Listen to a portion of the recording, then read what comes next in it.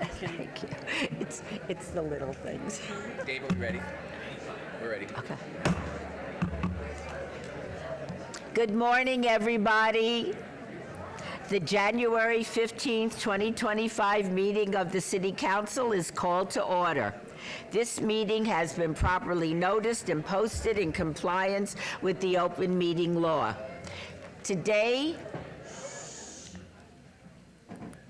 please take your seats. Thank you so much. Today marks an important occasion for our organization. This month, our government access television station is celebrating 25 years of operation.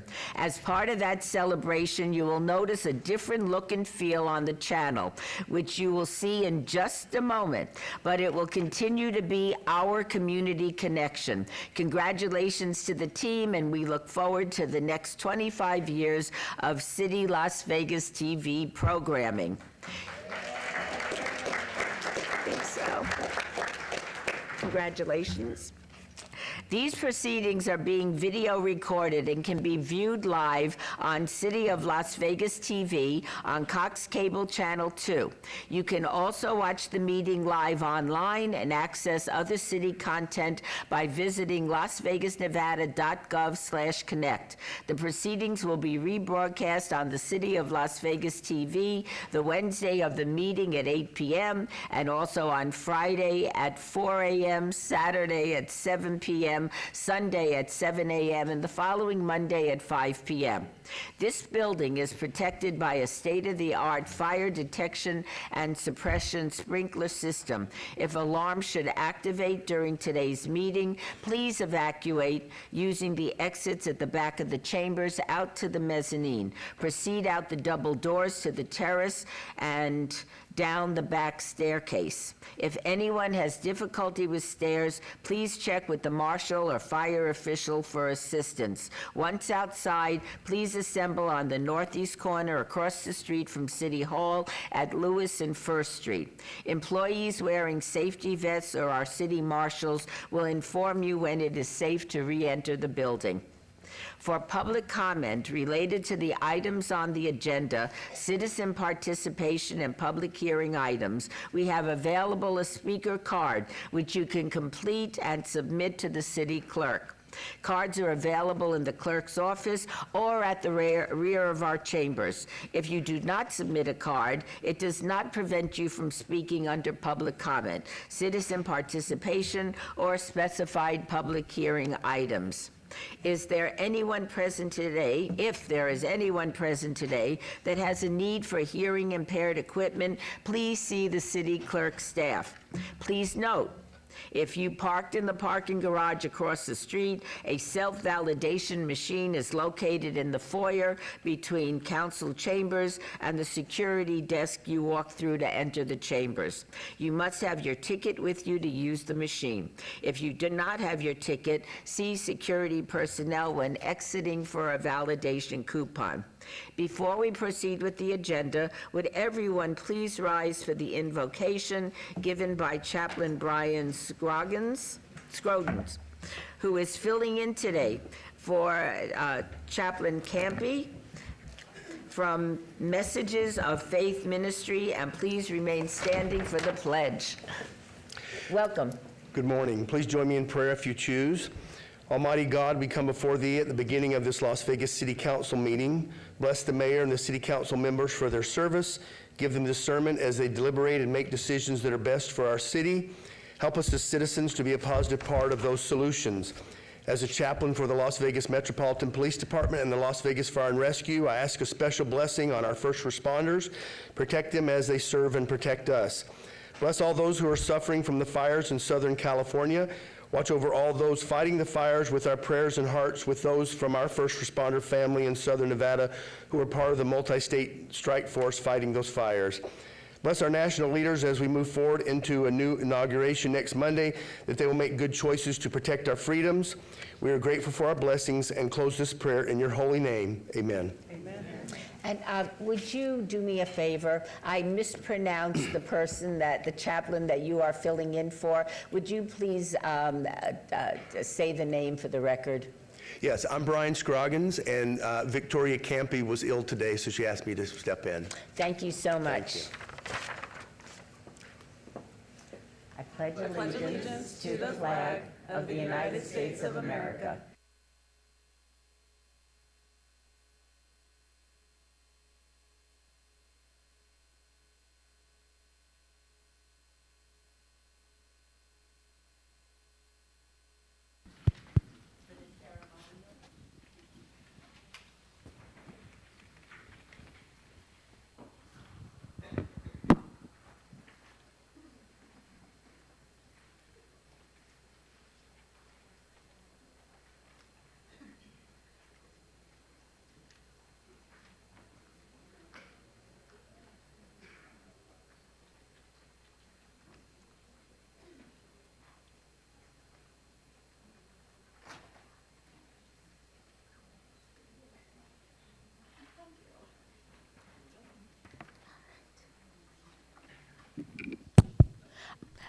Everybody here? Okay. This is the ceremonial portion of our council agenda. And for our first item, Councilwoman Alan Polensky, will you recognize our Citizen of the Month? Thank you, Madam Mayor. Good morning, everyone.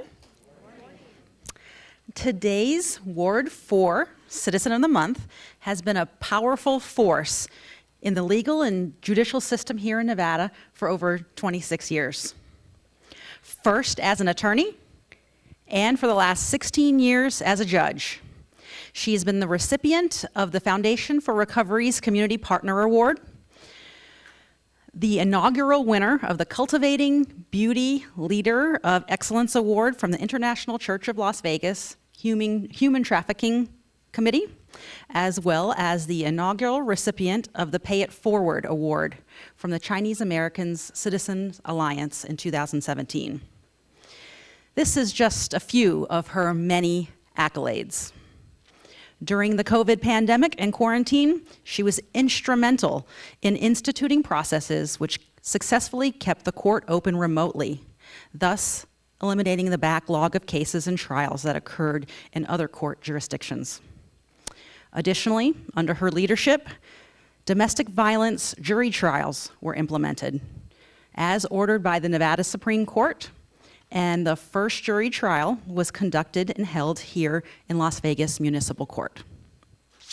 I am speaking of none other than Las Vegas Municipal Chief Judge Cynthia Leong.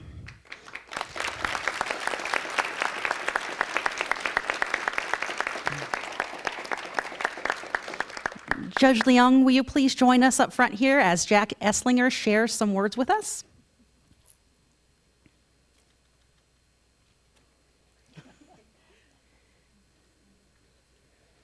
Mr. Esslinger, I hand the microphone over to you. Thank you. Say your hellos. Oh. No.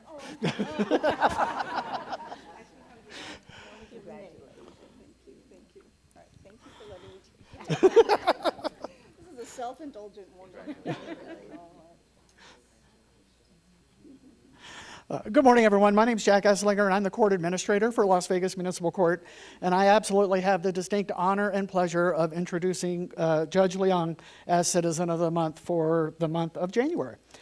As mentioned before, she started in the city attorney's office and then took the bench and was reelected several times after being appointed to Department 1. Las Vegas Municipal Court is the largest municipal court in the state. Each judge has hundreds of cases, more than judges in other municipal courts. But despite this caseload, one of the things that I will always remember about Judge Leong is the time she took with each defendant to fight, despite the fact there's that caseload sitting out there.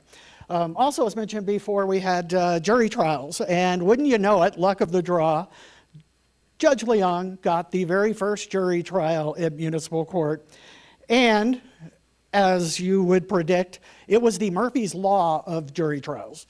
During the voir dire process, we lost one of the jurors, so we had all points bulletin throughout the courthouse trying to find that juror.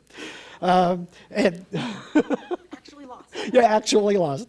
And then, if that wasn't enough, one of the absolute key witnesses to this jury trial was in a car accident on their way to court to testify. So, I mean, anything that could happen, but one of the things that did happen during that trial was Judge Leong's leadership, her just demeanor throughout the whole thing. Instead of panicking, she led the whole department and the whole jury trial team through that process, and it went remarkably smoothly despite Murphy's Law taking over. And as a matter of fact, Judge Leong and the entire jury trial team were nominated for a team award at the City of Las Vegas and won that award for their efforts during that jury trial. So one more accolade for Judge Leong as well. When someone retires, you think about the legacy that they leave behind, and I think of no better legacy for Judge Leong than presiding over the Women in Need Court. Women in Need is one of our specialty courts. It's referred to as WIN Court. Under Judge Leong's leadership, they have graduated 69 women from the Women in Need Court. So these are 69 people who...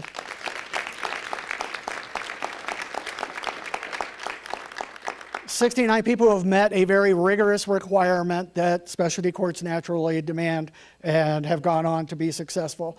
One of the more amazing things to me is how close contact Judge Leong keeps with the graduates. And if you were at a retirement party last Thursday, you saw how many of the Wayne Court graduates showed up to say thank you and to honor Judge Leong. And I can't honestly think of a better legacy than that. So it's been my pleasure to serve as court administrator for Judge Leong, and I would like to turn the microphone over to her. Thank you. Oh, no, it goes to you next. Oh, okay. Okay.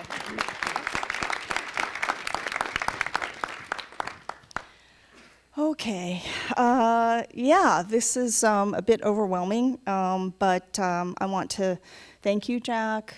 Thank you, Mayor. Thank you, Councilwoman, and all the members of the council that I've had the privilege, the pleasure, and the honor of working with.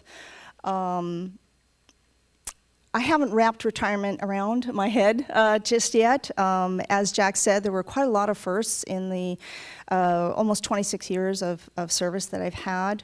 I am, of course, especially proud of our WIN Court and our specialty court programs. And I want to start by thanking the City Council and the Mayor Goodmans.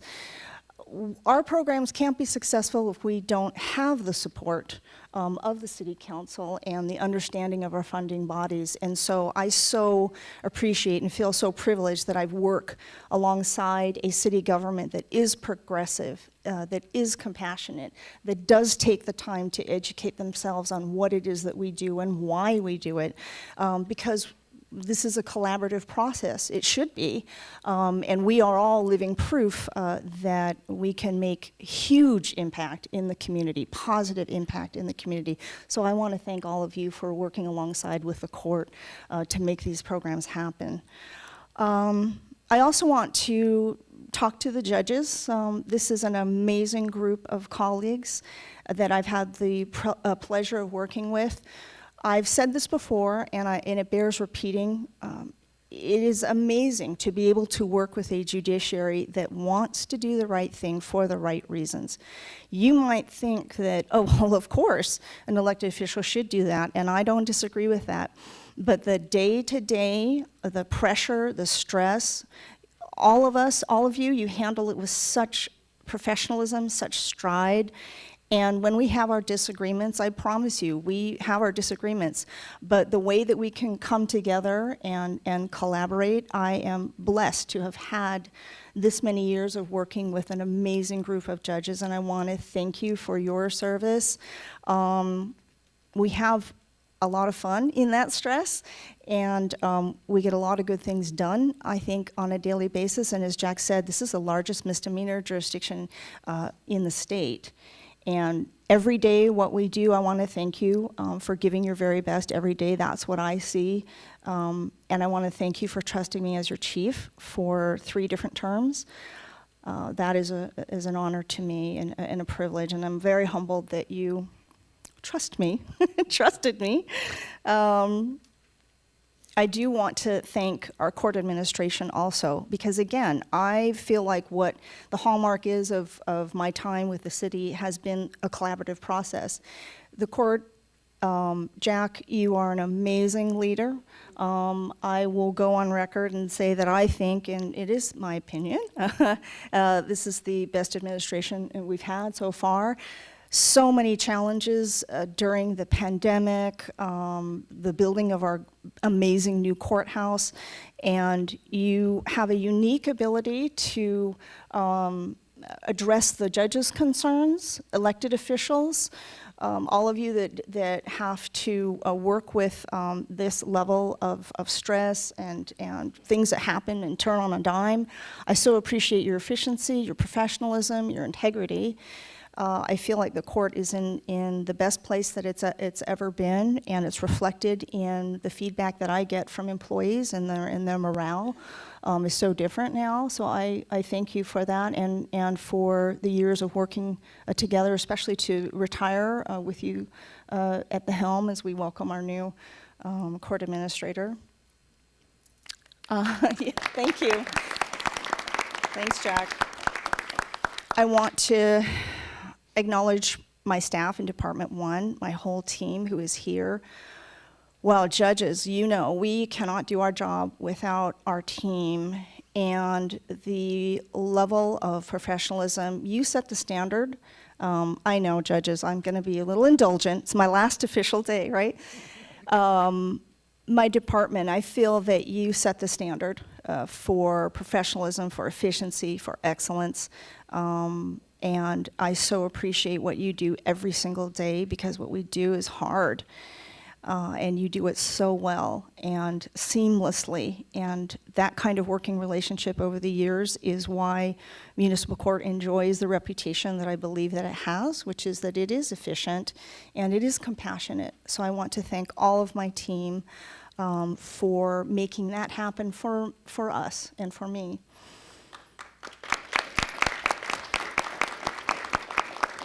That leads me to a more personal note, because in that staff, it's not just staff, this is my municipal court family, and I want to say thank you to Beth. Beth is my best friend and also my partner in my career. And Beth and her husband, Jim DeFiore, some of you may remember Jim DeFiore, these are people who encouraged me to become a judge. This was not my life plan. I didn't have this well thought out plan about what my career was going to be. I just knew I wanted to help people. I didn't know that that would happen in the form of being an elected official, but there was something that Beth and Jim and my friends in the city attorney's office, Ed, Marty, Ben Little, Steve Wolfson, that saw something in me that I didn't see. I didn't know how much I would love being a judge. And I thought I would always be an attorney and working in criminal law. And so to have that rare group of people around you that support you and have faith in what you do and believe in you, I wouldn't have this career. I wouldn't be standing here today without that core group of people. And I am eternally grateful for you seeing something in me that I didn't know. So thank you. Thank you. And I am aware that we, are kind of on a little bit of a time issue, and I don't want to take up much more of your time. But I want to end by thanking the citizens of Las Vegas. You have, trusted me. And there is no higher honor than to hold the public's trust. And you did this for 3 terms for me. I wouldn't be standing here finally without the voters of the city of Las Vegas. And so to all of you, thank you for allowing me to have an amazing career in serving the public. It has been my honor and my privilege to serve as your municipal court judge. Thank you.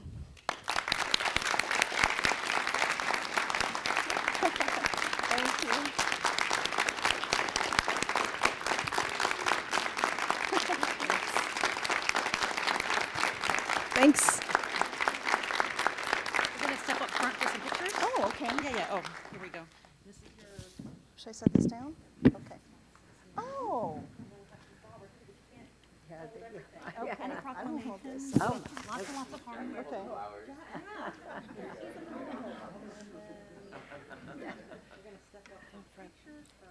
come around. Okay.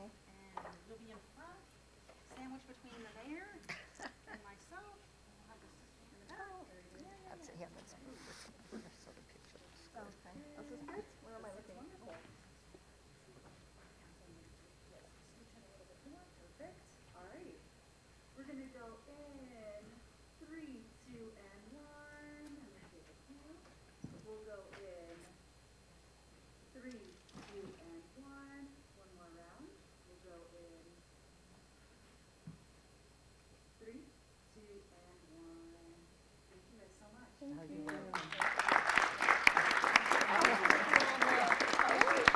Yeah, you gotta take a picture. I think, let me just say this before you go. Okay. First of all, thank you so much for your service. I know you've dedicated a great portion of your life to doing, not only did you do well, but you did good. And thank you for being part of an outstanding municipal court system that all of us can be very proud of. And I guess on behalf of all of the citizens of Las Vegas and the City Council, we want to wish you great success and happiness in the next chapter of your life. I know it will be as wonderful and fulfilling as the current chapter of your life. So thank you so much. Thank you, Mayor. Oh, you're welcome. Thank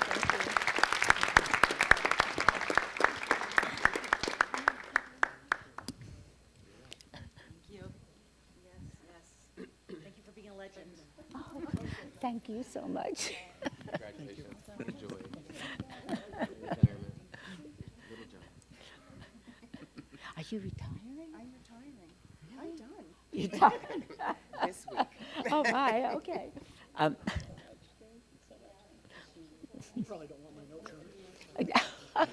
Yeah.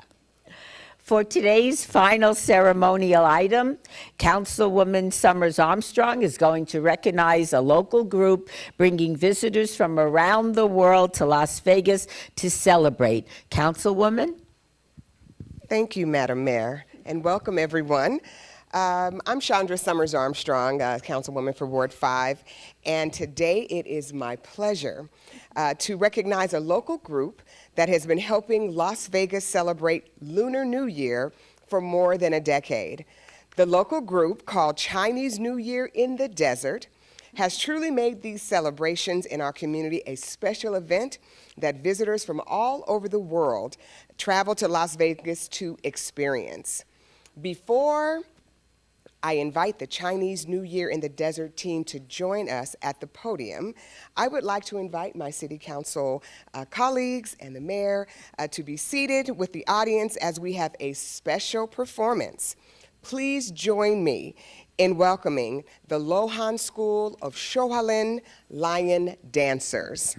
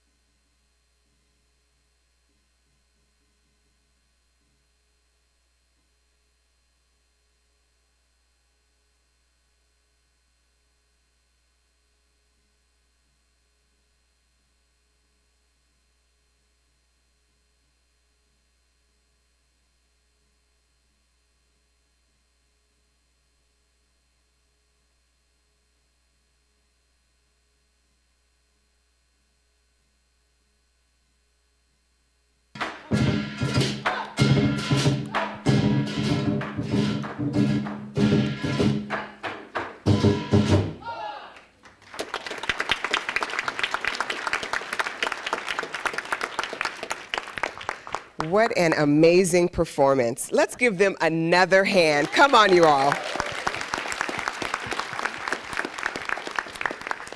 What a testament to the diverse culture and beauty of our culture being represented throughout the city. I'm so excited.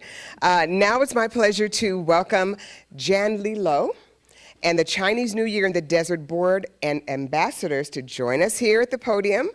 This extraordinary team has truly promoted and celebrated cultural diversity in our community. So much. Thank you, thank you. Oh, you're welcome. Hello.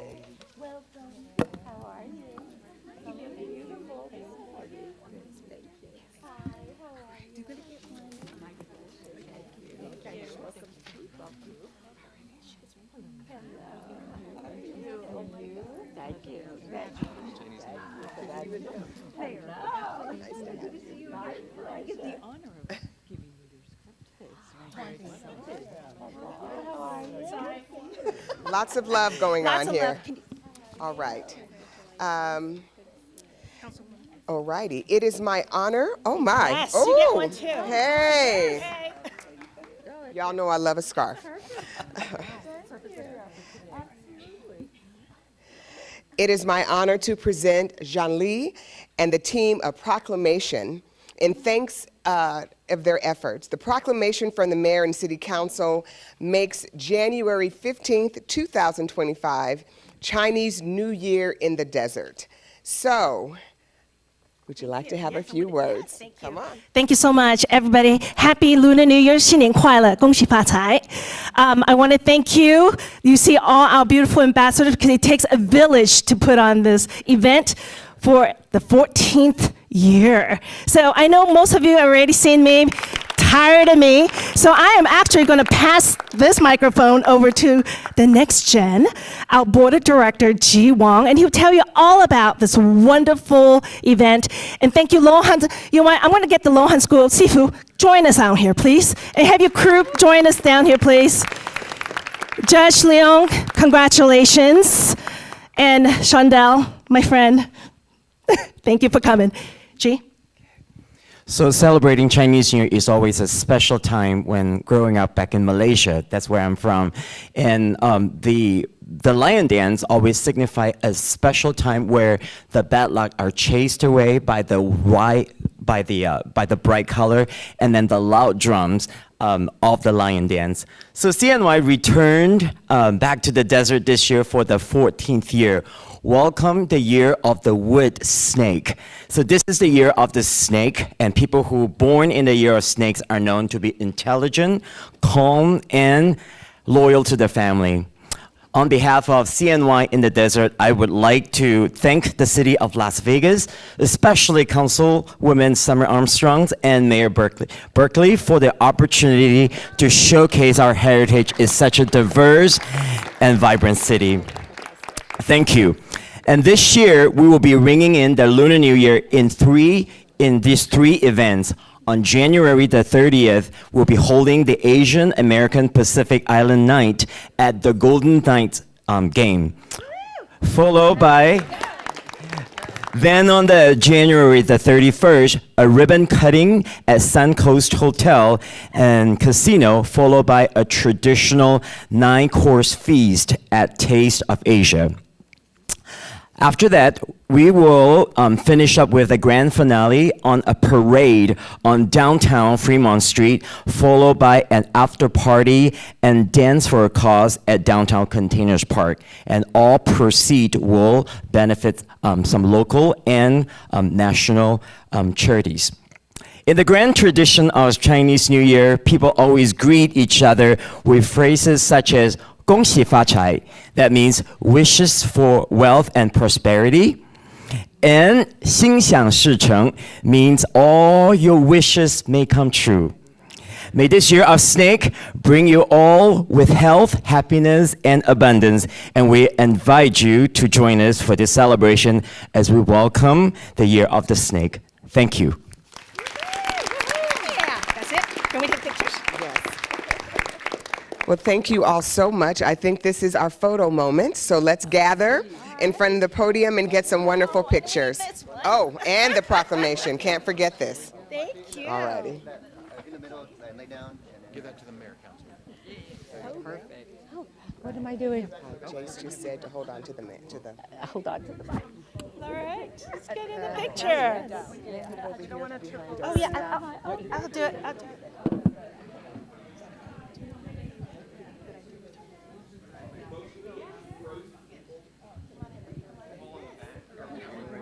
Where's Jace? Mikhail, scoot back a little bit. Scoot back. You go straight. Back behind there. I'm sorry.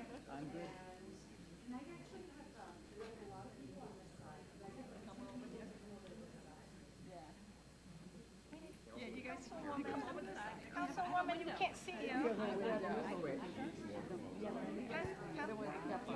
here. Yeah, there you go. There you go. And you come over. Out squat.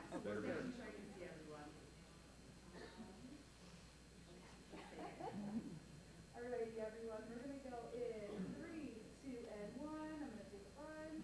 We'll go in. We'll go in 3, 2, and 1. One more round. We'll go in 3, 2, and 1. Thank you guys so much. Thank you.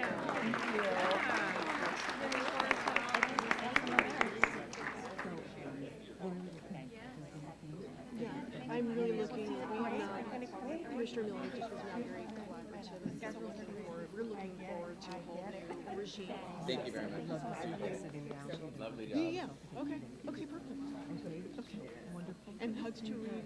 Photo bombing. Exactly. Thank you for joining us this morning. Thank you. Congratulations. Francis, I didn't get to say that. Congratulations. Very nice to meet you. Thank you so much for honoring us. It's good to see you, Esther. Do you know Councilwoman Bruni? You guys know each other and Councilwoman Bruni? She's in charge of our social events.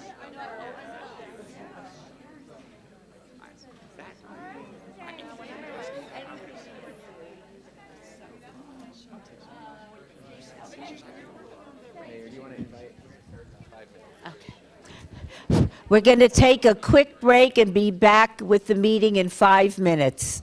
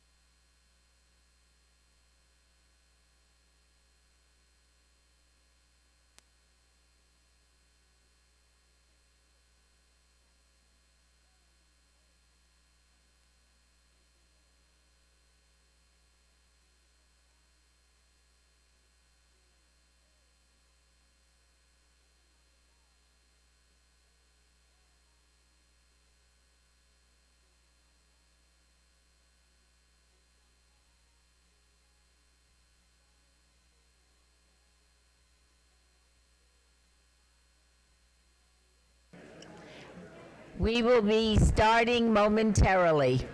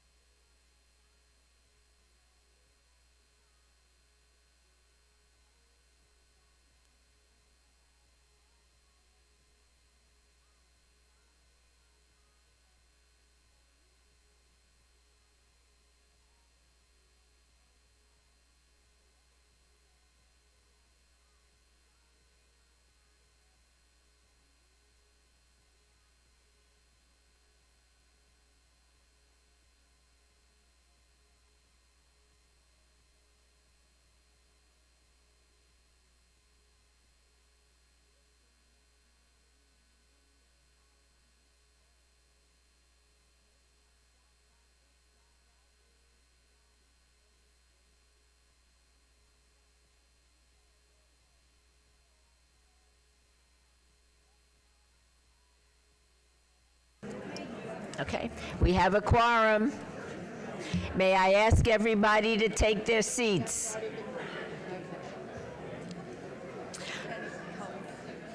Public comment. Ladies and gentlemen, we're getting started.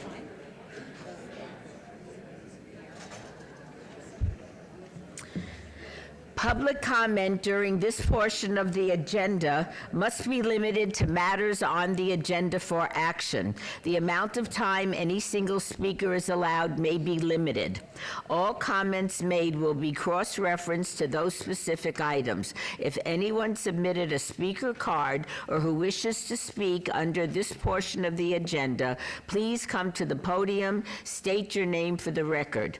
This is your opportunity to address the council, but the council is not able to respond or engage in dialogue. We will set the time limit at 2 minutes. Does anybody wish to address the council? Good morning. Good morning, Mayor. My name is John Anthony Kazmarek II. I'm here from Marble Manor. I was a resident there for 9 years. And we knew 2 years ago we were going to be moved because of the redevelopment. They found me a nice place. I didn't have to do anything. I'm 75. I don't want to do anything. But I just wanted to say that I think it's a great thing that they're doing, and I hope it follows through with it. But at no time were we ever told we were going to be evicted. I seen on the news where it said that we were going to. We were never told that we were going to be evicted. They said that they would work with us, and they did. They found me a place. They moved me and everything. So I just want to know. I wanted you to know that they are doing a good job over there, ma'am. Thank you so much. Thank you, Mayor. Welcome. Hello, I'm Ellen Lewis Jackson. May we have your full name? Ellen, E-L-L-E-N, Lewis, L-E-W-I-S hyphen Jackson. Congratulations. Hey! Can I keep the sign? I just want to let you know I still have it. Am I supposed to give it back? No. Okay, thank you. Okay, I am Ellen again. I am in the first phase of the redevelopment for Marble Manor. I'm so happy. I've been there since they initiated it. I also heard you speak about it, Mayor, on TV. I just want you to know that it's going well. I'm in the first phase. Who's here?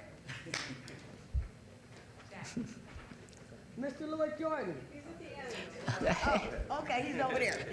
You only have 2 minutes, so go ahead. Well, I just want to, I want to thank you.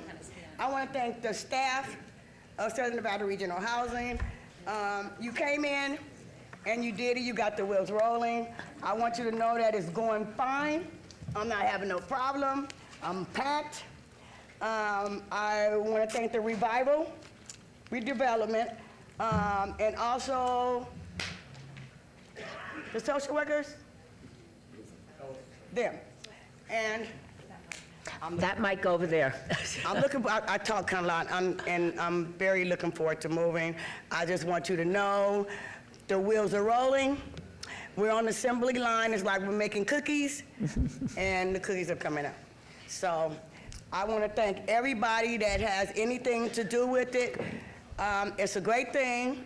I'm kind of getting emotional because I got to move, but it's the best move that I could ever have. I'm so happy. And I want to thank the whole staff, Marble Manor. Thank you so much. Good morning. Good morning, Mayor and City Council. My name is Shondell Newsom. For the record, I have an office at 1951 Stella Lake Street, right inside the Urban Chamber Incubator. I am here to talk on item number 65, which you heard. Residents are really having a good time and moving. But I also want to say happy birthday to Dr. Martin Luther King Jr., because that's actually his dream. Today is his birthday, but that's his dream. His dream was, yes, his dream. His dream was about these type of things, about affordable housing and having housing and people in the neighborhoods and the things that people have. So one of the things that I'll share, again, you talked to Wendell this morning, Mayor. I know he called me at 5 in the morning, let me know he talked to you. But we're gonna have the Dr. Martin Luther King Jr. celebration all week long, culminating with a parade in downtown Las Vegas. And this was all part of the vision of what Dr. King is all about, right? He talked about service, and one of the things I can say about working in conjunction with the Southern Nevada Regional Housing Authority, that the leadership from Mr. Jordan, as well as many of the people on staff, people care, they're compassionate, really looking at making sure that people can deal with change in a very positive manner. We don't like change. I hated moving when I had to move, but I'll tell you, my wife grew up in Marble Manor, and she said, it's about time that we go ahead and make this happen and make it a positive experience for the people that live there. So God bless you and thank you, and happy Dr. Martin Luther King Jr. birthday again. Amen. Thank you so much. Good morning, Welcome. Mayor. Hello. Hi, Bryce Henderson, No Kill, Las Vegas. I had a question first for people who don't speak on a specific ordinance, or for people who speak on an ordinance item now. Will they be able to speak on that item during the ordinance? Let's check with the city attorney. Jeff Dorkek, City Attorney. Mayor, for the ordinances that are up for vote today, which I believe Mr. Henderson will be referring to because there's a couple animal 50. ordinances. So I wanted to speak for 50 now, and then 49 when it came up. Do we split time like that? Well, it's two separate ordinances. The general rule is with the ordinances up for vote, it's up to you whether or not you want to have public comment with those ordinances. We've already had a public hearing for the ordinances at the recommending committee run by MPT Knutson. So you don't need to have public hearings when we get to the ordinances then. So therefore, you would give him his time to talk now. Would you mind talking now? Well, that's not traditionally how we do it, but sure. I'll try to get everything I can in now. Jeff Dorkek, what do you mean traditionally who does it? Traditionally, when items been up for vote in the previous administration, the mayor always allowed public comment on that ordinance. Okay, that's, just for mayor, that's not correct. Some ordinances, we have public hearings at the city council meeting, at the mayor's discretion, as I originally said, but that's up to you. If you don't plan to open those for public hearing, you take the comments now. You may decide for yourself whether you want to speak now or speak later, whichever one you prefer. Okay, but I could speak on both items when they come up? Of course. Okay, I'll wait till the items come. All right, thank you so much.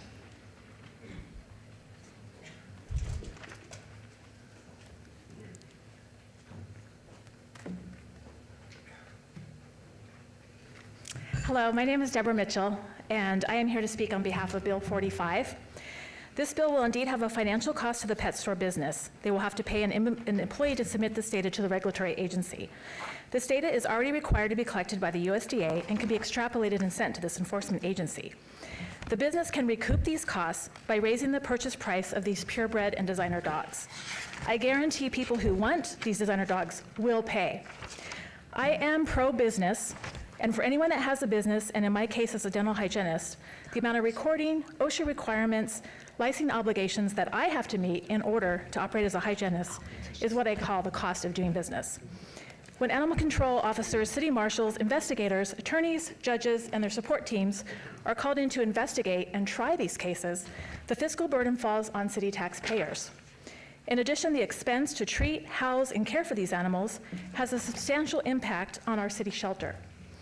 By preventing even one case per year will save our city hundreds of thousands of dollars and will be worth our time today. But there's an even greater issue here. My main concern after having participated in 2 hoarding cases is the health of the people housing these animals. Living in and among mounds of feces, dead animals in their beds, amongst their food, and in their freezers, urine saturating their flooring and carpets. We go in wearing coveralls, shoe covers, gloves, masks, and safety glasses, and yet this is the unsanitary conditions these people are existing in. This potential opens the door for our officers to do a welfare check and get these people the services and the help they need, such as counseling. Early intervention can save thousands of tax dollars and is also a community service that we can provide to these people that are in over their heads. For our community, our animals, and our tax dollars, I see no reason why Bill 45 would not pass today. Thank you. May Oh, I and also ask the you, pi- the may picture- I ask you to double check the agenda item? I think you're referring to 49. Oh, I'm sorry. The one on the sale of the amount of animals from a pet store to any one person. The bill number is 49. I'm sorry, thank Okay. you, 49. And No, then she was saying the bill number at 45, it's agenda item 49. You both are right. Okay, thank you. Okay. And up here, I also have some pictures. For anyone who is not aware that when people can buy multiple animals, excessive amount of animals from one pet store, this is, when I say mounds of feces and urine and the risk to the animals, I'm not kidding for the health of these people, and I do have pictures up here. It is a little graphic, but for those of you who are not in animal rescue, this is something you need to be aware of for these people's health. Thank you so much. Welcome. Thank you. Excuse me. Thank you, Madam Mayor, members of the council. My name is Ron Murray, and I'm testifying today for my family and for my wife, Gail, as well, who has laryngitis. And I know how much she would like to be up here in the electric chair. We are testifying to ask that you do increase the penalties for animal abusers. I think everyone here and everyone in the audience would agree that the fines and penalties that drivers have to pay and the reduced cost for tickets really has no impact on their behavior. And we've all seen how dangerous the streets are in Las Vegas. Animal abusers start from being young abusers to old abusers, and they abuse their children and their family and so forth and so on. And we are seeing that the weak penalties has not had any impact whatsoever on the problems that we're facing in Las Vegas with animal abuse. This issue has been testified before this council over and over and over again. So I know everybody here has to be aware of the crisis, the animal crisis in Las Vegas. And we are asking you to vote to increase the penalties for animal abusers. It is almost incomprehensible to think that we wouldn't pass this ordinance. And I thank you for your time. Thank you so much. Welcome. Good morning, Madam Mayor and council members. For the record, my name is Shannon Nordstrom, and I'm a resident of the city of Las Vegas. Thank you for the opportunity to speak on proposed bills 2024, 45, and 46, agenda items 49 and 50 this morning. Bill 2024-45 is necessary to help mitigate animal hoarding cases where we see far too many animals abused, neglected, and lives lost. We have a personal story. Many years ago, our family rescued an Italian greyhound that was part of a hoarding and illegal breeding operation. Telling her entire story would take too long, but her name was Zoe. We intended to foster her with our other rescues that we had at home, but when we got her home, she was so broken, we knew that she likely wasn't a good candidate to be adopted by a standard home. We didn't want her euthanized, so we adopted her so she could live her best life with us. She never did adjust to typical dog behaviors because of the trauma that she had experienced, but she lived her remaining years with us in a loving home. So many are not so fortunate. Regarding Bill 2024-46, I view this as a deterrent to discourage people from illegally abandoning their animals and instead to lawfully surrender them. I strongly encourage you to pass both ordinances today. Thank you for your time. And thank you for all you do. Welcome. Good morning. Marcus Allen, owner of Masterpiece Barbershop and Barber School, also the chairman of Jackson Street Alliance. First of all, congratulations, Mayor. Thank you. Congratulations on my Councilwoman Armstrong, Ward 5, 89106. I'm here to speak on the Monroe Manor. I believe it's a very good idea. It's time for change from these shovels in the ground over there. I've been here for over 53 years in Las Vegas. I grew up in 89106, and I remember years ago when there was Oscar Goodman as a mayor, he brought change to Fremont Street. And a lot of people didn't believe in what he was actually, his vision for Fremont Street. And as we see it now, we can bring the same thing to Jackson Street and Monroe Manor. Thank you for your time. God bless you. Thank you so much. Welcome. Melvin Valentine Jr., Chief Advisor for Jackson Street Alliance. I'm just excited about the Marble Manor development, item 65. One of the things that I'm most passionate about is the potential for the mixed income development. With a national housing crisis, I think that mixed income developments are going to be the future, and I believe our community has an opportunity to take a leadership role and develop a national model of what the potential of a mixed income community can unlock for all residents. And I do believe we have the leadership in place with the city, with Southern Nevada Regional Housing Authority to get the job done. Thank you. Thank you so much. Welcome. Mayor, Council, my name is Chad Wakefield. I'm the founder and president of Revival Development Services.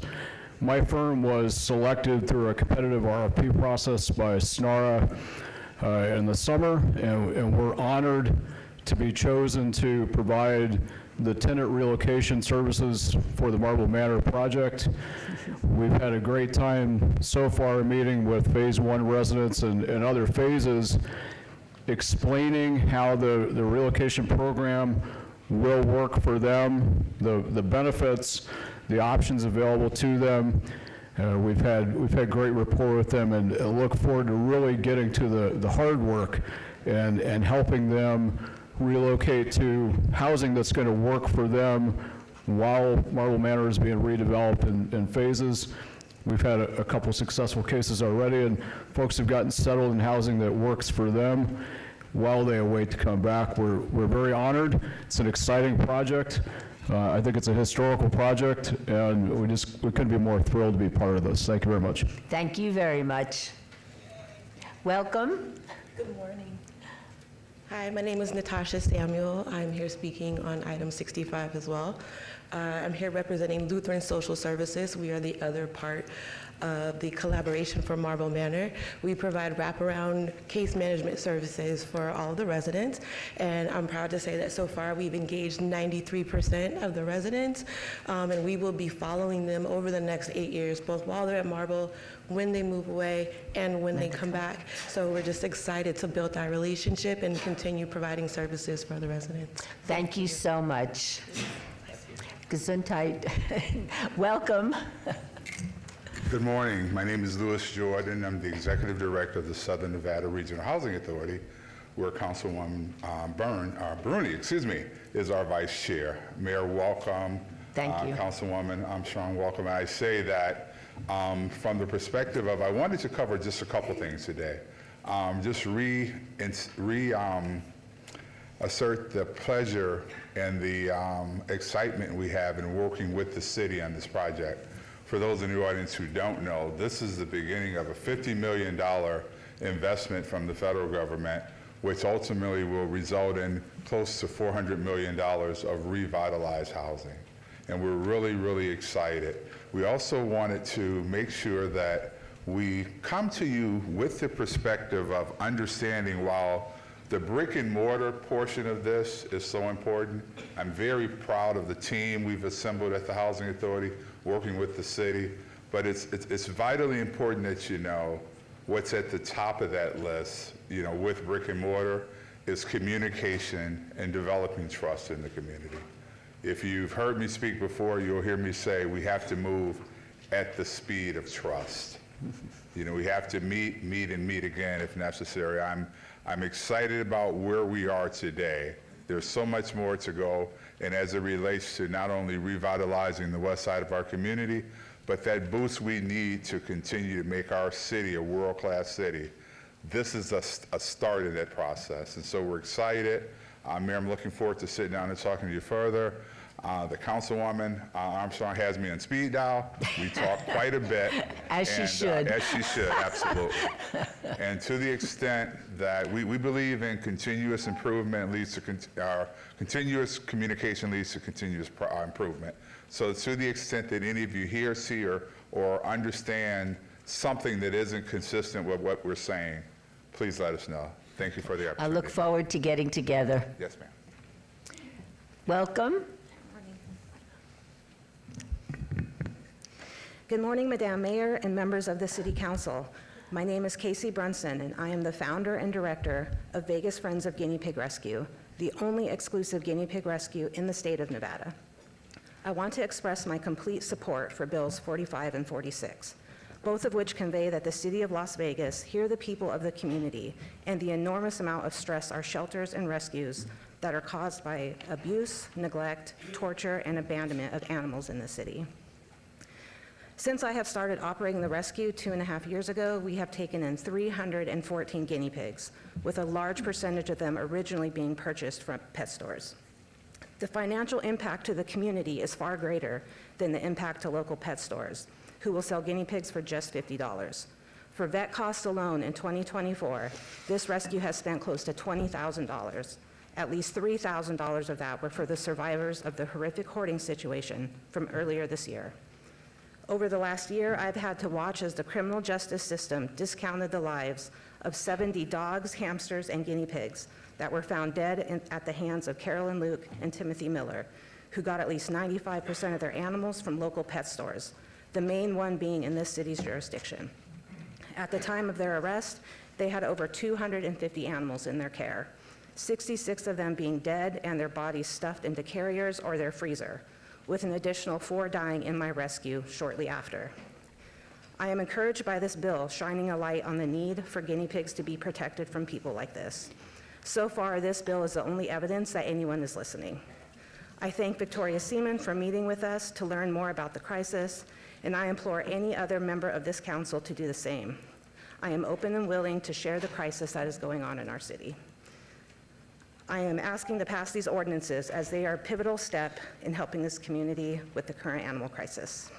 Thank you for what you do. Welcome. Hi, Mayor and City Council. My name is Joshua Corsandi, and I'm a medical student here at the Kirk-Kerkorian School of Medicine at UNLV. And I'm coming here today. First, before I get into it, I wanted to introduce myself. So I moved here from California, Los Angeles specifically. I absolutely love Las Vegas. I'm going to stay here, and I want to get married here, raise my kids here as well. So thank you for everything that you guys do. We're very happy about that. And now that I put that aside, I wanted to talk about a proposal that I had for the city.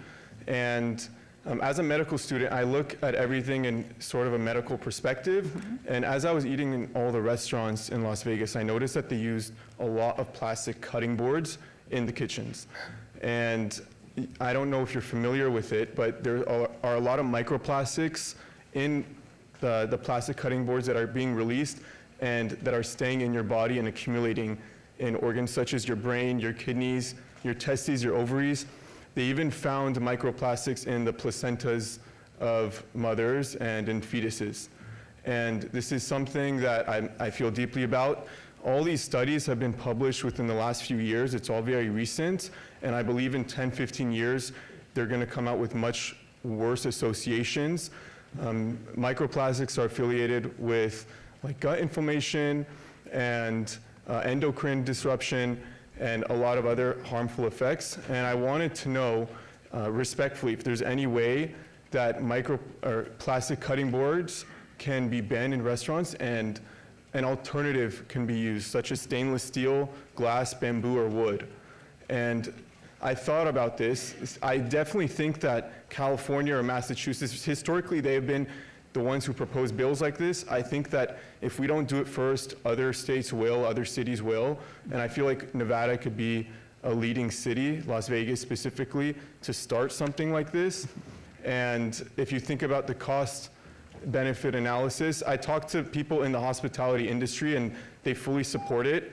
All these alternatives cost the same. They last even longer than plastic cutting boards. It's better for the environment. It's not going to be thrown into the ocean or a waste landfill. So I find no reason why something like this should not be implemented. I feel like if we start it now, and Las Vegas is the first one, that others will follow. Thank you so much, and we look forward to for you practicing in our city. Okay. And this is a QR code of all the studies that I was citing. If you can, where can I? There you go. Oh. So if you want to scan, let me move this. Yeah, move that. If you want to scan this, it shows 55 studies that found microplastics in human placentas and fetuses. Thank you so much. We appreciate it. Okay. Do you want me to? Best of luck to you. Yes, if you could leave that would be great.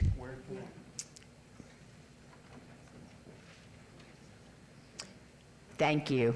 Welcome. Hi, my name is Lenny DeForge. Madam Mayor, City Council, Your Honor. This is really hard. Please be patient.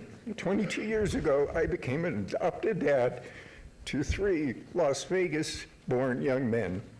In 2002, I, an unmarried gay man, was allowed to adopt Jesse and Ray that had been in foster care for over 5 years.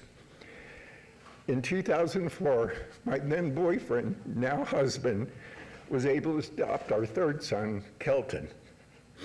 22 years later, I'm here today asking one to check out my family's website, FleetlyDeForge.com. In 2015, the state of Nevada paid for a neuropsychological evaluation that states my oldest son, Ray, has cognitive delays, should not make major decisions, and that my son needs a guardian. He will also need help with transportation for the rest of his life. This qualified my son for SSI disability and for a work program with vocational rehabilitation. Now, sometimes between 2015 and 2019, the state of Nevada switched to digital files, and they never uploaded this eval to my son's chart. So from that point on, they had no idea just how disabled he really was. Now, in 2020, I reported that my son with this eval ran away from home. My son ran away to a home with no electricity, no running water, and people that were pretending to be his mom and his girlfriend. Now, the state of Nevada allowed this to happen, and I watched the human trafficking of my son for 14 months. Now, he lost his Social Security, he lost his job, he lost his food stamps, and they gave him back after 14 months. Could we have somebody speak with you and see if we can't help you out? Yes. Okay, Saber? Thank you so much for sharing your story. Welcome. Hi, Council, Mayor Berkeley. My name is Todd Lieberman. I'm Executive Vice President with Brinshore Development. We are partnering with SNARA and the City of Las Vegas on the Choice Neighborhoods redevelopment of Marble Manor. And I just wanted to come today that we're fully in support of this project, moving forward with speed in a way that we can potentially benefit the neighborhood and also really improve the outcomes for residents within Marble Manor. Bryn Shore specializes in working with cities and housing authorities around the country to transform public housing into thriving mixed-income communities. And we're very excited to get started here. Thank you very much for your time. Thank you very much. We're very excited also. Welcome. Good morning, thank you. I'm Patricia Reed, and today I'm repping street dogs, help the homeless and their pets. I'm going to be speaking about 49 and 50 now, but I am staying to speak later. I'm all for anything that helps our animals, but I think $1,000 is too much. Let's start with that, but I think it needs to be a minimum of $10,000, and I think there needs to be a minimum 30-day jail sentence to get serious about it, but that's just my opinion. Another thing also is that we need to stop selling animals. We need to stop giving breeders places to sell their animals. North Las Vegas has stopped, Henderson has stopped, Clark County has stopped, but the city continues to sell animals. The abandonment issue, again, needs to be higher. Let's see, and nothing without enforcement. We're having problems, obviously, because nothing is enforced. And the example of that is we passed a balloon release law recently, it was in 2024, and they're still happening, but there's no enforcement. There's no way to go out and make sure that they don't happen. So anything for the animals is a step in the right direction. I think it needs to be increased. Thank you, and I'll be seeing you again. Thank you very much. Welcome.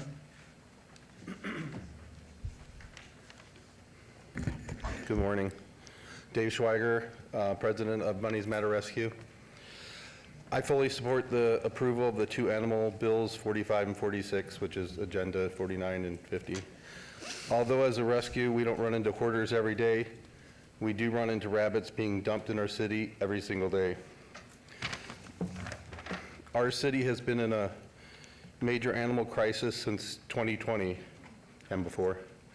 When COVID started and the Animal Foundation decided to shut its doors for months without warning.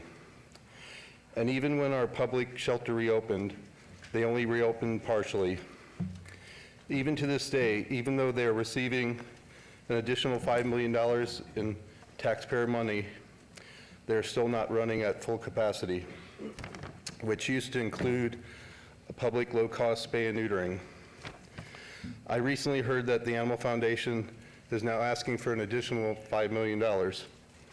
If the city and county in North Las Vegas has an extra $5 million to save animals in the city, please let's put it toward stopping the source of the problem, the animal overpopulation problem, by going after the hundreds and hundreds of illegal backyard breeders selling on Craigslist, Facebook, and other social media, and by putting some funding in place to provide for low-cost spay and neuters for animals.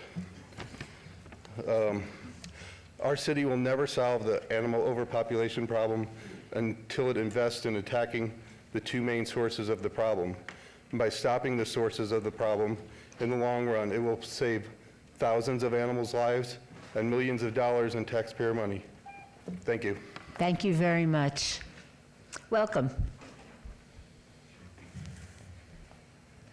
Good morning, my name is Sarah Davis Arriaga. I'm asking you to please raise the fine for animal abuse and neglect. Just on the 9th, my sister witnessed on the freeway on 215 right before Tropicana, a kitten being thrown outside of her window. She had my nephew in the car, somehow avoided an accident, but the trauma that it caused for her and my nephew was huge. I also myself have been driving on the 95 past a dead cat, which there's how animals just don't get on the freeway. It's gotten out of hand, and I really request that you raise the fine. Thank you. Thank you very much. Welcome. Good morning, Mayor. Good morning, Council. I would like to share some pictures while I talk. so you guys can get an idea of what's going on here in our city. So just most recent, while we were out looking out for some dogs out in Lake Mead, going out towards Lake Mead, one of our volunteers came across a huge dumping site. Your name, sir? Carlos Herrera. I'm a local dog rescuer with Paws Patrol. So we came across a huge dumping ground out in the lake, out in the desert. As you can see here, we have puppies that haven't been decomposed. They're still intact. We found puppies, we found goats, we found chickens, we found horses, we found pigs. You name it, we found it. We called animal control to come out. The first time animal control didn't come out. It took us two times to go out there and collect these bodies. We had to collect these bodies, decomposed, still intact. Some had worms, some smelled really bad. When we left, we smelled like death. We had to do this to give them the proper respect that they deserve. All living beings should have a proper respect when they die. As you can see, these are skeletons of bodies that are just left out in the desert. If we hadn't gone to go pick them up, we have a serious issue. Dogs are being left out in the desert. Dogs are being left tied to poles. We just recently rescued a German Shepherd that was left out in the Red Rock Canyon. He passed away. The dog was dumped by the owner. The dog was aggressive towards his kid. Make a long story short, he took the dog out 16 miles out into the canyon, left him out there for a week during a cold freeze. Temperatures dropped to 30 degrees until we went out there and secured the dog. $1,000 is not enough as a punishment for these people.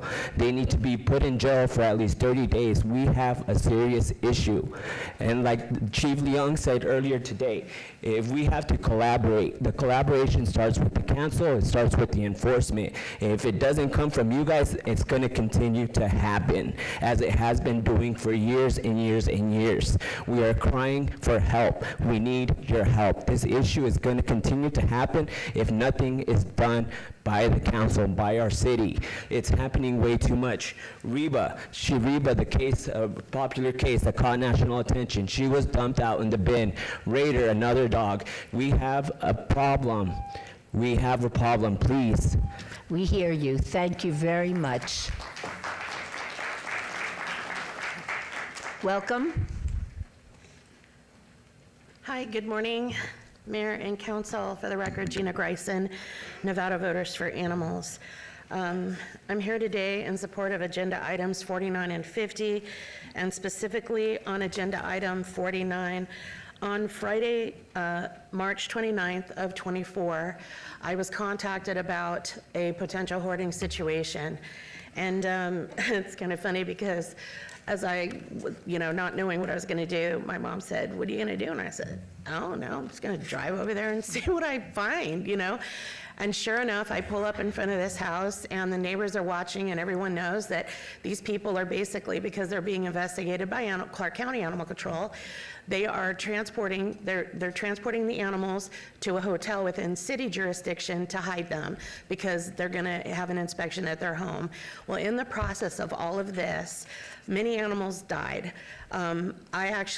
We watched them load their vehicle.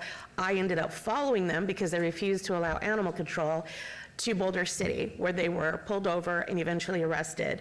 Turned out they had over 200 animals. 128 were alive, 66 were dead.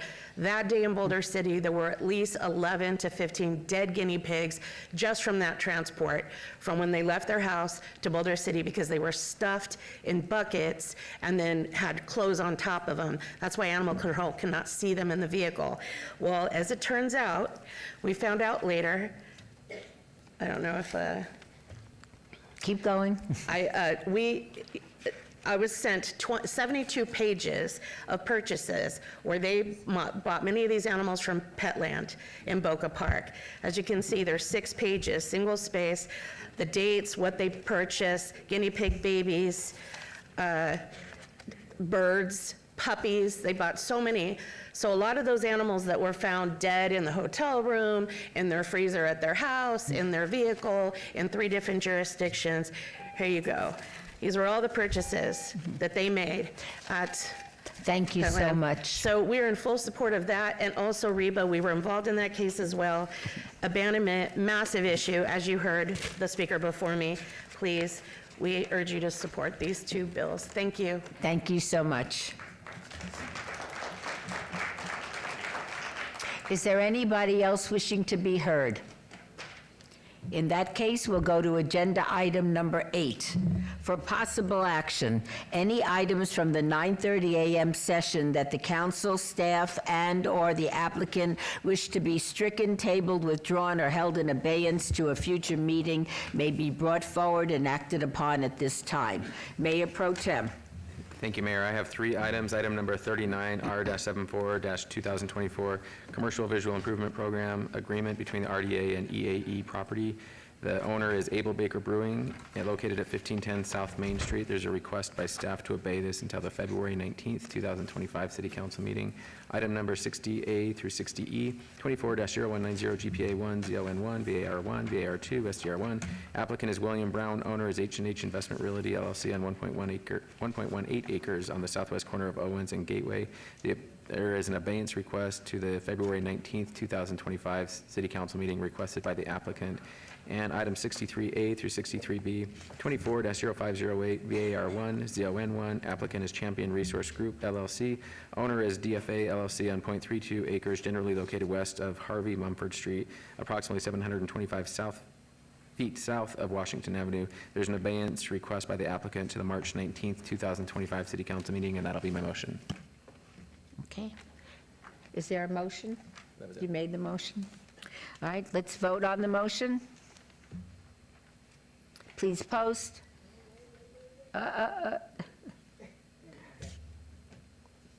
Motion is passed. Agenda item 9, for possible action to approve the final minutes by reference of the December 4th and 18th, 2024 City Council meetings. Mayor Pro Tem, may I have a motion? Move to approve. Let's vote on the motion. Post. Motion is passed.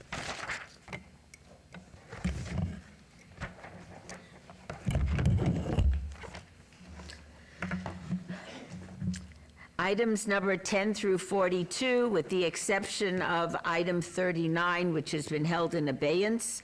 And weren't there 2 others? Okay. Are on the consent agenda and are considered to be routine, are recommended for approval by the departments, and may be enacted in one motion. Are there any items the council wishes to bring forward? Okay, seeing none. Mayor Pro Tem, may I have a motion for the consent agenda for items 10 to 42? Madam Mayor, I'll move to approve the consent agenda items 10 through 42 with the exception of 39. Okay. Vote on the motion. Post. Motion is passed.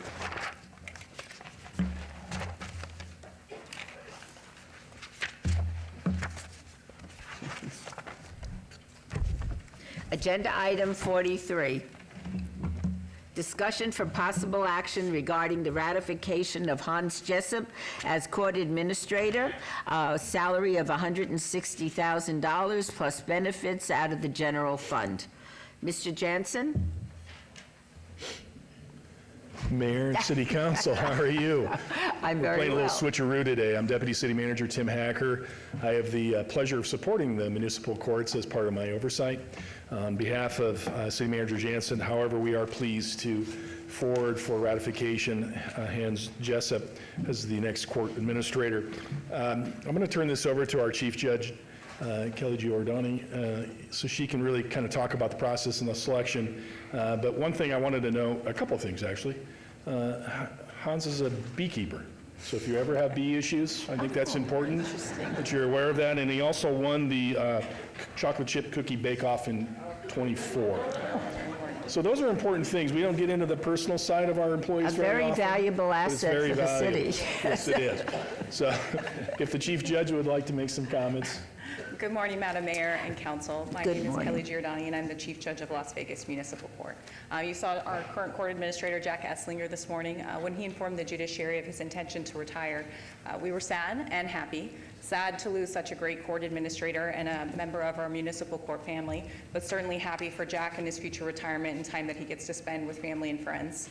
When we found that out, we immediately began working with HR to get the job posted and determined that it would be open to internal candidates, people who work within the city that are qualified and interested. At the close of that posting, we had 2 internal candidates who were extremely qualified. We began interviews that were attended by all 6 of the Las Vegas Municipal Court judges, a court management team member, and an HR representative. At the conclusion of those interviews, by unanimous decision, the judges selected Hans Jessup as our next court administrator. It is our sincere belief that Mr. Jessup has the professional experience as well as the skill set to handle this multifaceted and dynamic position. He is currently our court operations manager, and despite his beekeeping and cookie making, indulgences, he also is phenomenal with our court management system. In the time that he's been with us, he has fully immersed himself in our culture and has proven himself very well and doing a fantastic job at working with our municipal court team. So based on that, the judges respectfully request your ratification for him as our next court administrator, and we appreciate your consideration. Thank you so much. Do any members of the council have any questions? I do. Oh, yes, Mayor Pro Tem. Thank you very much, all 3 of you standing there. I met with the Chief Judge yesterday, and I just wanted to pass along a request. Mr. Jessup, I haven't met you yet, but I like to make requests when it's appropriate. I think for me, and I'll just speak for me, but I think it's also maybe beneficial for this council, is to fully understand what it is that happens in the municipal court, that no matter what laws we pass up here, it really ends up in the court system, and our city attorneys and the defense attorneys and the judges are the ones who roll out what happens with the bills that we pass up here. And I think it'd be great to get an overview of what the priorities of the court are, what the responsibilities of the court system are, just maybe in briefings, Mr. Jansen, at some point in the future when you're comfortable in your new role. I think it'd be great to get that overview in briefings with the City Council, if that's okay with your Chief Judge. I consent. And absolutely, that's something I'm very familiar with, having come from the Supreme Court. One of the biggest things that we made sure we tried to do is communicate. So we'll make sure we communicate what we do. Any other questions or comments? Well, this seems like a very sweet decision.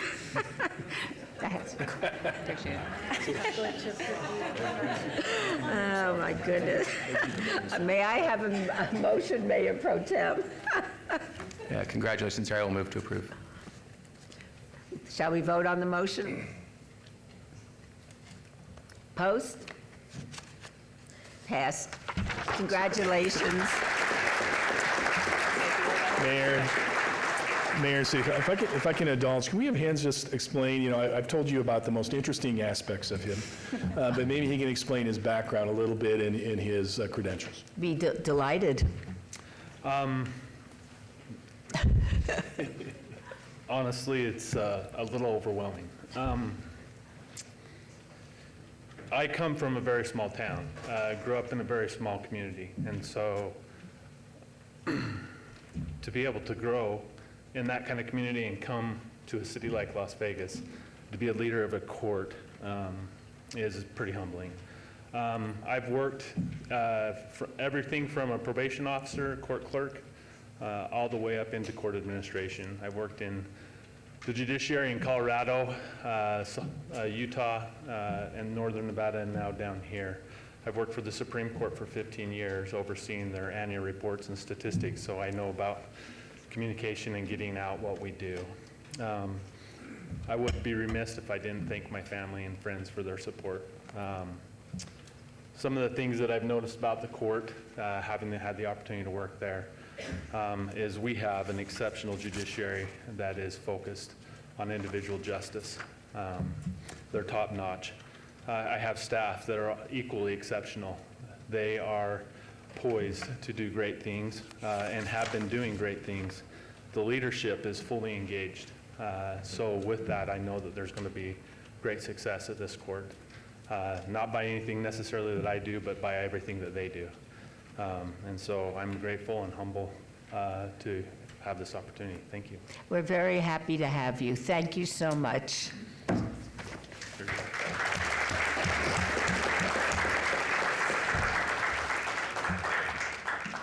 Agenda item 44, Report by Mike Jansen, City Manager, and discussion for possible action regarding a new 2-year collective bargaining agreement between the Las Vegas City Employees Association and the City of Las Vegas. $14,445,000 out of various funds. All wards are impacted. Mr. Jansen. Good morning, Mayor Berkeley, members of City Council, Mike Jansen, City Manager. And with me today, I have some help here. I have our HR Director, Vince Zamora, and I have our Senior Deputy Assistant City Attorney, the great Morgan Davis. I've got some official words I have to say related to this item to be in compliance with NRS. But before I do that, what I'd like to say just a few words about this process of bringing a labor contract before you. I have great respect for labor contracts. Much of my career, the positions I've held at the city were covered under labor contracts. I was a CEA member myself for a good part of my career. And what I'll tell you is there's an incredible amount of work that goes into creating a good labor contract for labor and for management. And with that, I want to just thank our negotiating team that was involved in this process to bring this contract item to you today, as well as the leadership from the CEA, the president, DeAndre, our Carruthers, and Stephanie Demolis, the vice president, so many other folks that were involved in bringing this item to you today. But before I get into the official NRS words, I want to just make you aware of that. So in accordance with NRS 288-153, this 2-year collective bargaining agreement is being brought forward for City Council consideration and approval. If approved, the new agreement will be in effect from July 1, 2024 to June 30th, 2026. Total estimated cost of this agreement to our budget over the 2-year cycle is $14,445,000. And with that, I'm going to turn over the next part of this presentation to Vincent Morgan. Thank you. Good morning, Mayor and Council. For the record, Vince Zamora, Human Resources Director. I have a very short presentation for you to go through some background and some of the processes that we went through to reach this point. As you can see here in this slide, the LVCEA is our largest bargaining group within the city. We have 1,265 employees at this point in time that are members that are covered under this particular collective bargaining agreement. We started the negotiations in January of last year. We had a total of 7 meetings before impasse was declared. During that particular time, we agreed to a number of articles and rolled them or tentatively agreed to them in order to clean up particular language that was in there that could have been outdated. And we moved through that very efficiently. Mediation occurred in June of 2024, and we got very, very close at that particular time, but then there were a couple of things that we just did not see eye to eye on. However, we moved to fact-finding in December of 2024. The fact-finder at that time asked if we would be able to participate in mediation again, and he commenced that process with us. And out of that, we were able to agree to a 2-year tentative agreement that the fact finder acting as a mediator during that time guided us through. And I think we did a very good job of sharing our concerns from both sides, both the CEA as well as the city. So we did reach that tentative agreement. The LVCA membership ratified the agreement on December 19th, 2024. And again, as Mike said, it is a 2-year agreement running from July 1, 2024 through June 30th, 2026. The changes with fiscal impact include the wage article. And as you can see in year 1, we have within the article language that talks about CPI and having certain floors and ceilings. And so with that, we were able to reach a first year COLA of 3.75%, and in the second year, 3.3% in total. You can see here again the total estimated impact of $14,445,000. Mike talked a little bit about recognizing the leadership of the CEA. They are in chambers today, so if we can ask them to stand, we want to recognize them for all their hard work. We have DeAndre, Nikki Gomelos, Stephanie Avalias, and Matt Coombs, as well as the others that are listed here, Tammy McCullum, Bill Feddersen, and Consuelo Fajardo Mendoza. I'd be remiss to not thank our team, Morgan Davis, Nicole Garcia, Sue Brown, our Deputy Director in HR, Rick Hunt, our Manager of Employee Labor Relations, and Jocelyn Zarkon, our HR Analyst. And with that, I'll take any questions that you may have. Does anybody have any questions or comments? Okay. May I have a motion, Mayor Pro Tem?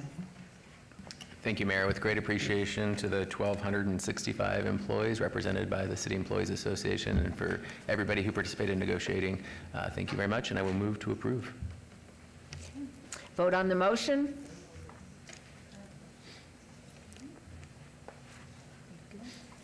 Post. Motion is passed. Thank you all very much for your service.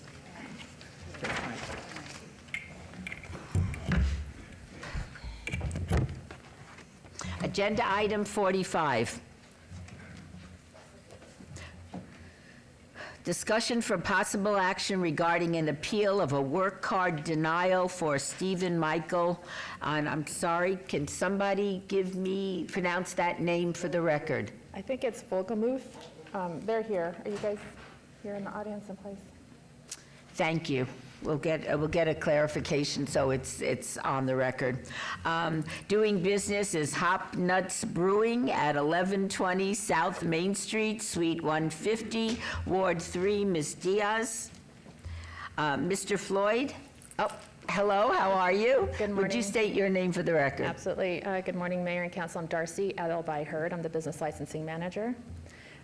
Today, we have presenting an appeal regarding the denial of the work card of Mr. Stephen, I think it's Volgamuth.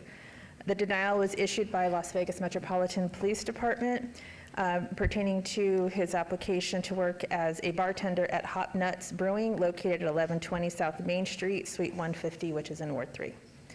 The denial is based on the results of Mr. Volgamuth's background check, which revealed an extensive criminal history spanning from 2007 and as recently to June of 2022. The report includes felony, misdemeanor charges, warrants, and accusations of various offenses, such as possession of Scheduled 1 and 2 controlled substances, forgery, counterfeit, burglary, DUI, and other drug-related charges. While some of the charges were dismissed, the record spans 3.5 pages reflecting a concerning history. Mr. Volgamuth's brother, Kevin Holder, who is the owner of Hop Nuts, has expressed his support for his application and stating that he has witnessed positive changes in his life. If council does decide to overturn the denial, recommendation is to issue a temporary work card per our section 6.86200 and add conditions that Mr. Volgamuth should not be permitted to hold any supervisory or managerial role within the business, and that the temporary card should be subject to a 1-year administrative review. And I do believe that they are here to present. Mr. Volgamuth, is there anything you would like to say for the record? We'd like to hear from you. No, They were here this morning. Oh, wait, so this might there be they him. are. Okay.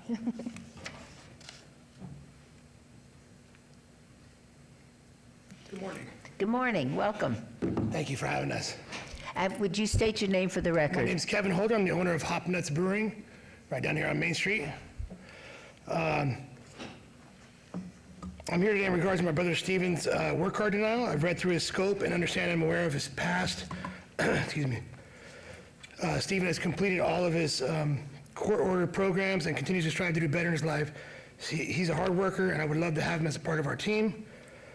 We are here requesting conditional approval of his work card to solely work for Hop Nuts Brewing, as long as he continues to do well and stays on track.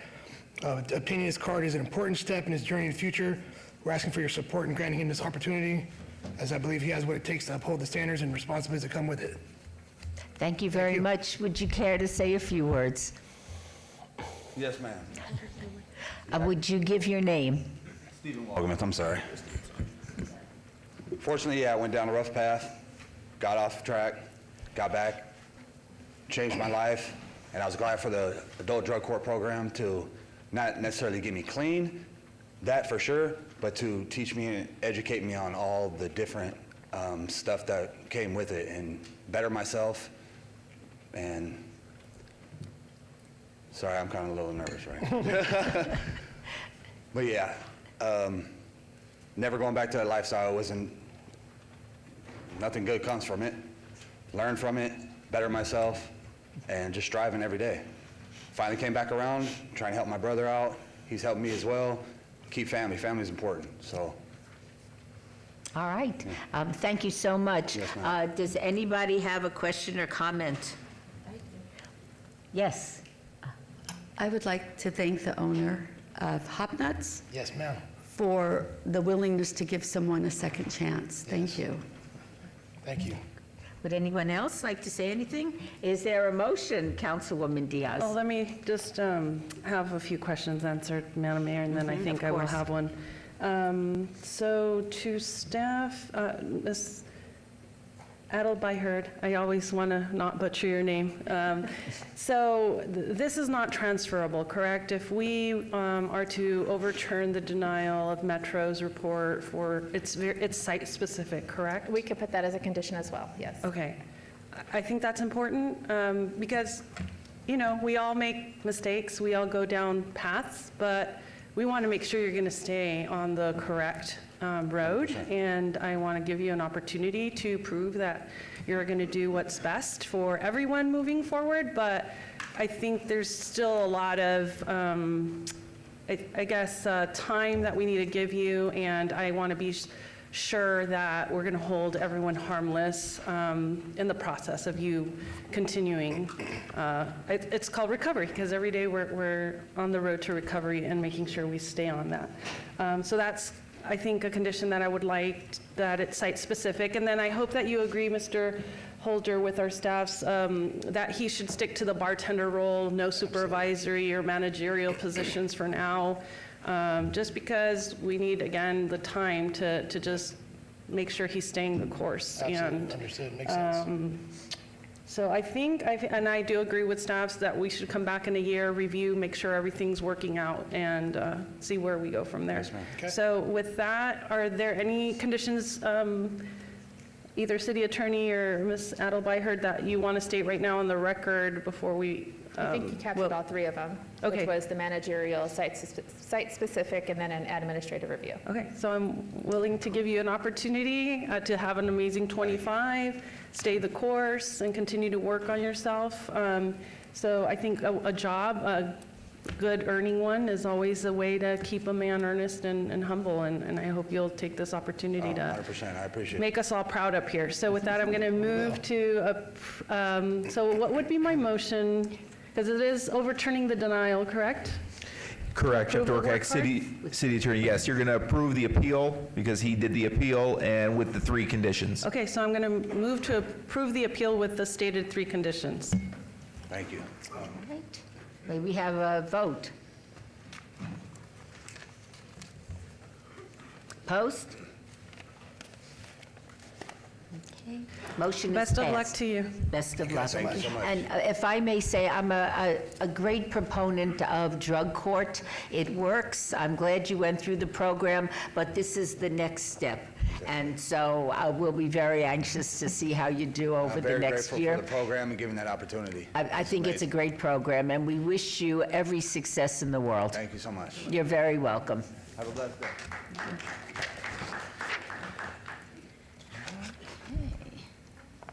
Agenda item 46, boards and commissions. Discussion for possible action regarding the appointment of nominees Patrick Riley and Chris Loudon to the Citizens Advisory Committee to the Las Vegas Redevelopment Agency.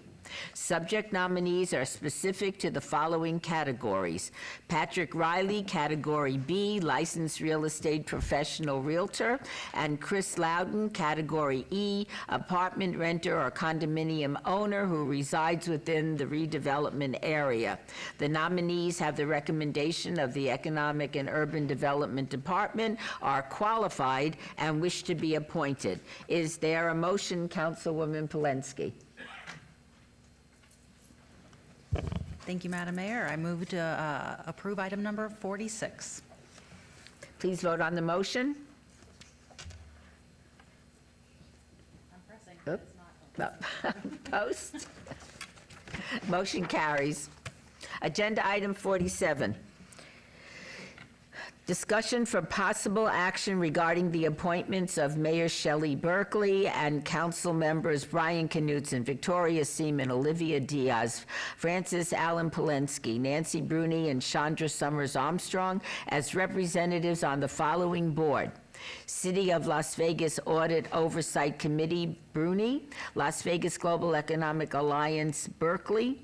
Local Law Enforcement Advisory Committee, Diaz. Metropolitan Police Committee on Fiscal Affairs, Diaz. Nellis Civilian Military Council Executive Board, Berkeley and Bruni as alternate. Flood Control District, Berkeley. Regional Transportation Commission, Berkeley. Southern Nevada Enterprise Community Board, Summers Armstrong. Southern Nevada Health District, Summers Armstrong. Southern Nevada Regional Planning Coalition, Knutson. Southern Nevada Water Authority, Summers Armstrong as alternate. Yucca Mountain Nuclear Repository Committee, Summers Armstrong. And reappointment of Councilman Knutson to the Las Vegas Springs Preserve Board of Trustees. Jeff Dorkek, City Attorney, Mayor, if I might, I did receive comments, I believe, from you and a council person. We are going to ask that if the motion is made by MPT, that he would do so with the exception of that oversight panel for school facilities. We're going to leave that one out of the motion, and the clerk's office will bring it back with a new designee later. And City Attorney, in one of our packages, it has Nevada League of Cities, Bruni. Was that deliberately left off? I'll refer to, You might have skipped when you read it. Okay, very good. Thank you. did we figure it out? Yes. Okay. Okay. Not all seats intended for City of Las Vegas representation required adjustment at this time, as some seats are held through an election cycle until replaced, and some seats without member changes have future term expiration dates. And I move to approve the appointments and reappoint. With the exception of the school oversight. With the exception of the School Oversight Facilities Committee. Are there any questions? We're good? Okay. In that case, shall we vote on the motion?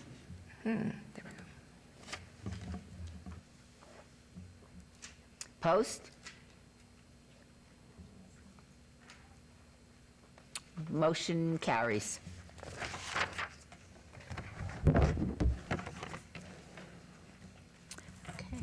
Recommending committee bills eligible for adoption at this meeting. Bill number 2024-40. Councilman Knutson, would you like to have the bill read? Yes, Mayor.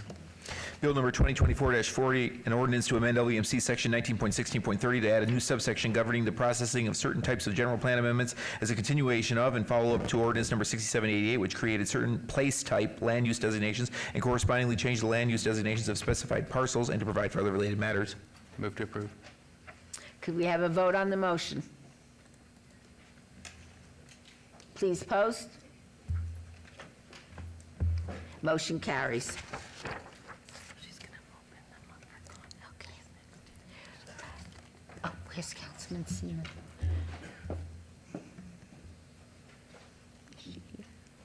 Are you ready? No, Councilman Seaman.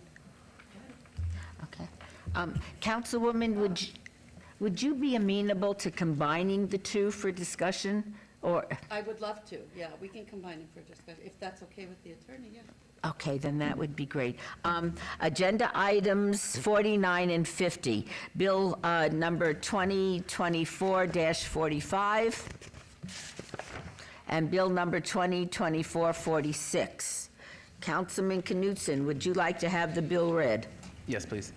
Bill number 2024-45, an ordinance to amend various provisions of LVMC Title VII to limit the number of particular animals that can be sold by a pet shop or breeder to one person or household during a calendar year, establish corresponding documentation and compliance requirements, update penalty provisions pertaining to the keeping and sale of animals, and provide for other related matters. Bill number 2024-46, an ordinance to amend LVMC Section 7.44.40 to increase the penalty for animal abandonment to $1,000 and providing for other related matters. And we will go ahead then, Mayor, as you indicated, you can do one public comment period now for both bills for individuals who wanted to wait for the ordinances and haven't already spoken.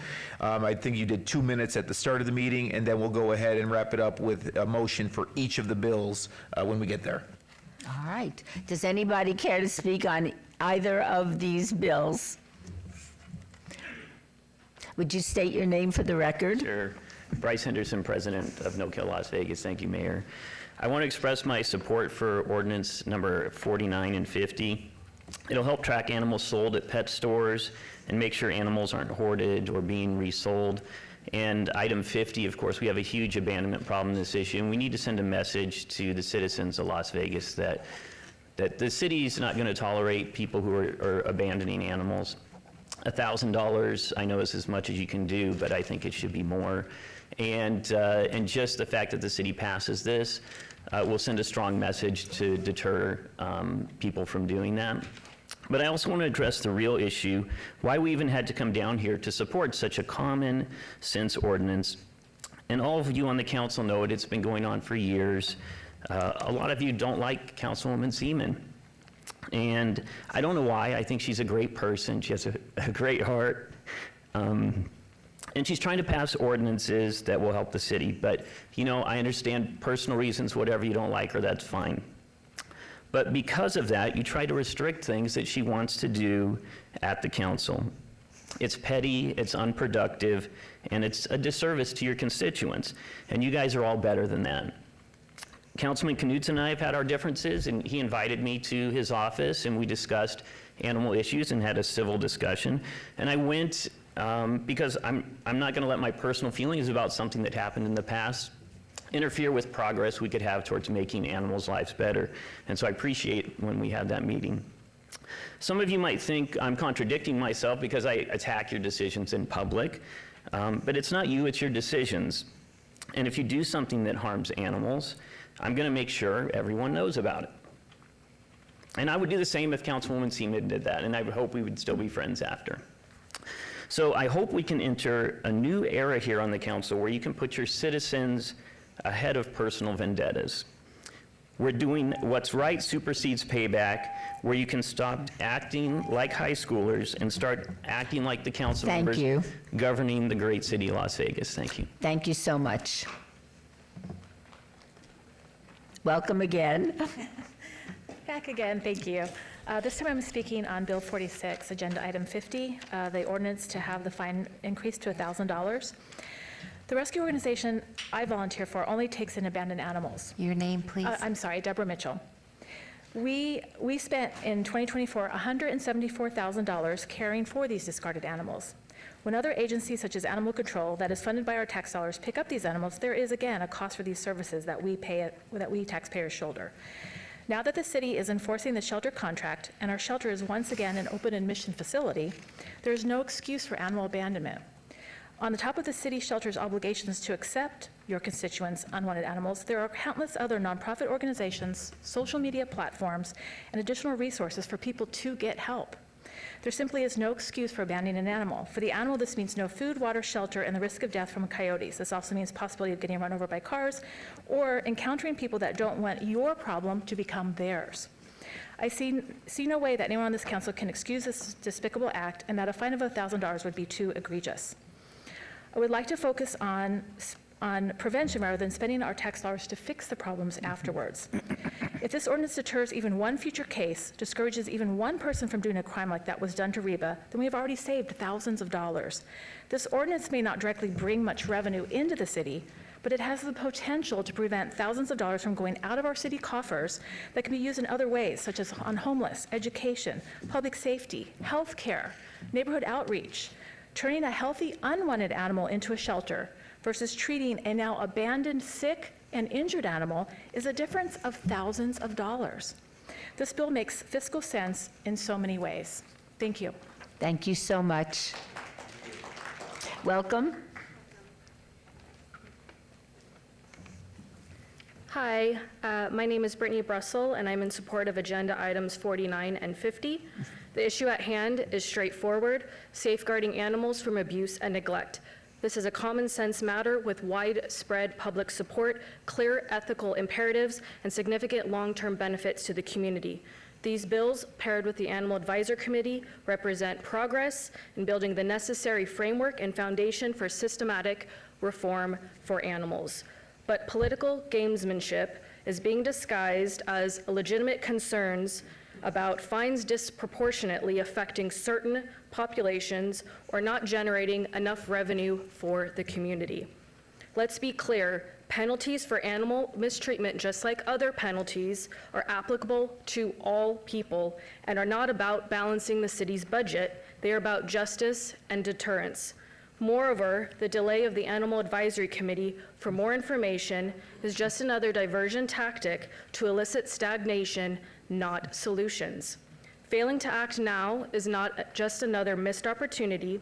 It is a conscious decision to allow suffering, undermine constituent demands, and ultimately threaten the legacy of the elected officials to lead. Thank you. Thank you very much. May I, City Attorney, may I ask a couple of questions? Yes, ma'am. Why is the amount of the fine limited to $1,000? Jeff Dorkak, City Attorney, under state law, we can only issue misdemeanor penalties, and the maximum penalty for misdemeanors is 6 months in jail and a $1,000 fine. Because I tend to agree with those that don't think it's punitive enough. Well, and sorry to interrupt, Mayor, but to follow up, because Councilwoman actually said something here. Because it's NRS, theoretically what could happen is you, to the advocates in front of us today, you could go to the state legislature and have the state legislature give us authority on this particular or other crime to go above $1,000, but we would need that from the state first. As of now, the general penalty can only be $1,000. Okay, so the city council is not the impediment to raising the amount? City council is never the impediment. Okay. Well, thank you for your commentary. Before we vote on the motion, I've been in office for 6 weeks, and I have never detected any member of the city council being adverse to helping animals. We all want to do what's right, and what is happening in this city and throughout the country is nothing short of disgusting. And I can assure you that we will work closely when the ordinances that come to us are ones that we feel will be of greatest help to protecting the animals in this community who deserve our help and deserve our support and deserve our care. And with that, can we vote on the motion? Oh, I'm sorry, I didn't see you.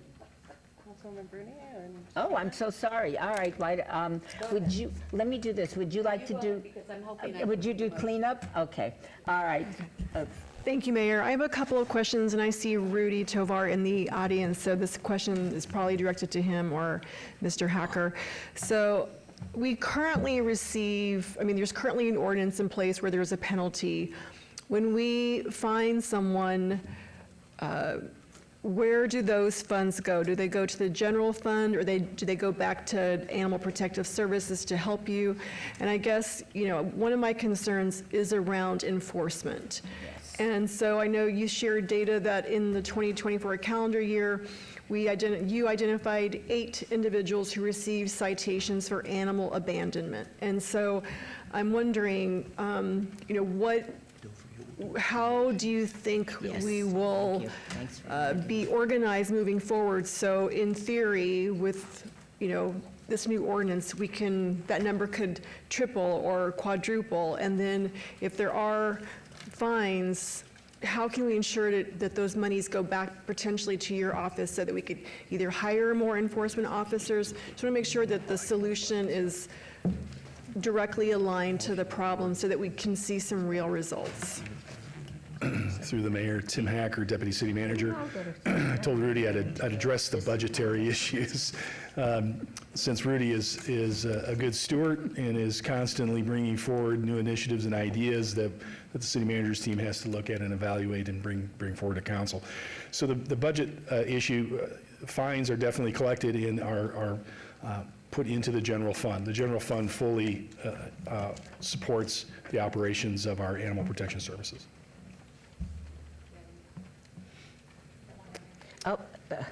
Councilwoman? Thank you, Madam Mayor, for the opportunity to speak. So I did a quick search of the language, and there's a couple of words that I don't see, and that is a database where pet shops or breeders are inputting the information so that we can track who is buying and how much. I don't see that. I don't see that businesses are required to participate so that we can track. So can you just sort of give me some insight on like what the current practice is? How can we, there has to be a way for us to track what is happening.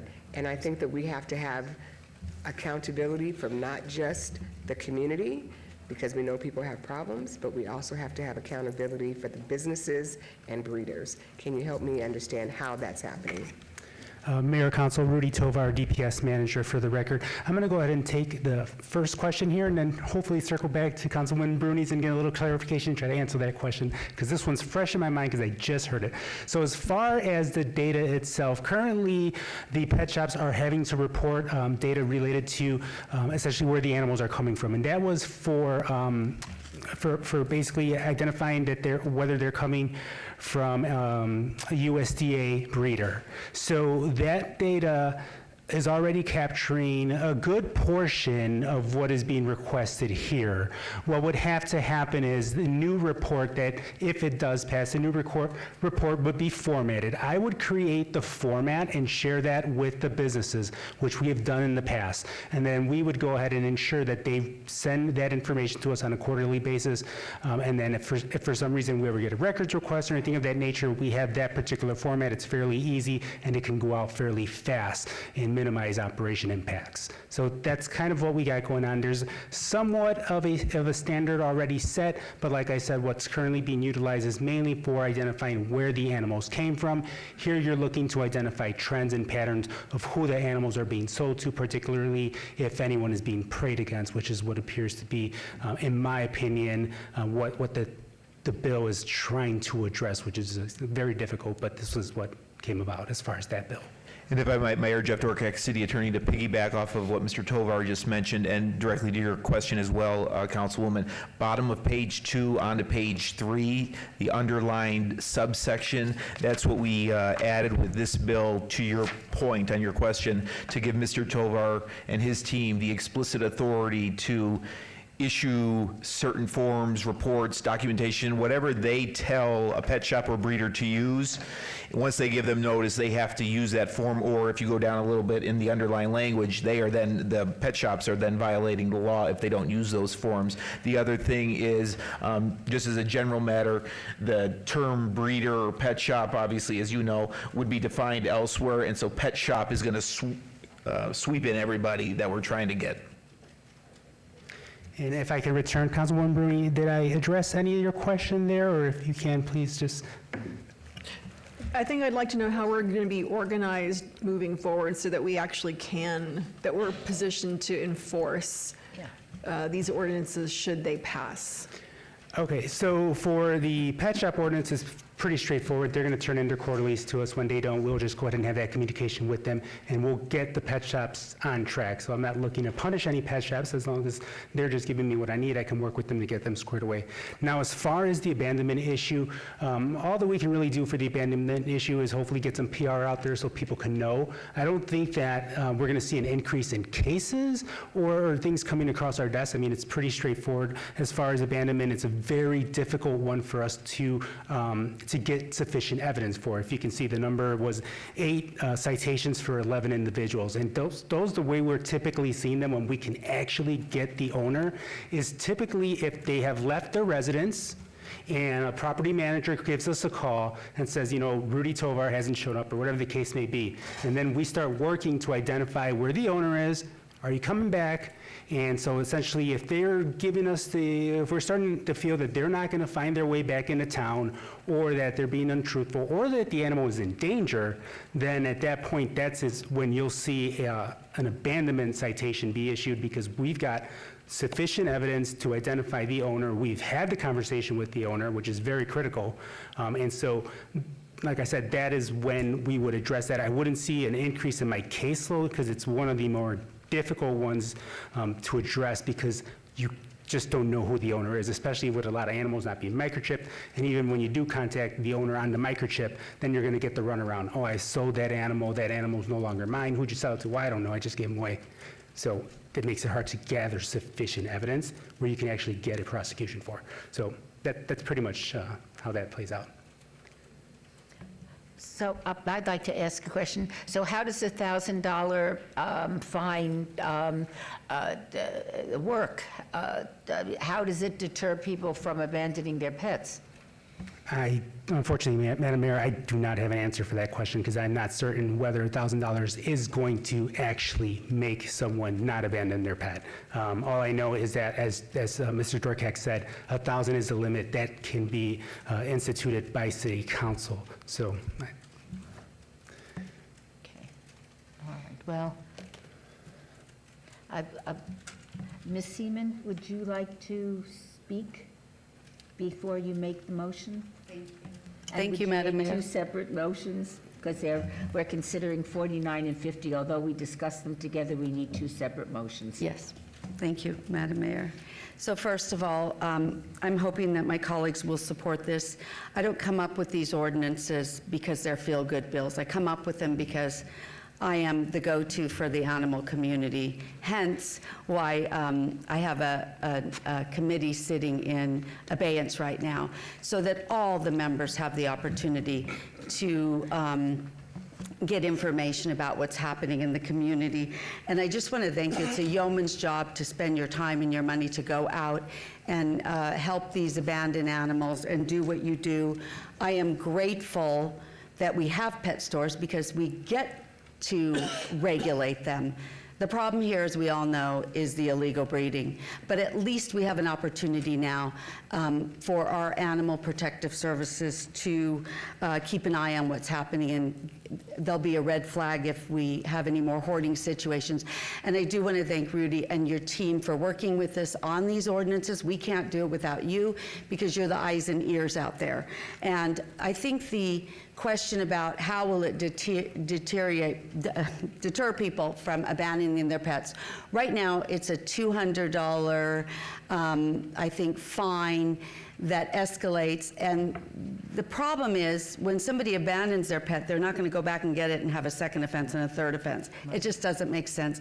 Yes, I wish we could do more, but at least we're doing what we can in our capacity here at City Hall. So, without going on and on, I'm going to urge my colleagues to please pass these common sense ordinances that will help with the situation that we're going through right now. So I would like to make a motion to approve. I'm going to go with bill number 2440. Is that correct? 45, sorry. I need my glasses. Yeah. Bill number 2024-45. I move to approve. Okay. There's a motion on the floor. Let's vote on the motion. Post? Are we good? Okay. Motion is passed. Okay. I would like to now make a motion for bill number 2024-46. Move to approve. There's a motion on the floor. Let's vote.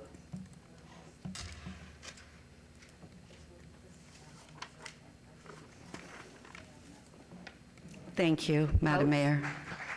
Thank you. Okay, you're very welcome, and thank you. Agenda item 51, recommending committee bills eligible for adoption at a later meeting. Items number 51 through 53, bills 2024-41, 43, and 44 will be heard at a later meeting.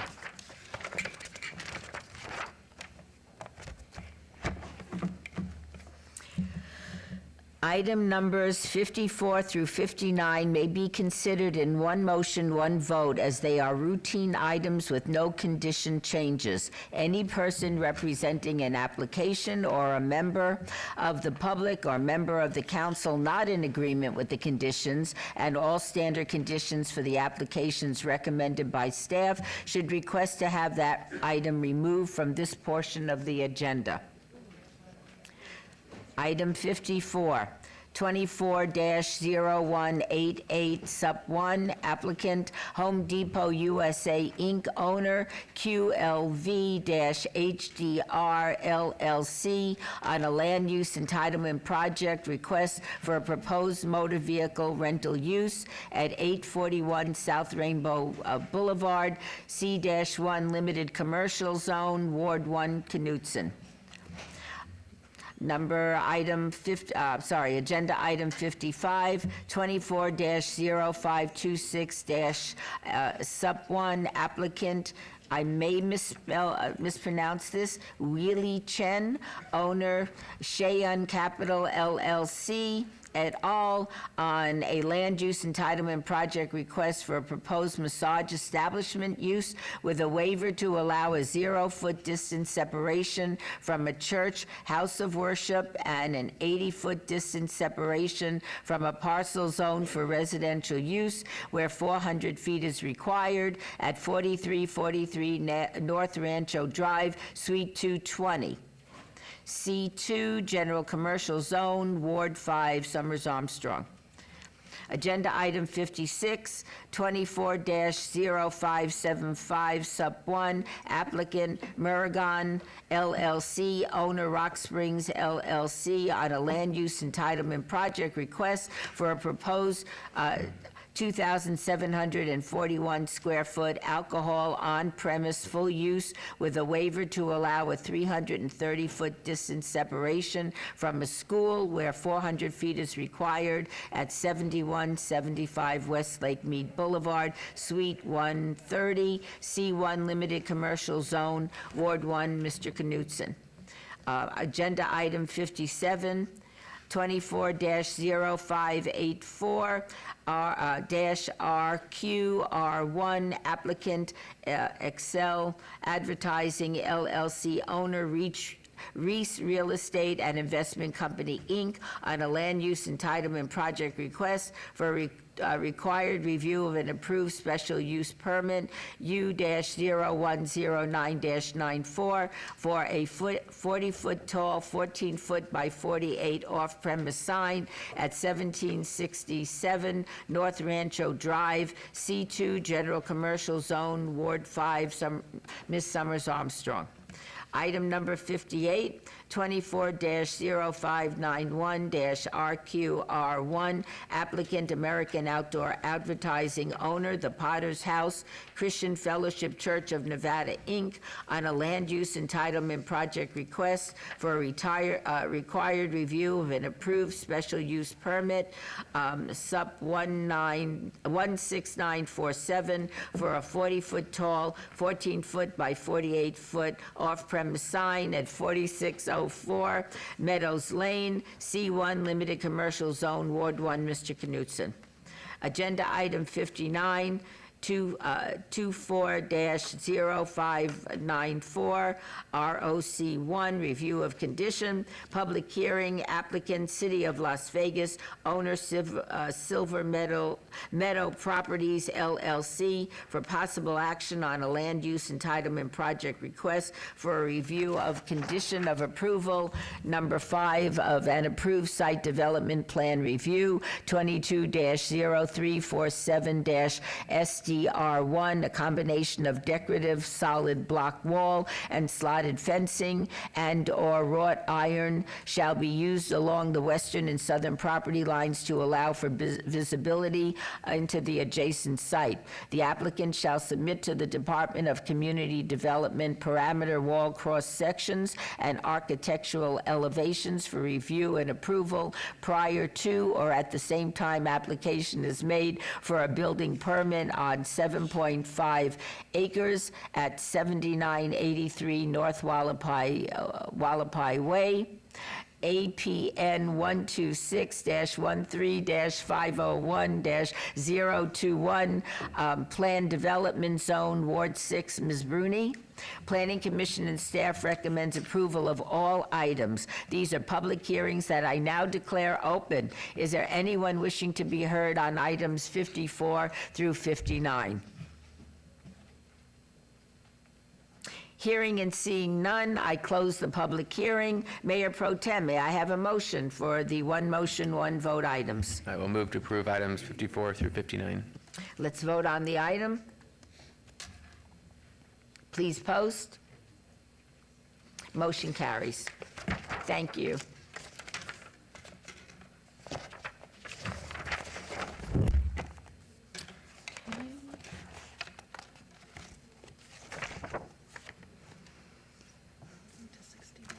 Yeah, moving to 61.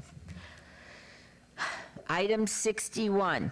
24-0397, abeyance item on the following land use entitlement project requests on 1.22 acres at the northeast corner of Duncan Drive and Leon Avenue. 61A, 24-0397-GPA1, abeyance item from Desert Rural Density Residential to L1-R, not dash, /R, Light Industrial / Research. Item 61B, 24-0397-ZON1, abeyance item from residential estates to commercial industrial. 61C, 24-0397, SDR1, abeyance item for a proposed 3,000 square foot, two-story contractor office and storage yard development with waivers of parameter landscape buffer, bay door, and building orientation requirements. The applicant owner is Jack Parapovich. The Planning Commission failed to obtain a supermajority vote, which is tantamount to a denial on 24-0397-GPA1, but recommends approval on 24-0397-ZON1 and 24-0397-SDR1. Staff recommends denial on the entire land use entitlement project. These are in Ward 5, Ms. Summers Armstrong, and are public hearings, which I now declare open. May I have a staff report? Yes, ma'am. Mayor Seth Floyd for the record, over here on your Thank left. Mayor, despite the applicant revising plans in order to eliminate the previous requested waivers per the direction of the Planning Commission, staff finds the proposed general plan amendment and rezoning remains too intense for the area, and the proposed warehouse development is not harmonious or compatible with the surrounding area, and staff recommends denial of all applications. Thank you. Okay. Would you like to tell us about your project, and would you state your name for the record? Yes, of course. Molly Taylor, 8414 Farm Road, 89131. Good morning, Mayor Berkeley. Good morning. Good morning, everyone, council. First of all, we would like to thank the Councilwoman Summers Armstrong for obeying this from last month so we could meet with her in her new position and familiarize her with our proposed project. We had been working with the previous administration, if you will, for Ward 5, and we had met with the Planning Commissioner twice at the property to go over everything and show him what we had in mind. At this time, as noticed, we are asking for a general plan amendment from Desert Rural to Light Industry Research and a rezoning from residential estates to commercial industrial. The property owner would locate his business on the site, and part of this request includes a two-story, 3,000 square foot office building with an outdoor storage for equipment. We are proposing an 8-foot block wall surrounding the property. We will plant 32 24-inch box trees. They will grow between 15 feet and 30 feet tall, and there are currently 9 existing palm trees along the north by northwest perimeter. Additionally, we will plant 156 5-gallon shrubs. I'm going to go over the assessor's map to show you the area in which we are looking at and the zoning for everything. Before I cover this area, I want to tell you that Mr. Parapovich lives 2 parcels north of this property. He says that the neighborhood, you don't borrow a cup of sugar, you borrow a backhoe. And it seems to be par for course for the neighborhood, and I will show you what I'm. Is that going to be good?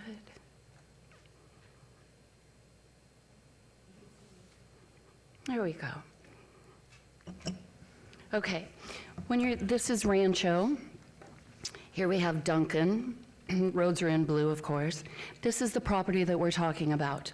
It is currently zoned RE. Every property on Duncan, all of these properties are C2 with 3 offices on Leon. The residents, this property, Jose, and we have a letter from Jose saying that he is in full support. Jose owns this property as his residence, as well as this property as his office. He has construction equipment over there. This property is Mr. Parapovich's home, which is 2 away. These 2 are Jack's immediate neighbors to the north, and these 2 people we have been in pretty constant discussion with. Jack is one of the kindest men that I have met. He wants to work with his neighbors. He wants them to be happy.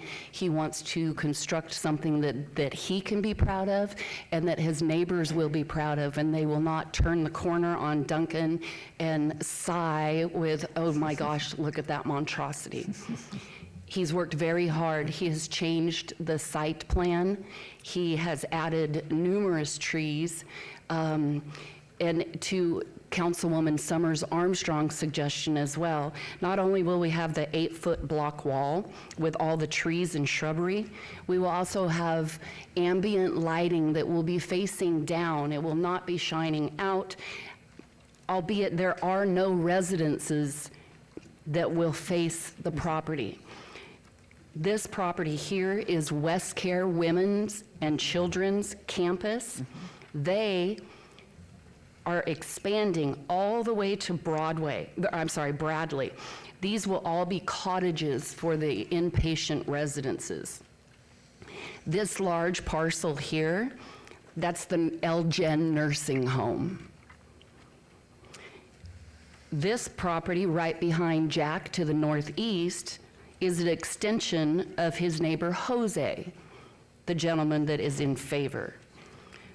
1 parcel up from that is a cat sanctuary. I'd like to point that when you turn on Duncan, we have Dan's Drive line, and here, number 1, that is Las Vegas Septic Service. The septic trucks are parked here. At certain times of the day, when the wind is blowing, the smell comes over into Jack's empty lot. As it stands now, this is residential.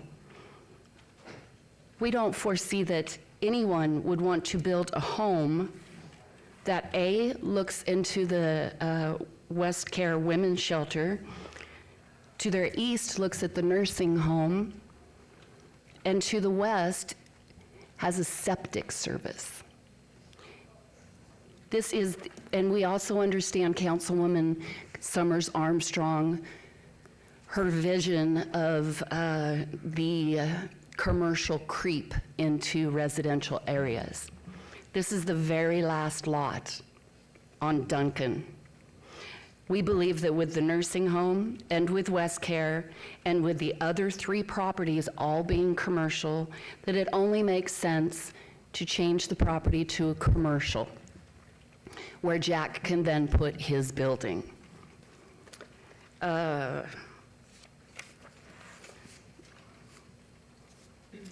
So now I will show you the site plan.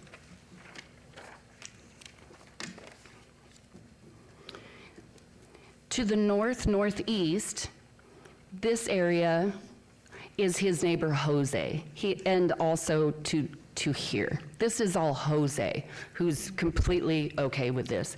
Jose, there's 9 existing palm trees along this property wall, and the remaining 31 will be dispersed throughout here, as well as the 157 5-inch shrubs that will grow to 4 to 5 inches tall. The ones that Jack has chosen, one has yellow flowers, the other one has purple flowers.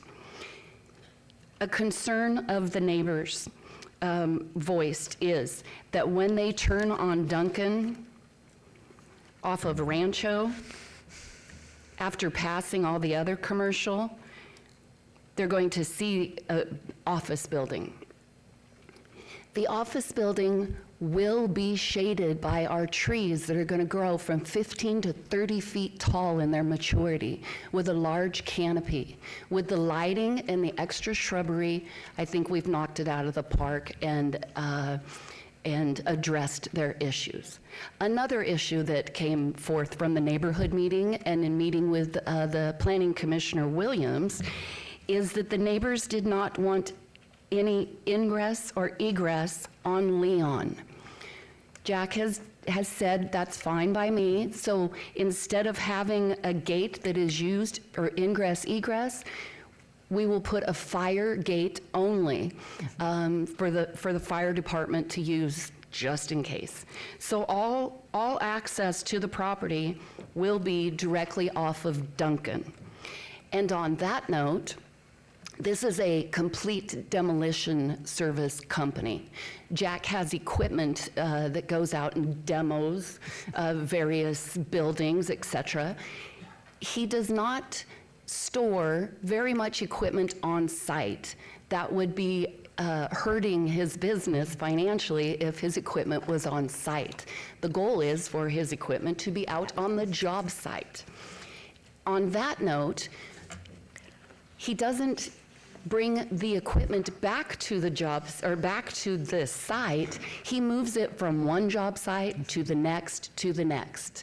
And in saying that, all maintenance on this equipment is done in the field as well. There will be no oil changes, there will be no servicing, it's all done out in the field. They have roaming trucks that change oil, that change tires, that do any maintenance that needs to be done if a piece of equipment is broken down. None of that will take place in the yard. Another concern was the height of the equipment that by chance there is a piece of equipment that is stored here. We have spoken in our talks with Councilwoman Summers Armstrong that Jack will store that equipment towards the center and not on the sides where they may potentially be seen by the passerbys and or the neighbors. I foresee this may be an issue in the beginning, however, not towards the end when our trees are 15 to 30 feet tall, blocking all of that. It will not be seen. Jack plans to stay, own his company until he retires, 10 years or more. And then his son is taking over the company, and his son will bring it forward into the future. We've worked hard to get to this point. Councilwoman Summers Armstrong, we appreciate you. And we would respectfully ask for your approval of our project. And we are here to answer any questions you may have. Is there anybody else wishing to speak on this issue?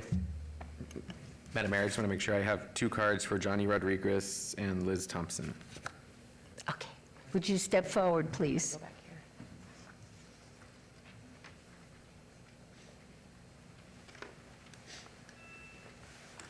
Welcome. Welcome.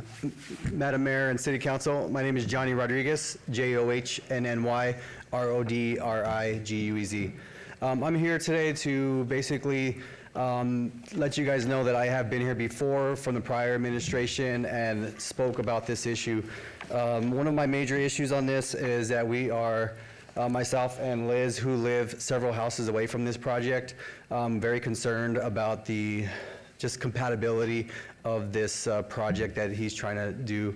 When I had spoke before, and going from residential to CM, this brings a lot of issues that even if this corner and all around it has a commercial zoning, I'm looking at it as this corner right here, from changing residential to commercial, does not fit the compatibility, especially with a two-story. We all have one-stories around that area, and a two-story just does not fit.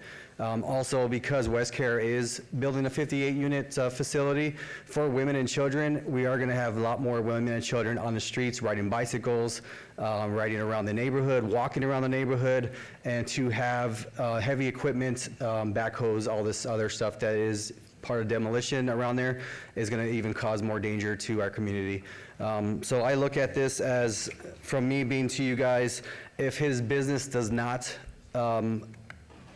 move forward, or if it does not say he does go out of business, something like that, by changing it from residential to commercial, you're looking at a whole bunch of different people that can come here and take over the neighborhood. And we're talking about alcohol establishments, bail bond services, banquet facilities. There's a list of a whole bunch of stuff that can be there in that corner, so basically messing up the integrity of the neighborhood. I had sent you guys emails to every one of you guys back on December 18th, referencing facts and my concerns, and I was hoping that my facts would get to you guys and you guys understand that the ordinance were in place for a specific reason, and to have CM in this residential area just does not fit. And then one of the major things was it's just the district is intended to be located away from low and medium density, and currently we are in a low density residential area, which adding West Care's 58-unit home to me makes it more of a medium, because now you have 58 homes within this corner lot. And for me, for myself, the safety concerns are there, the aesthetics of the way the actual storage facility and two-story building at that corner is just going to be too busy. There's going to be too many people coming and going, and there's going to be a lot of more residents here that are going to be concerned about their safety. So my biggest concern right now for myself is obviously having that changed over, and potentially it could be something different. We don't know, maybe 1-2 years from now, he can sell it and sell it to somebody else that will come in there and do something else. So I've been there for over 12 years now. We have a great community there. We used to have our community parties and our community events each year. We lack that now. Because of the differences that changed, we've had one building to the north of us that was a residential building, and that was a phone company that was there. They moved out. It turned to commercial, and basically that business is no longer there. So that business is gone. So, and that was a matter of 2 years. So my concern, I hope you guys would, especially Councilwoman Summers Armstrong, I hope you guys deny this because it just does not fit our area. The safety concerns, the aesthetics of the way it's gonna look, it just does not fit. Just like the Planning Commission, even though they had approved it, but there was another part I heard earlier that they deny it because it's in our neighborhood. It just does not. There's a lot of other places in Las Vegas, a lot of other commercial places in Las Vegas that can have his business there and store stuff, storage. But that corner right there specifically being residence, it just doesn't fit. So I hope you guys will make the right decision. All right, thank you very much. Is there anyone else that wishes to be heard? Yes, please.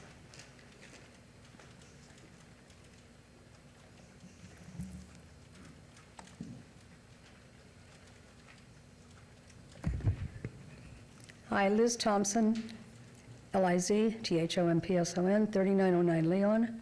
I'm 3 houses down from the proposed project. And in the interest of expediency, I will defer to Johnny Rodriguez and agree with everything that he has stated to you today. And hope you make the right decision. Thank you.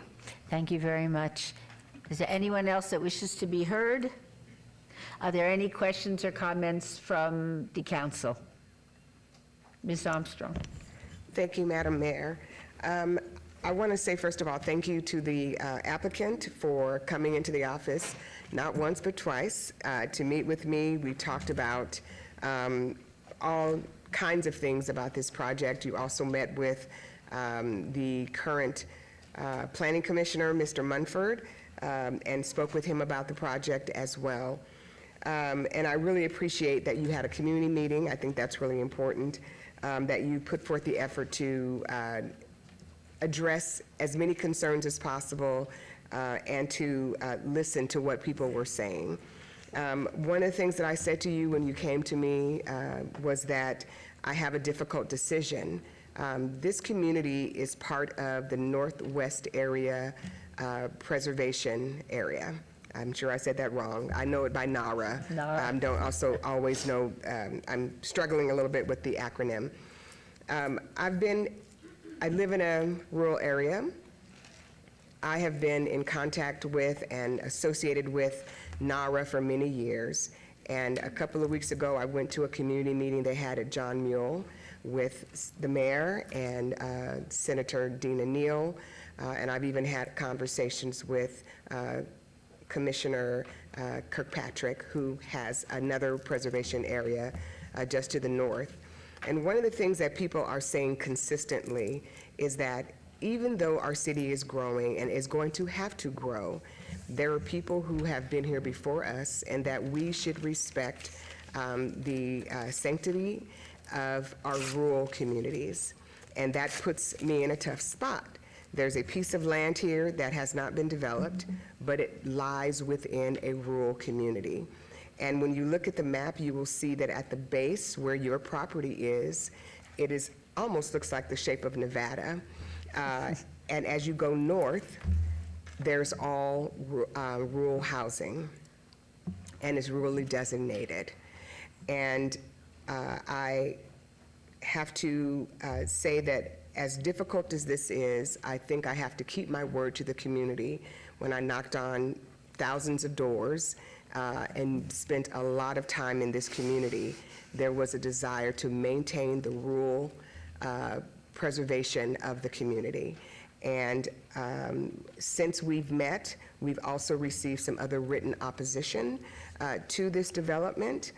And I am going to right now follow staff's recommendation and ask that we oppose this development at this time. Thank you, Councilwoman. Is there anyone else that wishes to speak from the council?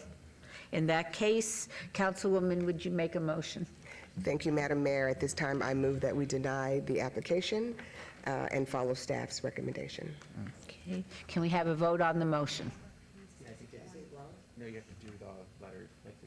You have to say what it is. Item Oh, number 61. okay, thank you. So that motion would apply to 61, 61A, 61B, and 61C. Okay. Can we have a vote on the motion?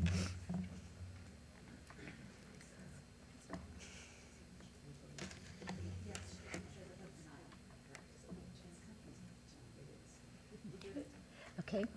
Can we post? Motion is passed.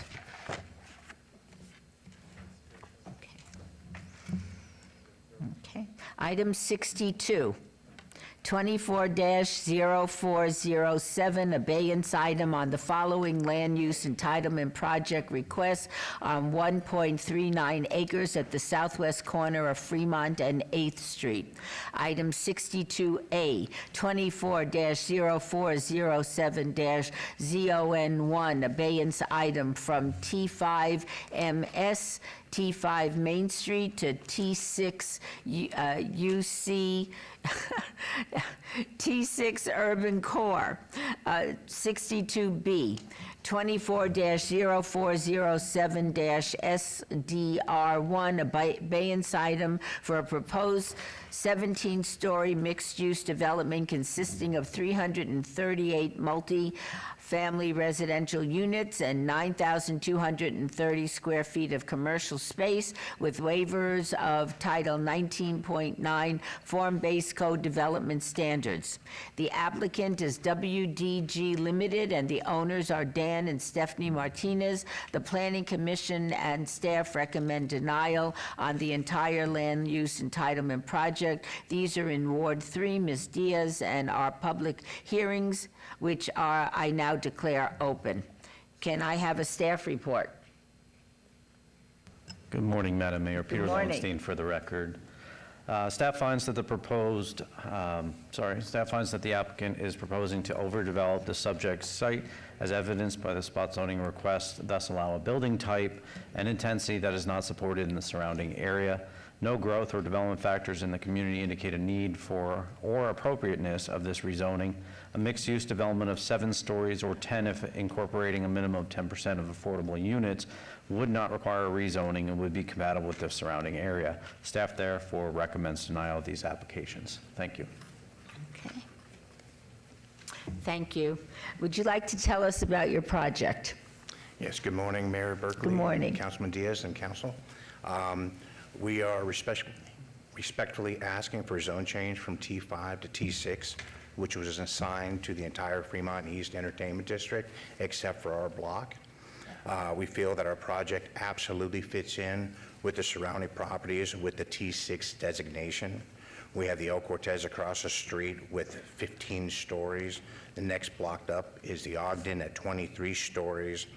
And right now, we feel we need to build as much housing as possible since we are in a housing crisis, which is only going to be further strained by the devastations happening right now in California. We also believe that all the tenants who will be bringing down to the area will be very beneficial to our Fremont East Entertainment District and all the businesses. So we are requesting to grant the same development rights that was given to the rest of the Fremont East Entertainment District so that we can be unified once again. We would appreciate your consideration to make us whole and to help bring this project to life. All right. Is there anyone else that wishes to be heard on this item? Thank you, Mayor. I'm Tom Wooker with WDG Limited, or WDG Group. I'm the architect on the project. When Dan and Justin approached me to design the project, I took a look at it and really the needs of housing down in this part of the area of the community. We are right on Fremont Street. It is within the Fremont East Entertainment District. The project consists of, as staff said, 338 units. Of that, fully 21% are studios, another 21% are 2 bedrooms. The majority of them are 1-bedroom apartments. These are decent-sized apartments, and I think they fit the need for, especially what's going on right now, a need for housing in this part of the city. We're focusing on people that want to live right down in that area. It's a high walkability score of 95. It has a high transportation score. It has a high bikeability score. This ticks a lot of urban core type developments.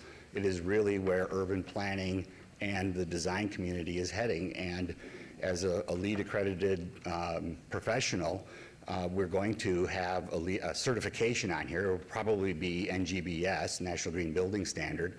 So it will be a green development. And my client, Dan and John, have been working on this for years and years and years. As Justin mentioned, in yellow here is where the Fremont East District is. 4 of the blocks are T6 already. The subject property is T5, along with the 2 blocks, the 2 east blocks are T5. The other 2 blocks are the other 4 blocks rather are T6. So the request is, as Justin said, go to a T6, allow this to get built as it's contemplated, and help satisfy a housing need down in this area. Thank you. Thank you. And sir, are you here to comment on this agenda item? Yeah, I'm the owner, one of the owners. Oh, may I have your name, please, for the record? Yeah, Dan Martinez and my wife, Stephanie. We acquired the property years ago. It wasn't a issue of speculation. It was an issue, we wanted to develop the property. And so we have also reinvested in the area and in the Fremont area.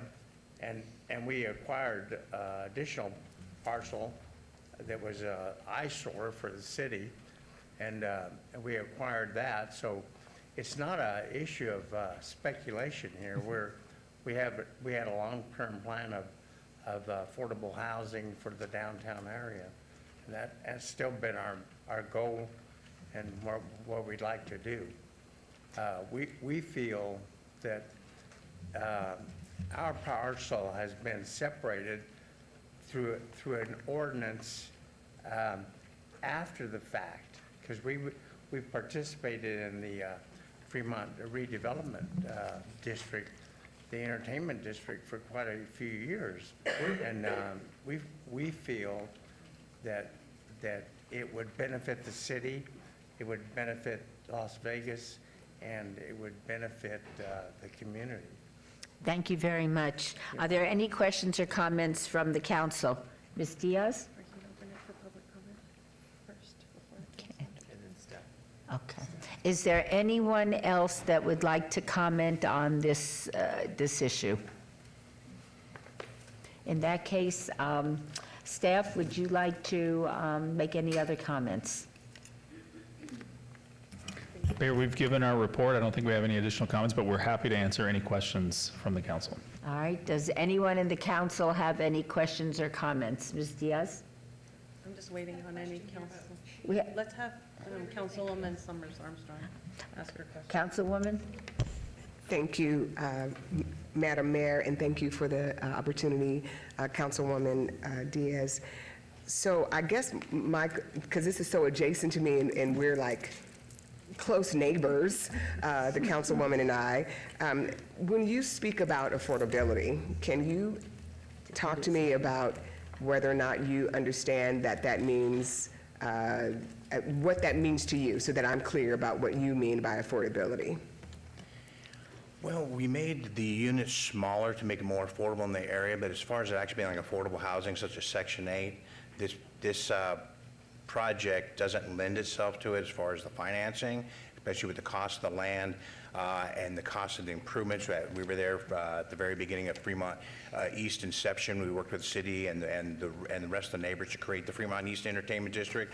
We have huge costs, and there was SIDs. We would love to see definitely more affordability in the area as far as, I guess some sort of HUD.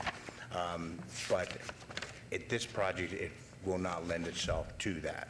But we do have the smaller units, hoping to try to get those rents down for more people to be able to afford living in that area. But yes, we highly agree. We definitely need more affordable housing downtown and just in Las Vegas in general. So just so I'm clear, your estimation is that by making smaller units, you will be able to keep the costs down because you can have more units in a smaller space, and that will help keep and it's market rate rent, but you're hoping that the smaller size of the units will allow them to be more affordable. Is that what I'm understanding? That's correct. Instead of building much larger units where you're going to have to, the entry point level is going to be a lot higher. At least we have even some very smaller studios that are hoping to be able to keep, people right in the immediate area to be able to, live in the building. All right. Any other questions? Councilwoman Bruni. Councilwoman Bruni? Thank you, Mayor. And I have not talked to Councilman Diaz about this project. I just have a couple of questions. I'm looking at the conditions in staff report, and you have a lot of waivers that I think affect setbacks and potentially landscaping. So was there any conversation in the Planning Commission about potentially bringing back more landscaping? And then my second question is, when I look at the conditions in staff report, this piece of land has actually sort of come before this body in the Planning Commission as far back as 2007. So are you new, I guess, owners or potential developers, or were you involved with some of the previous applications as well, because there's a lot of extensions of time. So just wondering if you have any context to the history of this piece of land. Yes, we've been here for about 20 years. We acquired the back portion of the property. There was a, lack of a better term, a crack motel on the front side, fronting Fremont. We helped clean that up. We finally were able to acquire it from the previous owner, raise the building, trying to, even though it was income generating, trying to get rid of that whole negative aspect that was happening, and it was not also that was going to hold back the Fremont East Entertainment District being developed and being successful.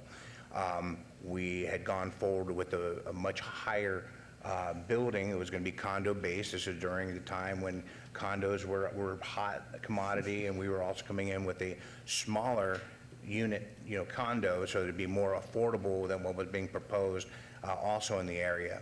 Unfortunately, we got about close to 90% construction document ready. We had millions tied up in that set of plans, and the housing market absolutely crashed. And we were caught in the middle of that. Fortunately, we were lucky enough that we hadn't broke ground and we didn't have a lien. We don't owe any money on the property. We don't owe any money to the banks, any of the subs. Everyone that we were involved with on that project, was made whole. We, of course, had to stay on the sidelines, waiting for the right opportunity, also to get ourselves in a financial position to be able to finish what we started. And what our expertise really is our apartments. Dan and I owned over 1,000 apartment units in Texas, one of which was over 415 units that I personally manage. So I'm very confident running a building, of this size. I'm comfortable with that. So again, that's what Dan and I's expertise is. We just had to wait a while to be able to have the right opportunity for the financing being in place, for us to have the money now to be able to bring in that extra equity. And we think that the timing is right. And I think that it's shown that we really are in need of a lot of housing. And there's not a lot of big areas to develop downtown anymore that could, handle that many units. So I think that we have a great property in a great location. We've got great neighbors. We've been here for the long term. We're going to see this through. We're not just asking for an entitlement so we can put a for sale sign on. The property has never been for sale, even during the downturn. So we're committed. If I can ask one more follow-up question. Have you developed apartments here in Las Vegas? You just mentioned Texas, but do you have any that you've developed here in Las Vegas? No, we have not. Okay. No, that was our big project that we took quite the spanking on, and we had to kind of sit and lick our wounds for a while.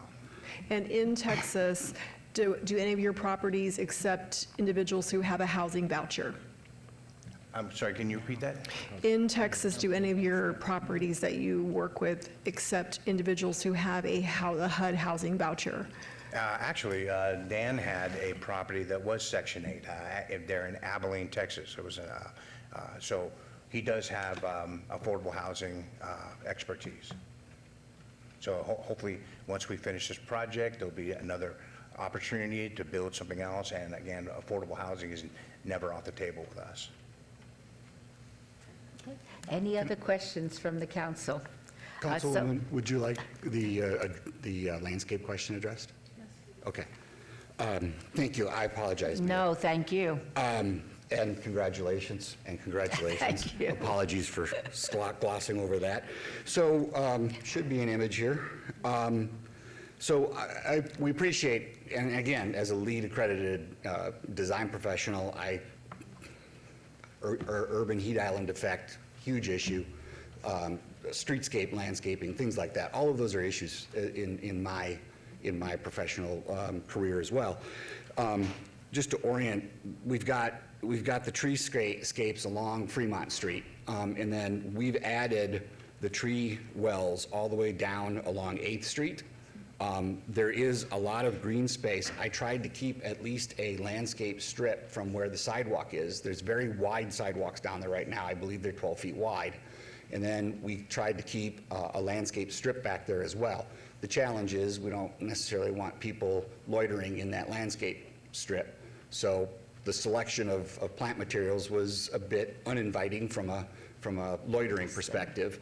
But we do have, we have a green space on each of the four corners in order to soften up the corners of the building. And then, as I said, all the way along Fremont, down along 8th Street, and then across Carson Avenue as well.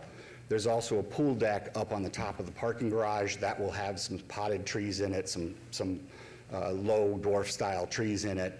And then there's a sunrise and a sunset balcony or terrace at the top of the building as well. There'd be some modest landscaping up there as well. Obviously, people on the street won't appreciate that. It's for residents only. But we did try to keep an eye toward softening up the streetscape. And if you look at sheet A1, which was part of the package, there are several places where we indented the building in order to create a couple of nodes that is just landscaping. It's patio, open space, mainly for the residents, but for the enjoyment of everybody as you're walking down 8th Street. Thank you. Okay. And does the applicant agree to all of the conditions, should this pass? The applicant does, yes. Yeah, okay. That's what it said first. Okay. Is there a motion, Councilwoman Diaz?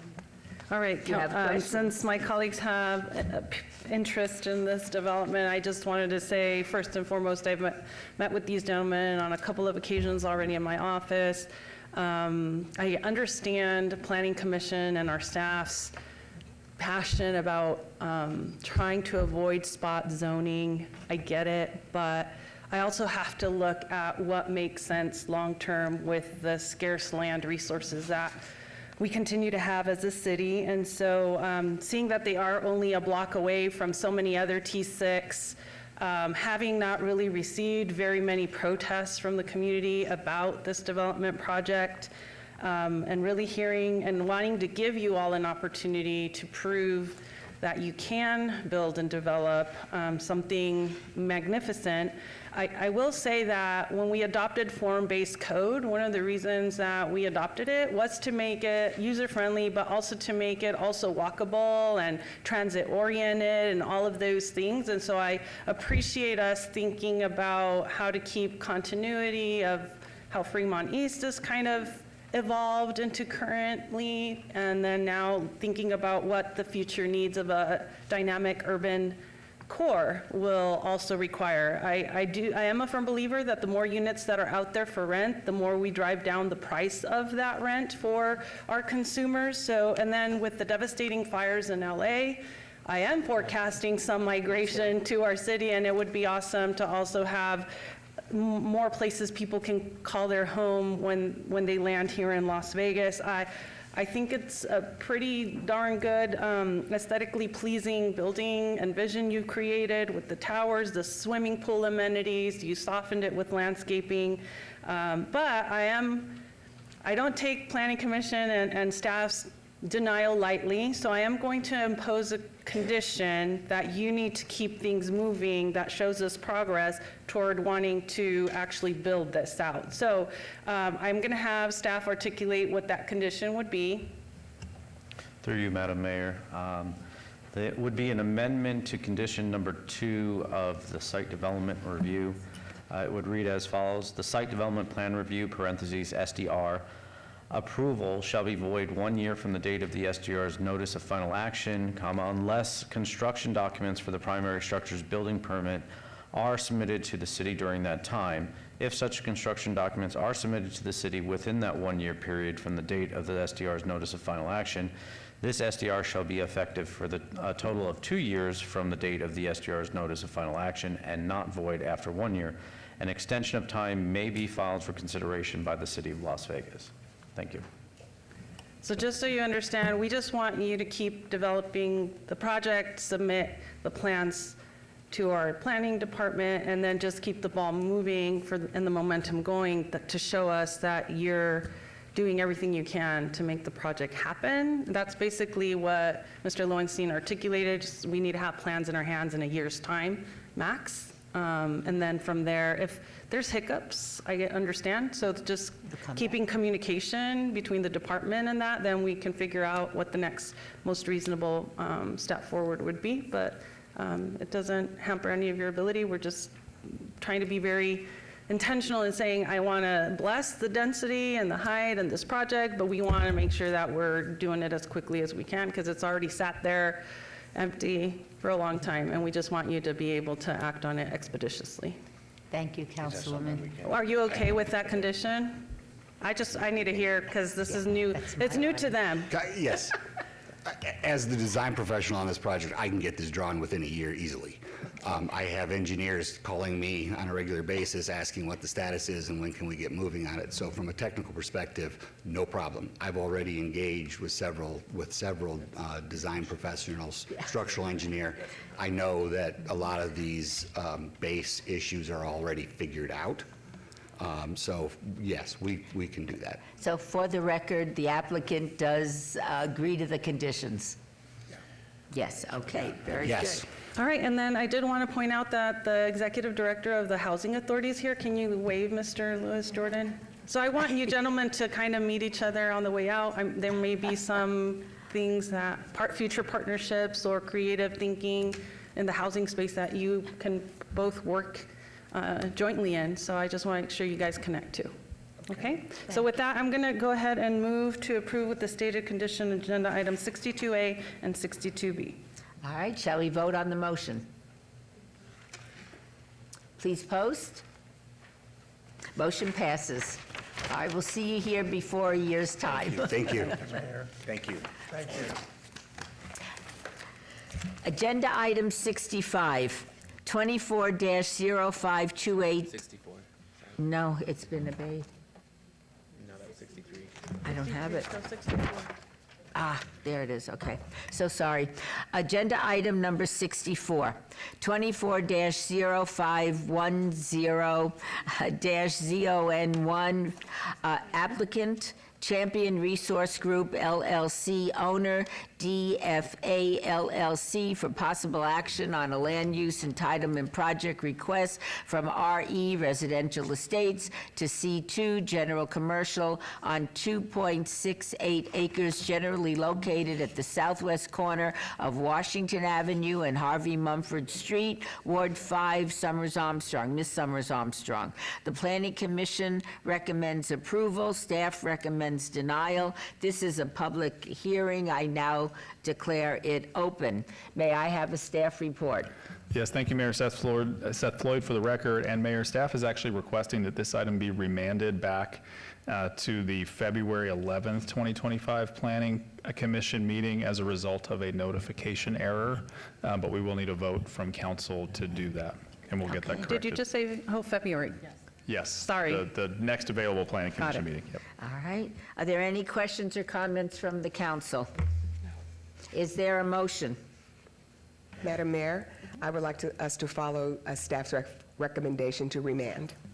And before we vote, Mayor, why don't we just go ahead and close the public hearing unless anyone has comments only on the remand, not to the merits? Okay, good to go. Then we're closing public comment. There's been a motion by Ms. Summers Armstrong. Please vote on the motion.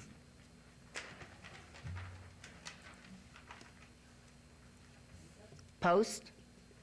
Motion passes. It's been remanded. Agenda item 65, 24-05 SDR1. Applicant owner Southern Nevada Regional Housing Authority for possible action on a land use entitlement project request for a proposed 4-story mixed-use development, 2 3-story multifamily residential developments, and 2 2-story multifamily residential developments consisting of 138 residential units and 4,503 square feet of commercial space with waivers of Title 1909 Form-Based Code Development Standards on a portion of 35.74 acres at the northwest corner of McWilliams Avenue and H Street, T4-N Neighborhood Zone, Ward 5, Ms. Summers Armstrong.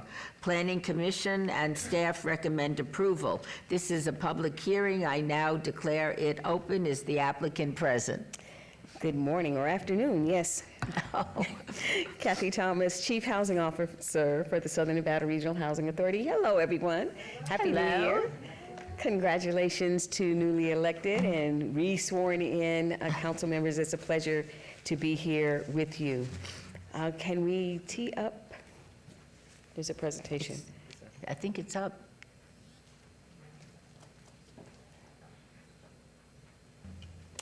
So while we're waiting on that, we were asked to, there we go. Awesome, thank you. Okay. This project is in partnership with the City of Las Vegas. You are actually the co-applicant with the Southern Nevada Regional Housing Authority for this Choice Neighborhood Initiative project.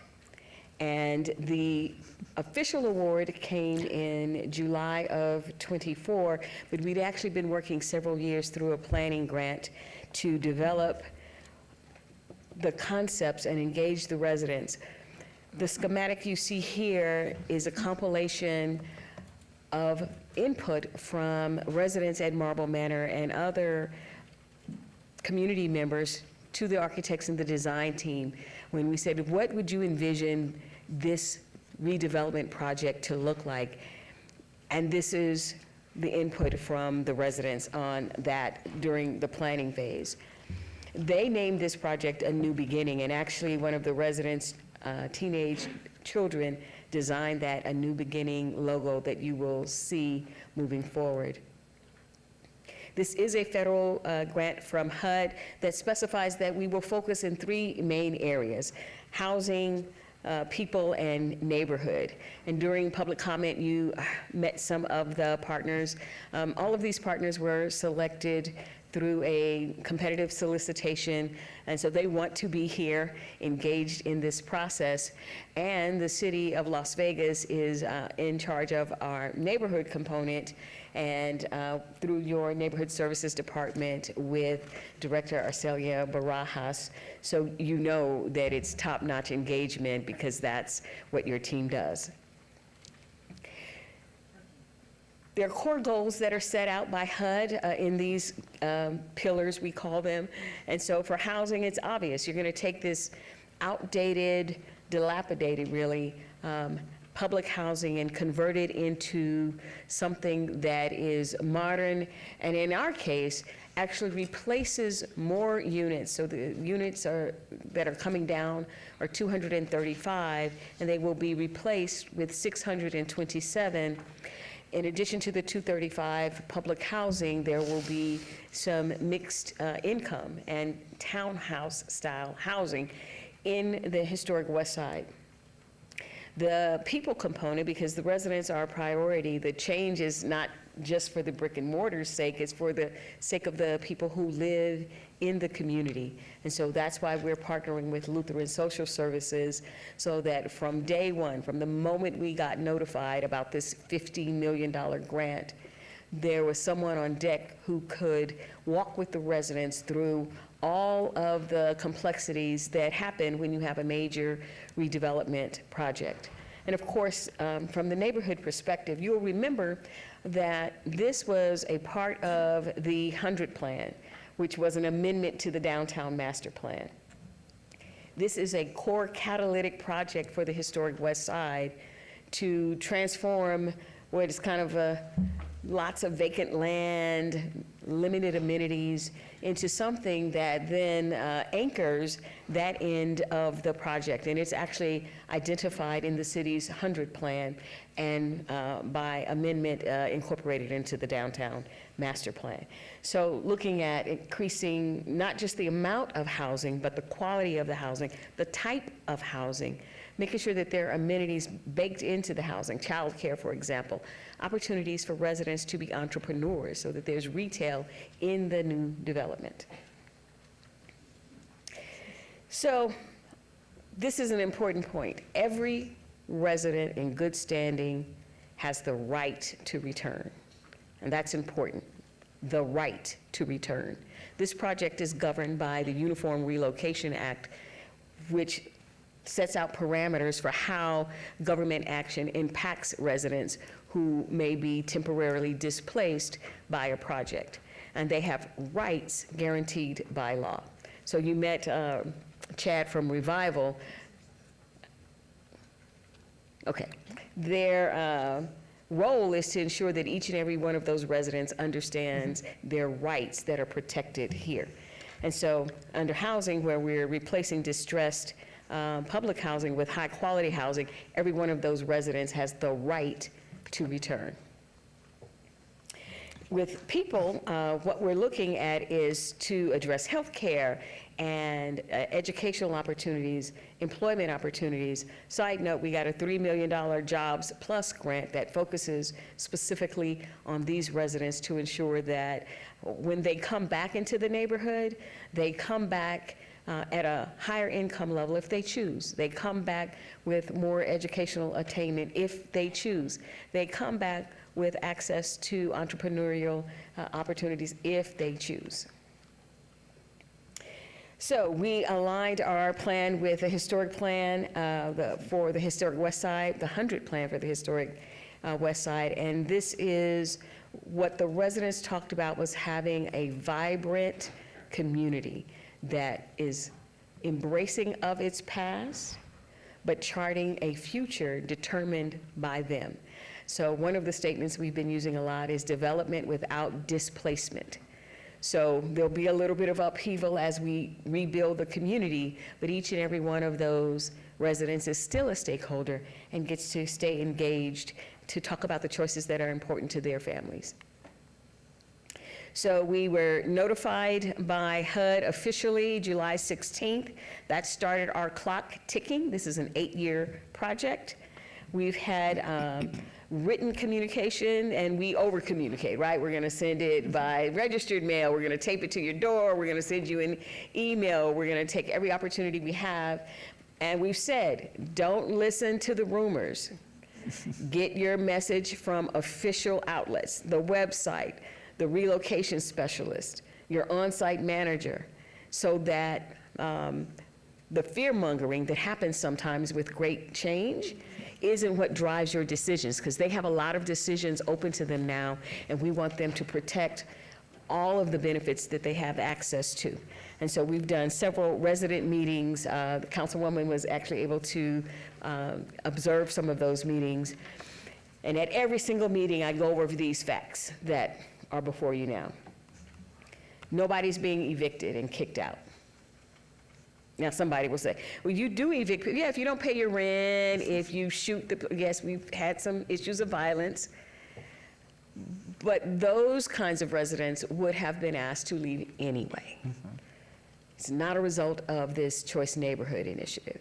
So, no one's being asked to move immediately, although we have had people moving this month. You heard some of them during public comment. The first phase will be moving between January and May. Every single one of those residents, all 230 plus, have the right to return. Residents will be offered a tenant protection voucher. So we will offer them another location at a public housing site. If that does not meet their family's needs, they can take that tenant protection voucher and find housing in the open market. And our relocation specialist team will be working with them every step of the way to do that. We don't make them meet with the relocation specialist, but the relocation specialist team has spoken to every household at that site. So when folks come in, and I'm sure they're calling you saying, we don't know what's going on, and the media said, we don't know. Yeah. Okay. We are taking every opportunity to ensure, including making sure things are available in multiple languages, so that residents know what their choices, know what their rights, and know what their responsibilities are, because this is a huge opportunity, and we want every one of them to participate if they choose. The new development is going to consist of 627 mixed income rental units. There will be lots of amenities, childcare, retail space, splash pads, et cetera. The unit mix will actually be a true mix. So 37% will be project-based vouchers. 41% are going to be tax credit units, and 22% are market rate units. We are required by the Choice Neighborhood Initiative, HUD said so, you have to have a minimum of 20% market rate units in a choice neighborhood redevelopment. We exceeded that slightly by having 22% that will be market rate units. And we're continuing to have regular meetings with the community. We've met with the community of faith. We've met with, look, we're meeting with the gang members. We're meeting with everybody who wants to talk to, no, seriously, because they're stakeholders as well. We are meeting with everyone. The construction phases will stretch out a bit. And so we're already helping first phase residents relocate. There are about 53 units that will come down in June, because, so that means May and forward, we are relocating those residents. And you see the timeline for the other phases that will take us through the spring of 2030 as we redevelop the entire site. Our point of contact for this is Karen Schnag. Many of you will also remember Karen from a city alum, and wave, Karen, if you're still here, and that's her point of contact information. But any of us, call me, call Mr. Lewis Jordan, any of us will be available to answer questions one-on-one or do group presentations. I'm going to whip through some schematics really quickly so that if you have questions of the architects and the design team are here to answer technical questions for you as well. But I wanted to quickly show some examples of the different types of housing that will be available. So there'll be some two-story low-rises, there'll be some walk-ups, there'll be some three-story buildings. It's hard to see the texture, but important to know that this won't just be flat, that it will be aesthetically appealing at the insistence of the council person representing the ward to ensure that this is a true beacon for what we can do when you bring a number of partners together and leverage federal resources to do a phenomenal project. So we're really very happy about progress to date, and we are happy to answer any questions that may come from any of the council members. Thank you. All right. Before we go further, perhaps we should have the staff report at this time. Thank you, Mayor Seth Floyd, for the record. Well, if Kathy's representing it, approval. That is such a relief. But I will read a short statement into the record just to make sure it's complete. Mayor, as outlined in the 100 Plan and Action document published in 2020, this site development plan review is phase 1 of a 5-phase redevelopment of the subject site. As the proposed development supports the goals and policies identified in the 2050 Master Plan, Vision 2045 Downtown Master Plan, the 100 Plan, and the West Las Vegas Plan, staff is recommending approval. Thank you. Would you like to enhance the presentation? Absolutely. Eric Gross with KME Architects, 5195 South Durango Drive, Suite 103. Melvin Green, Principal with KME Architects, same address, 89113. We are really happy and excited about this project. Eric is going to talk about the design a little bit, but I want to talk about the cultural aspect of this project and the impact it's going to have on the neighborhood. KME Architects have been involved in West Las Vegas for over 30 years. We started with the Nevada Partners Project. From there, we've worked on numerous schools, Booker Elementary School, Wendell P. Williams Elementary School. We are now working on Matt Kelly Elementary School. And one of the prestigious projects that we're working on is the West Las Library. So it's going to enhance the community. And we feel the same way with this project. This project is about social equity. We want to have the same type of amenities that you have in other parts of the cities, that the residents can walk down a tree-lined street, be able to mingle with the amenities that we're going to have. So with that said, we really have an investment in this community and an enhancement of West Las Vegas. So as mentioned, you know, this is only phase one of a 5-phase project. We know that, you know, trying to relocate all 230 units all at once would overstrain an already inadequate resource within Las Vegas. So we're trying to mediate and work with the residents to try and use as many or as few disruptions as possible during this overall construction process. Again, it's going to take 8 years for us to realize this vision and this dream to completely redevelop all of Marble Manor. So again, this is only phase one, 138 units.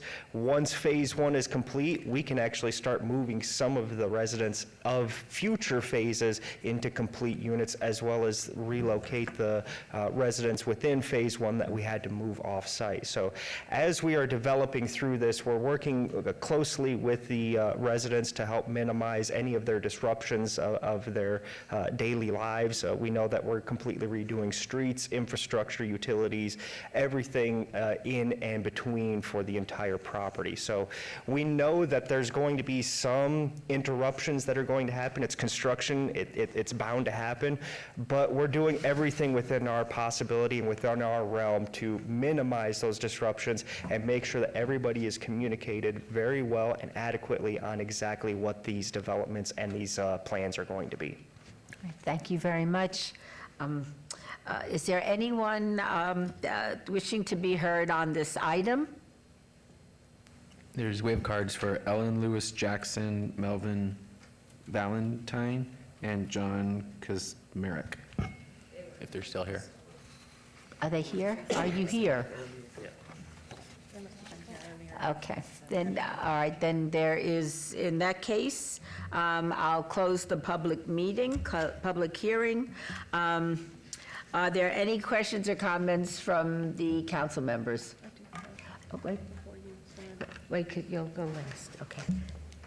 Ms. Diaz. Thank you, Madam Mayor. Well, first, I want to say that a lot of the seeds that we're seeing take now, Ms. Kathy Thomas had a lot to do with in the historic West Side, and so I wanted to give credit where credit is owed. She was here in the city when a lot of the 100 plan in action was being moved forward with so many moving parts and pieces, getting a supermarket for the area, doing the shared downtown food hall that we're now discussing at the dais today, earlier, and now she was poached to the Housing Authority, but that's okay. As long as she's working in our city, we'll be good.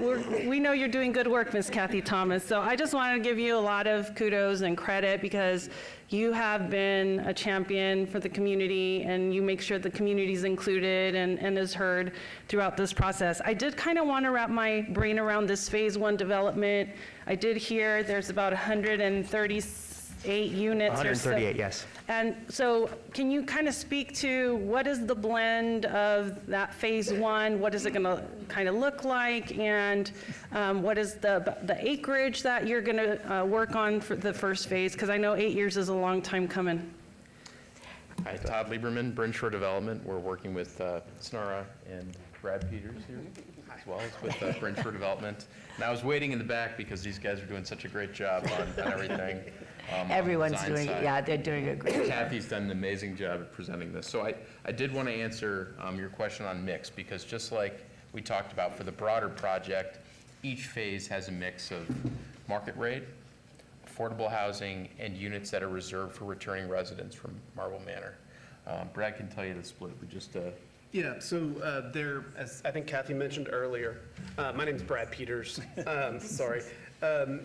138 units, 53 are project-based voucher units, and those would be given first preference for people with rights to return to the site.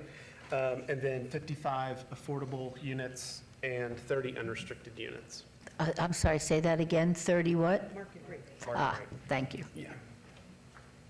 And can you speak to the architecture of, are we going to see more of the three-story concept, a blend of all of the ones that we saw here? I'm just trying to figure out what your build for this first phase kind of looks like. Can you pull up the screen? Is there a way to show what you showed at the beginning? Because that was a really wonderful representation of both what the buildings look like and what the streets I've got look like. it printed here as well. Okay, can we walk through that really quick? 'Cause I thought that. Absolutely. So with this Phase 1, we actually have a total of 5 new buildings going in.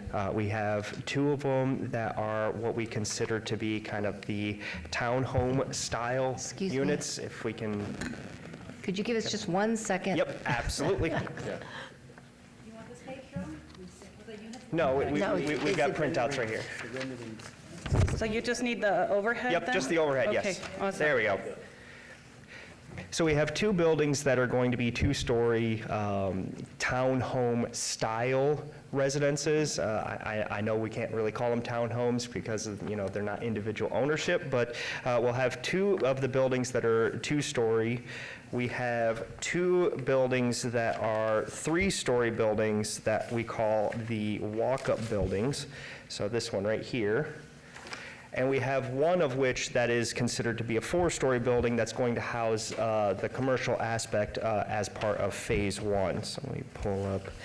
So there's the 4-story. So throughout all of the entire project, we're going to have a mix of different levels throughout the entire thing. This is what's being presented just as part of Phase 1. Awesome. I also want to give much credit to the executive director at the Housing Authority that I had the fortune as a past chair of this body to actually select in the recruitment process. And he was drawn to Las Vegas because he saw the opportunity to expand what we could be doing for our community in terms of affordable housing options. And it is nice to see that we are we meant what we said, and we're moving forward on bringing more of that. So, Mr. Lewis Jordan, thank you for making sure that we are moving forward in the right direction to bring more affordable housing options. And so I appreciate Councilwoman Summers Armstrong's indulgence as a former past member of Housing Authority. I kind of do miss all of the regular briefings and the updates on what's happening in this space, but I'm very proud of where we are now and where we're headed for the future to make sure that we're offering the best housing opportunities for our communities. And I, as a young child, have always driven Washington Ave since it's a connector between the west and the east side. And so just seeing it all my life, it's going to be so awesome once we see it completed. So thank you all for your work on it. Thank you, Councilwoman. Would anyone else like to speak? Oh, we have one. Is there, okay, before we have the motion, is there anybody that wishes to comment, make a public comment? Who is it? Abram Hayes. Oh, Oh, there you are. okay. Would you care to come to the microphone?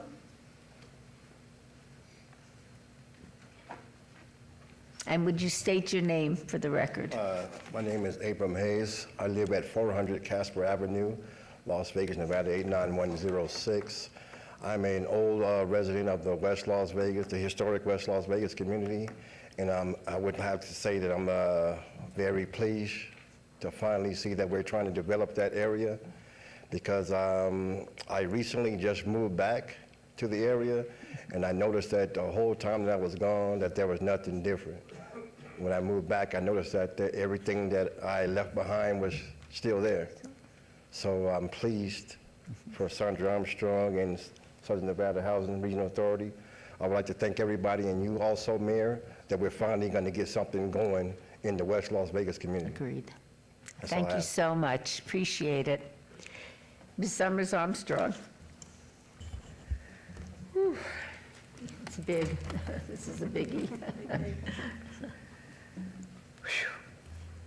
2009, I sat on the Housing Authority for the 2 years and had to learn so much about how hard this is. It is not easy to bring such dynamic change to a community that has suffered disinvestment and loss.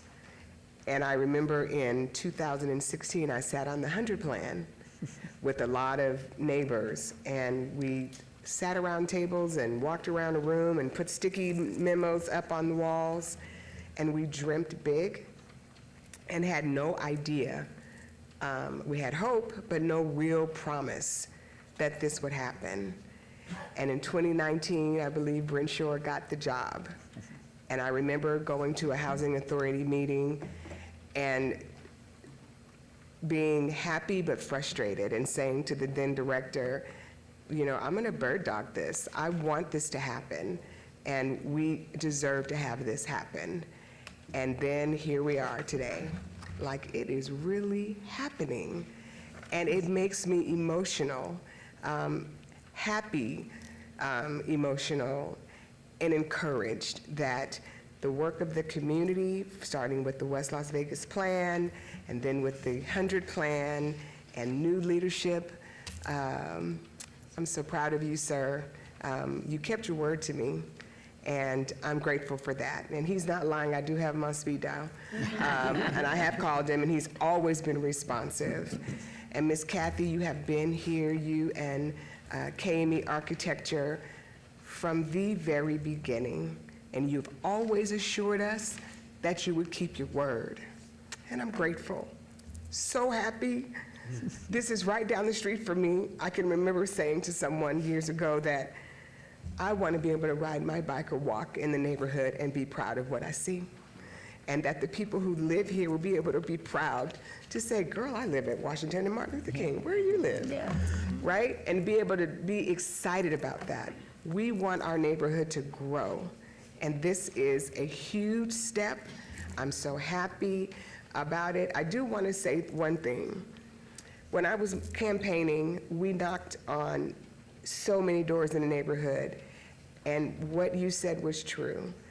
The gentleman that was here earlier and the young woman that was here earlier, we knocked on their doors. And the question that I ask everybody, do you know that the redevelopment is happening? Have you been contacted? Have you put your papers in? Are you talking? Everyone said yes, that they had been personally contacted, they'd had something on their door, they knew that there were meetings. And so I know that we have some information out in the atmosphere that may not be accurate, but I can say that the people I've talked to have said that they have been contacted, and that's what we want. We want this to be a fair and equitable and people-centered process, and you're keeping your word. I'm so happy. I'm so happy. And you did poach her, but that's okay. She did. She went in the community, and that's the most important thing. So, through my tears. Would you care to make a motion? Yes, ma'am. I would like to make a motion for approval. Did you care to say anything? I need to keep a box up. You know, Mayor, I just wanted to just reiterate again. Would you give your name Yes, for the Louis record? Jordan. We know who you are, but. I'm the Executive Director of Southern Nevada Regional Housing Authority. Councilwoman, you got me a little emotional too. You know, I've had the pleasure of seeing what happens when a strong team comes together. A strong team that's committed to doing the right thing, and a strong team that cares. This is amazing. You know, I've been here 3 years. I'm looking to retire here. Again, the best is yet to come. This is just the beginning of what I think we can do collectively. I just wanted to say, as I said earlier, we will move judiciously and we will move at the speed of trust. And I can't tell you how proud I am to be a part of this collaboration, all of the partners, the wonderful residents that live in the Marble Manor area. And we want to develop, or we will develop, a product that makes people who live there happy and also inviting for others who want to come into the community. So we thank you for your vote of confidence, and we look forward to wonderful things in this great community. Thank you. Absolutely. And I've lived here for over 60 years, and may I say it's about time. I'm very, very pleased and excited. Councilwoman, would you care to make that motion? Yes, ma'am. I would like to move for approval of item 64 and follow staff advice and approve. 65, sorry, 65. And follow recommendation of staff and approve this motion. Okay. Shall we vote on the motion?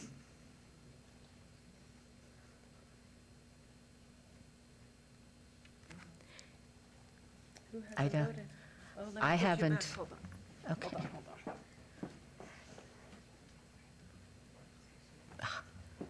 Oh, no, It disappeared. it disappeared. Oh, I would be a yes. Please, oh, here, nope, it disappeared She did it again. for you. All right, post. The motion very proudly passes.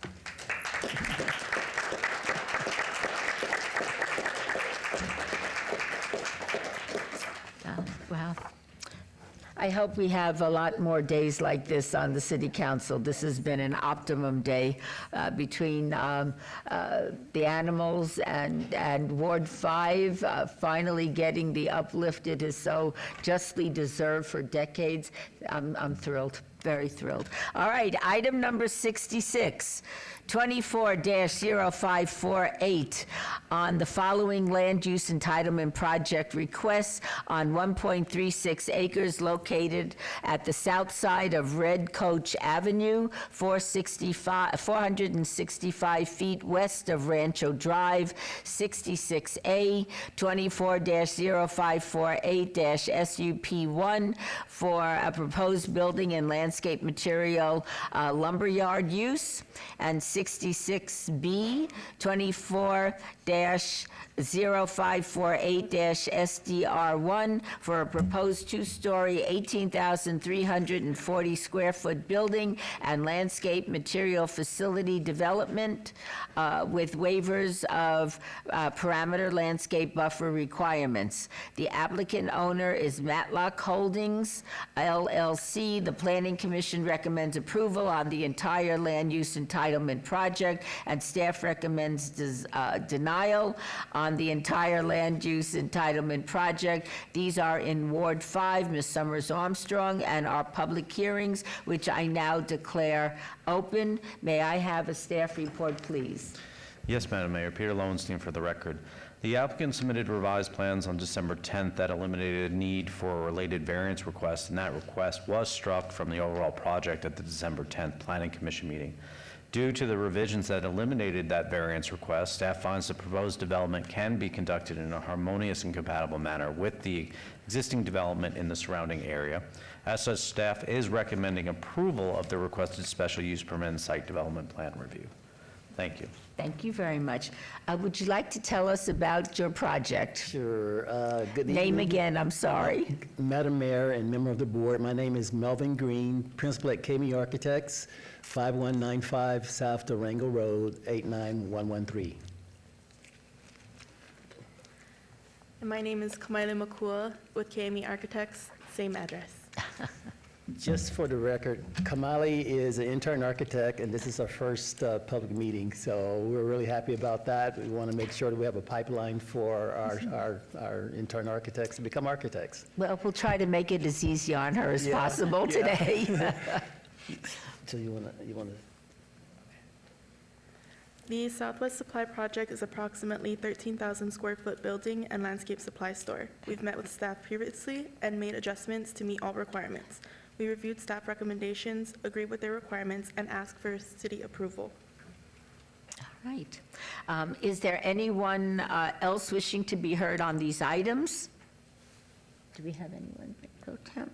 Seeing none, I'll close the public hearings. Are there any conditions that need to be agreed to? In that case, are there any questions and comments from the council? Thank you, Madam Mayor. I'm excited because, again, another development in Ward 5. I was able to meet with the developer and the architectural team. So proud of your intern, Ms. Kamali. Is that how you say it? Perfect first presentation. I love it. This property is right off of Rancho, and it abuts to the back to a residential area. My husband, my ride-along, rode with me through the neighborhood, and we actually talked to a resident and listened to some of their concerns. So when we met with KME Architecture and brought those concerns, all of them had been addressed. There's plenty of buffering, they're dealing with the lights, there's no storage near the residential properties that are nearby. It's just really thoughtful, And this is what I am hoping that people will understand about Ward 5 in this new administration is they are near NARA. And so there is a way for us to develop respectfully with what is already existing. And I would like to make a motion, if it's all right, ma'am. It certainly is. Thank you. For approval of item number 66. 66A and 66B. All right. Can we have a vote on the motion? Please post. The motion carries, and thank you very much. Thank you so much. And congratulations on your future career. Thank you.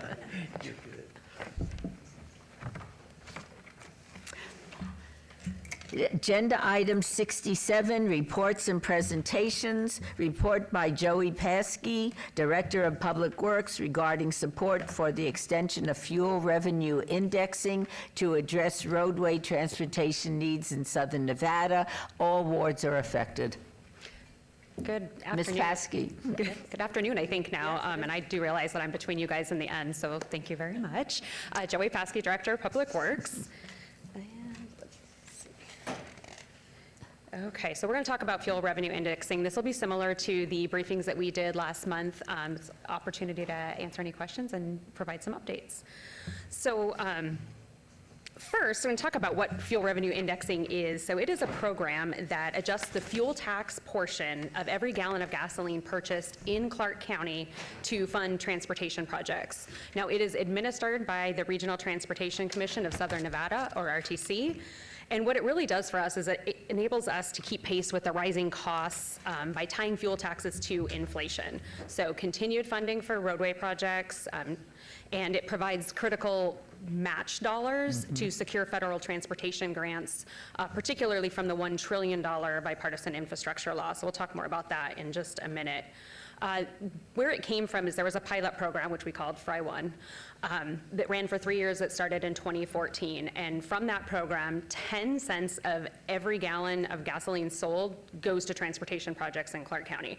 And it gets split by what we call population valuation amongst the Southern Nevada agencies. So based on ours, the city of Las Vegas gets 25.1% of that split.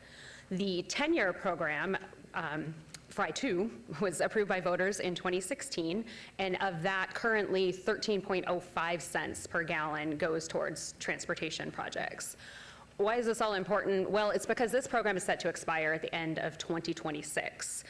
Extension is a top priority for RTC and these local entities during the 2025 legislative session. RTC is spearheading the effort, but they're really going to need strong support from member agencies to be successful. So Public Works and Government Affairs teams from all of the entities, including the city, have been working together on this and strategizing for several months or even longer. All right, so what does Fry mean to the city? So I just want to talk about, why do we care so much? We have, since the inception, we have done 127 Fry projects. That is over $607 million committed over the 10-year, and it's created more than 5,000 jobs within the city, 20,000 regionally. So what happens if we don't have Fry? Well, that would reduce our transportation funding by around $50 million annually. So this affects street maintenance, neighborhood and school safety improvements, bike and trail projects, and implementation of our Complete Streets program. We would not be able to complete large infrastructure projects. Think the Sahara Las Vegas Boulevard pedestrian bridge. So it impacts safety, reliability, and economic competitiveness. We mentioned the match dollars earlier, so what also would happen is we would be unable to provide match dollars to secure federal transportation grants and also other federal funding. So that's of particular significance to us because we currently have 7 USDOT grants in progress, 8 congressionally directed federal funded projects, and 11 transportation projects funded by federal formula funds. So those projects are bringing about $167 million of infrastructure to the city, and our match of that is $49 million. So it's critical to be able to provide those match dollars and stretch our money as far as we can. Stop here real quick. So of the 127 projects, it has really made improvements to hundreds of locations. So this is just for perspective here. It shows you the great extent at which Fry funded improvements have been implemented throughout the entire city. So I'm going to share with you guys by ward a handful of the dozens of projects in each one of your respective areas and citywide that have been funded or are being funded by Fry. The projects, I can tell, are very diverse in geography, they're diverse in scope, and they demonstrate the far-reaching impacts of this program. So in Ward 1, we had the Charleston Boulevard Complete Streets project, which is just finishing up construction between Rancho and MLK. We also had intersection safety improvements at Charleston and Durango. In Ward 2, before we transferred Summerlin Parkway to NDOT, we did a widening of Summerlin Parkway between the 215 and US 95. We also have done multiple Buffalo Coalition safety improvement programs, roundabouts, speed cushions, speed limits, all sorts of things associated with that. In Ward 3, some of our bigger projects that we've done are Las Vegas Boulevard Complete Streets, which was completed in 2023. Also, the Main Street and Commerce Street downtown couplet, which is known as our Brewery Row, completed in 2018. In Ward 4, we used Fry funding to pay for some of the design of the Lone Mountain Road overpass at US 95, and also construct traffic signal systems in the Northwest. That was in Wards 4 and 6.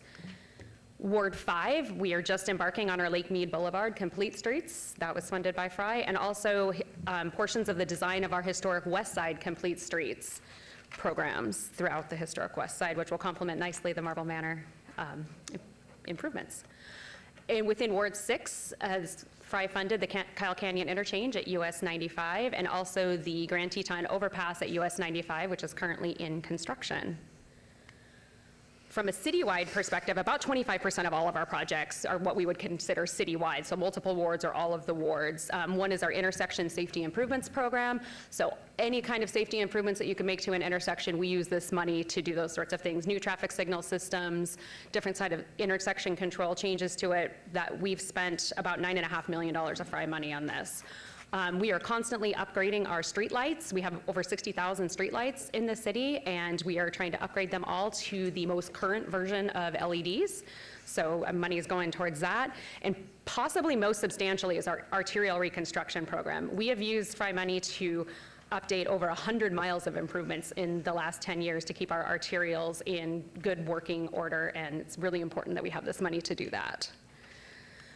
So in short, you guys adopted a resolution last month in support of this extension. It endorsed the RTC's effort during the legislature to extend the authorization.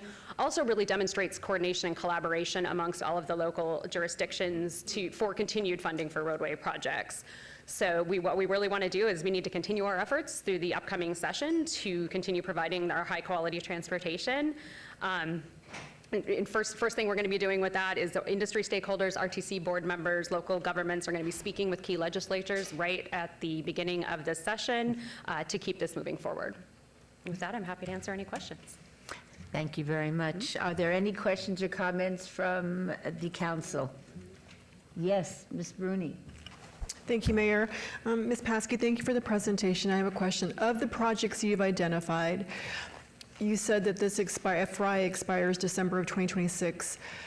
Of those projects that won't be complete by 2026, have we identified a plan B? So for those projects that have currently been started, we have the funds to at least complete those? Or what does that look like?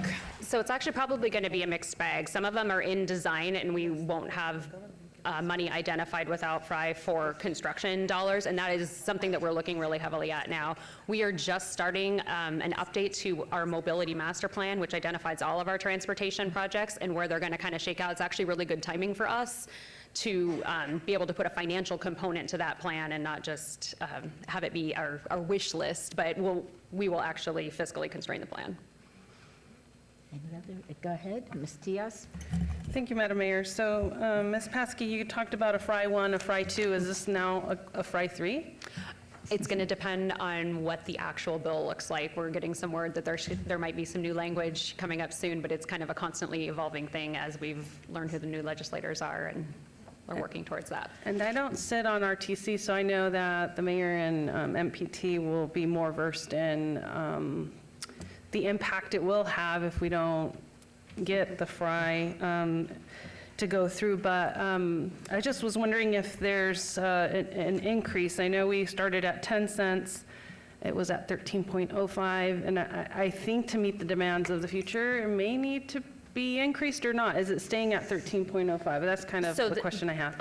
That's a good question. It's actually, those are stacked. The fry one stays, and it was capped at 10 cents, so it will never grow beyond 10 cents. But the fry two grows by the 10-year rolling average of PPI every year with a max, I believe, of 4% annually that it can grow.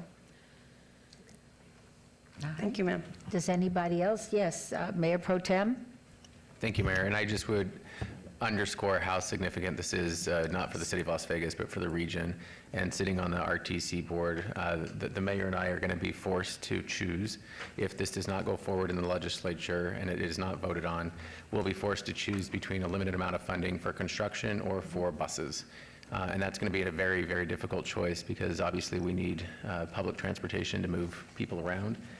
We also need construction and we need construction jobs. And so sitting on the RTC board, this is probably the most pressing issue that the RTC has, but I'm going to take one step further. It's the most pressing issue the entire valley has, that if it is not approved, we're going to be in a real tough spot from an economic perspective, from a mobility perspective, from a maintenance perspective, from a job perspective, everything else out there. So this is of the utmost importance that it moves through the legislature and hopefully gets approved.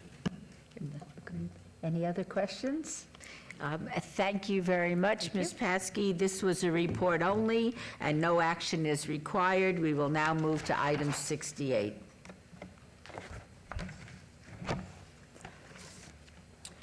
Set date on any appeals filed or required public hearings. I would instruct the city clerk to set the public hearing dates and appeals from the City Planning Commission meetings and dangerous buildings or nuisance litter abatements. Will do, thank you. Let's get to the next. Getting there. Agenda item 69. Citizens' participation. Public comment during this portion of the agenda must be limited to matters within the jurisdiction of the City Council. No subject may be acted upon by the City Council unless that subject is on the agenda and scheduled for action. If you wish to be heard, come to the podium, give your name for the record. The amount of discussion on any single subject, as well as the amount of time any single speaker is allowed, may be limited.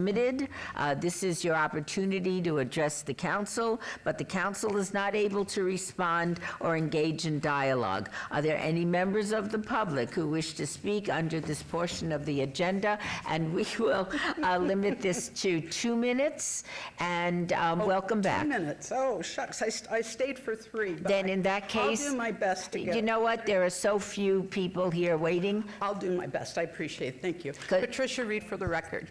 Thank you. Thank you very much. Since we last saw each other, the Animal Foundation had their public meeting, and I went to that meeting, and I want you all to know what happened at that meeting, okay? Hillary Gray and her team, they did the presentation. It was on December 21st. And Madam Mayor, when we were last here, you said that you needed more information before you could vote towards the Animal Advisory Committee. Was that correct? And so I was disappointed to not see you there, but I'm hoping that you've had an opportunity to watch it. You can watch the meeting. I believe they have it online. Okay, excellent.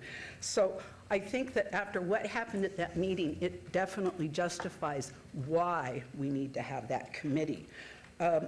This morning, as I was coming in, Ms. Gray was on the local radio station, so I was doing my best to get here and listen to that at the same time. She said that she's been with the Animal Foundation for 3 years. I don't know if that's accurate or not. One of the questions that I gave to Ms. Gray at the meeting was that back in 2020, the goal was no kill by 2020, and then we had the pandemic, everything fell apart. Never happened. They weren't on roll. I guess they weren't online to even make it happen. But I asked her, what's your next goal? You know, we had a goal for 2020. It didn't happen, so what's our next goal? They don't have a goal for no kill. If you'll recall, Madam Mayor, but this is before you came on, and Ms. Summers Armstrong, Ms. Gray was here asking for more money for a phone bank program. And Madam Mayor and Council, I want you to know that she did this presentation about, oh, we've got this new phone bank, and this is what we've done with it. And guess what? She did it without the money that she was here to ask for. And I want that to be proven. Now, the biggest thing that concerned me, and I asked Ms. Gray about, was another meeting that we were here about, and the fact that it had been brought out that Ms. Gray had issues with a home for spot rescue. And the agreement was, if you can all remember, she was supposed to, they were supposed to connect, and everything was supposed to be worked out so that that rescue could pull animals. And she looked at me and she said that she never heard from anyone. And I want you to know she lied. My phone started blowing up as soon as that happened. I had volunteers contacting me saying, oh, no, that is not true. So what had happened was, I thought, all right, so this is from Ms. England. I applied twice, and it took about 4 months for them to get back to me. They made me fill out 2 different applications because the old one they weren't using anymore. And so I did that, and then they denied me again. So I'm about integrity, I'm about character, okay? The time I is think up. it's important that that be called out. On a state level, yes, one of the things that they Would mentioned. you wouldn't mind wrapping up? Okay. In the future, okay, well, I'll skip everything. In the future, though, when it comes to the Animal Foundation, now based on what happened at that meeting, I will continue to ask for both Mayor Pro Tem and the mayor to recuse themselves from any votes with the Animal Foundation. Thank you.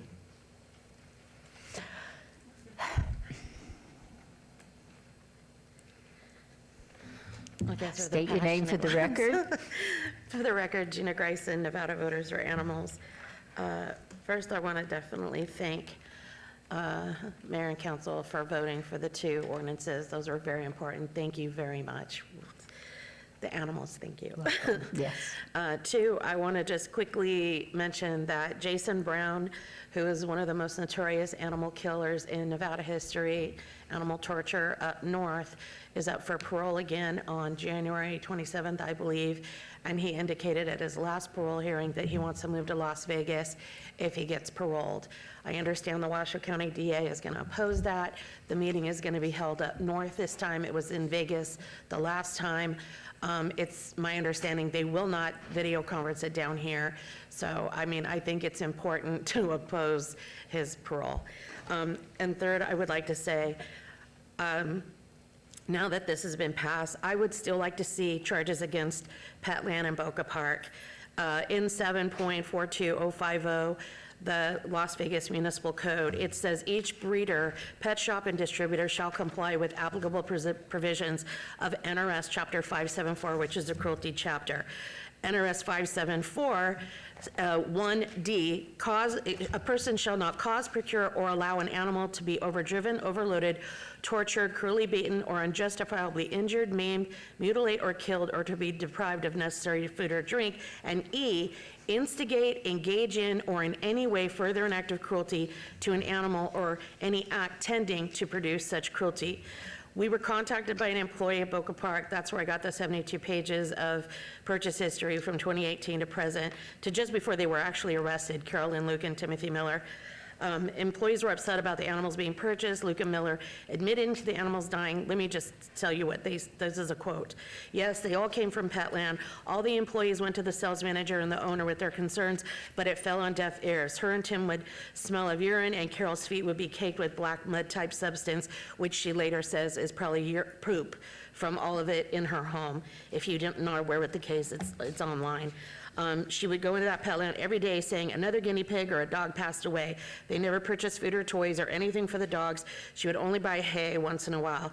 I feel like Petland really dropped the ball, and so did Animal Control when she was reported, because she was reported.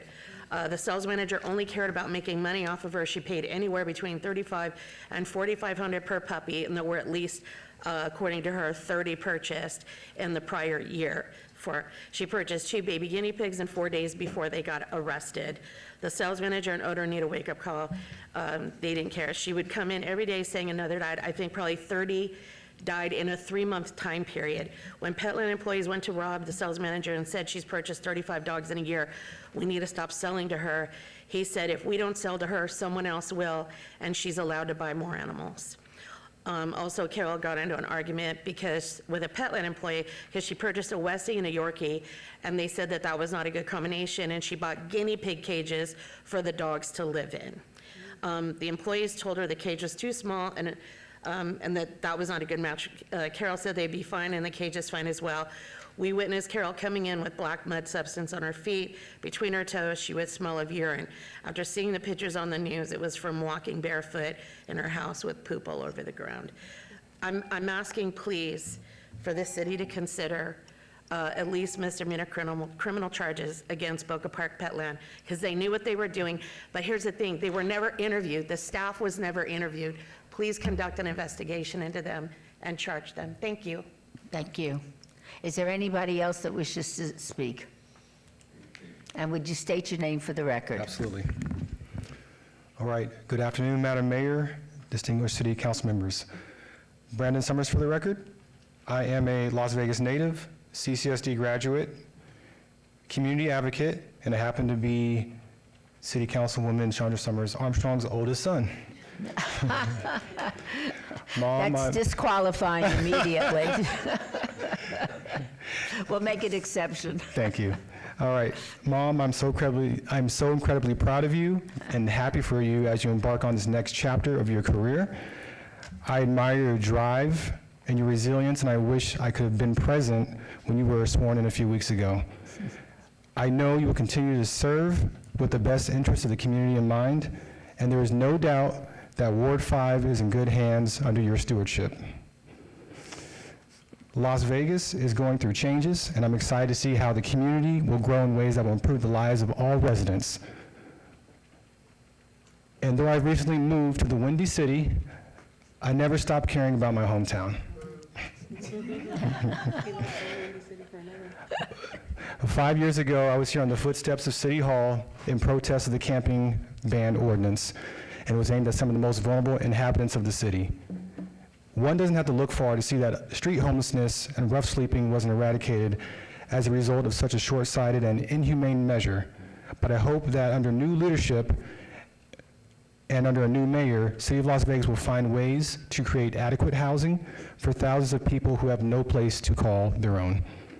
And I hope that Southern Nevada as a whole continues to find solutions to make housing affordable for individuals who are still working and surviving on fixed incomes in an era of hyperinflation and rapid climate change.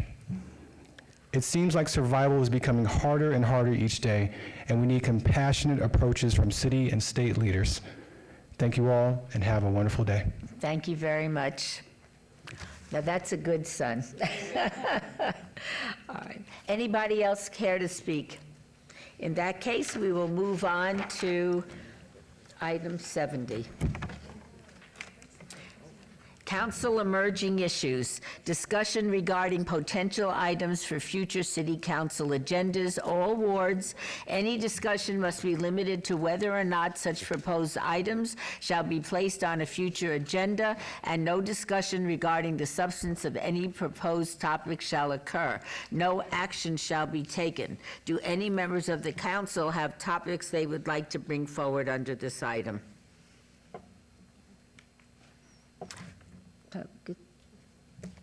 Nothing?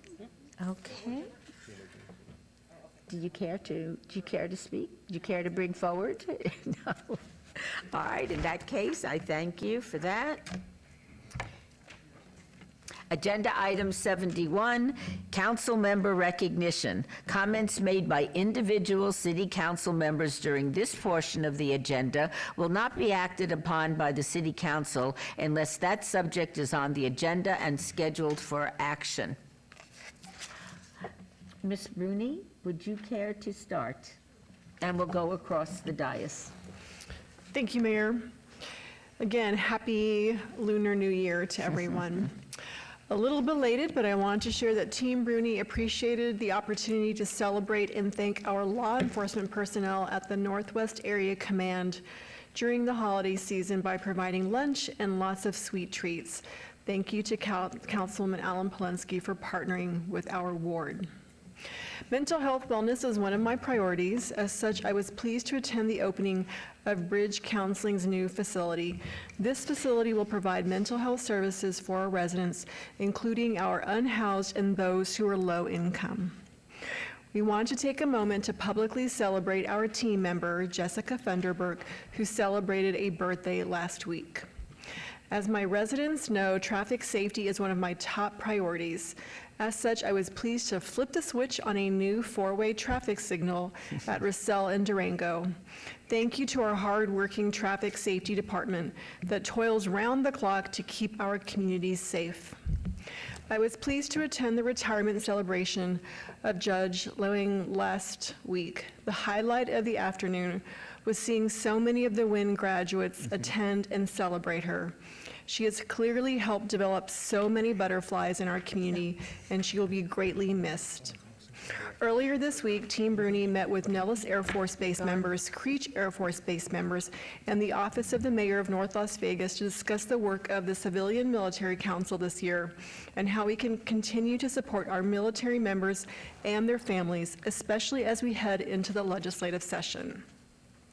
In the interest of keeping our residents informed, I was pleased to appear on Tom Letitia's new Middle Ground radio program that seeks to provide a moderate, reasonable perspective on policy issues. We are looking forward to many upcoming events in Ward 6. We'll be back with our monthly Bocaditos with Bruni this Thursday from 9 to 11 at our satellite office at the Centennial Hills Y.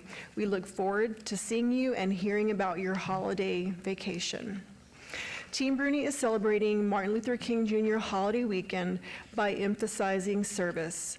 As such, we have several events that we're hosting to promote the idea of service that benefits our community. On Saturday at 8 a.m., we are gathering at Grand Entries Community at the corner of Ann Road and Grand Sierra Drive to trim palm trees for some of our senior neighbors. Thank you to Republic Services for your support of this effort. At 9 o'clock, after possible bird watching opportunities that will begin at 7:30 a.m., we will be gathering at Floydland Park to clean 3 different areas, including Maggie Street, the horse trails, and a cleanup of discarded fishing line along the pond area. Thank you to Get Outdoors Nevada for your partnership. If you're interested in joining us, please email us at ward6@lasvegasnevada.gov. Volunteers will receive one of our free t-shirts. Then on Monday at 7 a.m., we encourage our community members to get healthy and come out for an MLK Jr. 5K hosted by Just Serve and the Thule Spring Steak. Community members can run, bike, or walk. Also, the event organizers will be accepting donations of adult socks and underwear and diapers to support the needs in our community. We look forward to honoring the legacy and work of MLK Jr. by serving hand in hand with our neighbors to improve our community. Thank you. Thank you so much, Councilwoman Seaman. Thank you, Madam Mayor. I want to thank Captain Fennis of the Summerlin Area Command for surprising me by inviting me to join the LVMPD Air Support Search and Rescue Unit on a flight. This was an unforgettable experience, and it allowed me to witness firsthand the critical role this exceptional team plays in safeguarding our city and the community from above. We now have Pink Box Donuts in Boca Park in Ward 2. They opened its 14th store, but it's worth waiting for because we get a bonus. We're going to be opening the Bagel Mania right next door sometime in the spring. So what a great celebration it is, and I am so proud of what the Seagulls do in giving back, and they donated to the charity of my choice on the opening day, and I chose Paws Patrol, and they're a great organization that uses their own money to go out and rescue animals. I was excited to be a judge for the West Charleston Lions Club High School Student Speakers Contest. It's amazing how talented these students are, And the compelling topic was inspiring. How does technology shape our ability to connect through interpersonal communication? So it was very interesting to hear the insights of the students. And I just want to quickly address Gina's question, Gina's statement about the pet store was allowed to sell as many pets as they want, but because my colleagues and I did this bill today, no more. They will no longer be allowed to sell those pets, so I'm grateful for that. We have some amazing events coming up. We have a anti-human trafficking event right here at City Hall, and this one will be January 24th in City Hall Chambers. And then we have our regular Breakfast Buzz back in Ward 2 Biz, Saturday, January 25th from 9 to 10 at Veterans Memorial. So come bring your questions and break bread with us.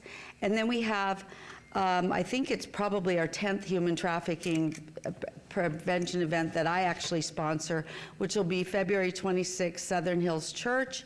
We actually are doing them all over the valley because this is a situation that doesn't just affect the city of Las Vegas, it affects our entire community. So we're getting the word out as much as we can. Today is Squirrel Appreciation Day, and while I normally don't do these things, I leave those to Mayor Pro Tem, but this one is very special to me because this little peanut was captured by a rescue, if anybody knows anything about him, and he was a star on social media. And a neighbor called, I don't know which, with federal animal control, whatever it was, and because of government overreach, they went and confiscated the little squirrel and put him down.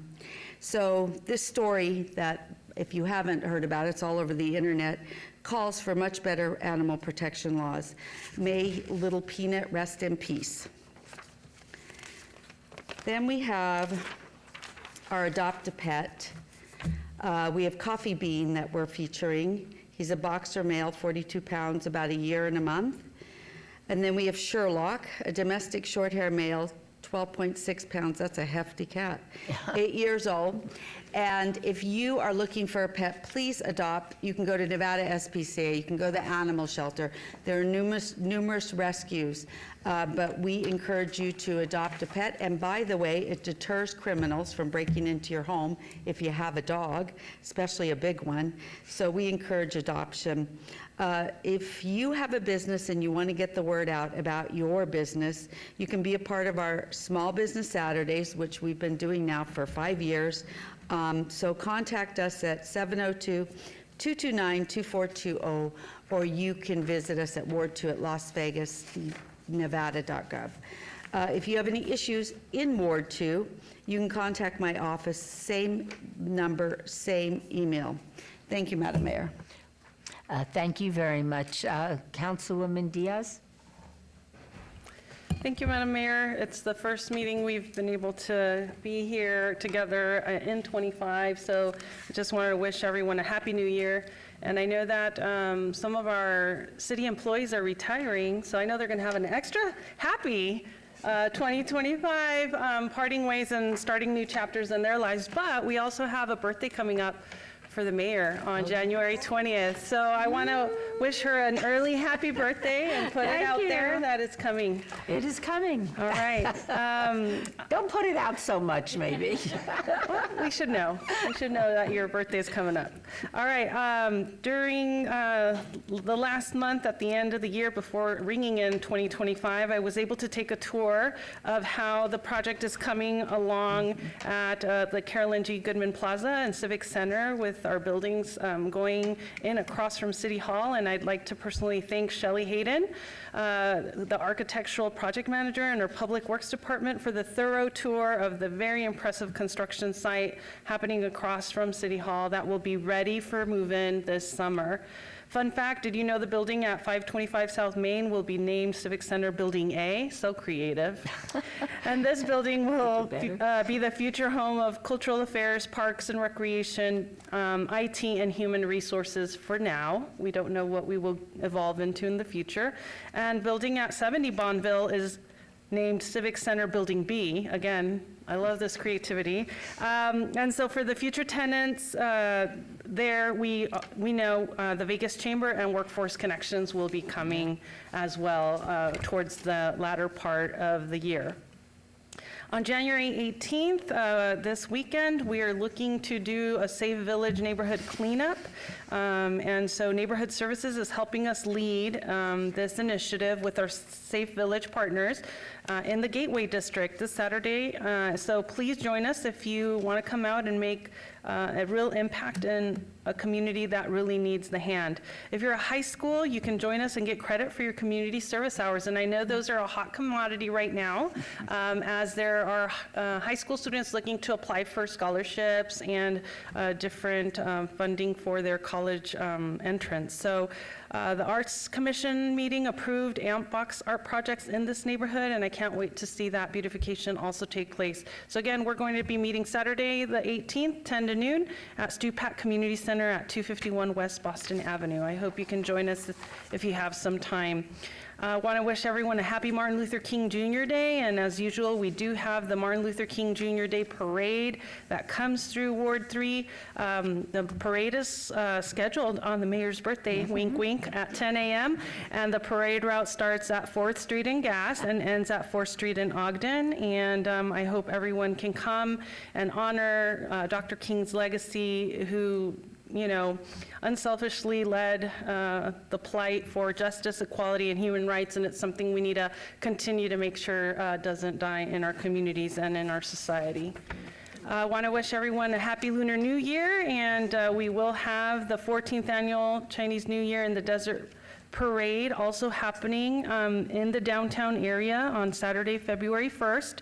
The parade will take part from 11 a.m. to noon on Fremont East Entertainment District between 11th and 7th Street, so don't miss your opportunity. And I just wanted to kind of share that Chinese New Year is known as Spring Festival in China, Tet New Year in Vietnam, and Seollal in Korea. And I think obviously Councilwoman Polensky could probably pronounce it way better than me, but it's kind of cool to see all of this playing here. And Lunar New Year starts January 29th, and it's the year of the snake. So I don't know if we have any snakes on the council. I don't know. All right, something very important for some of our folks on fixed incomes, we have a utility tax and sewer rebate program that begins January 2nd and ends March 14th, 2025.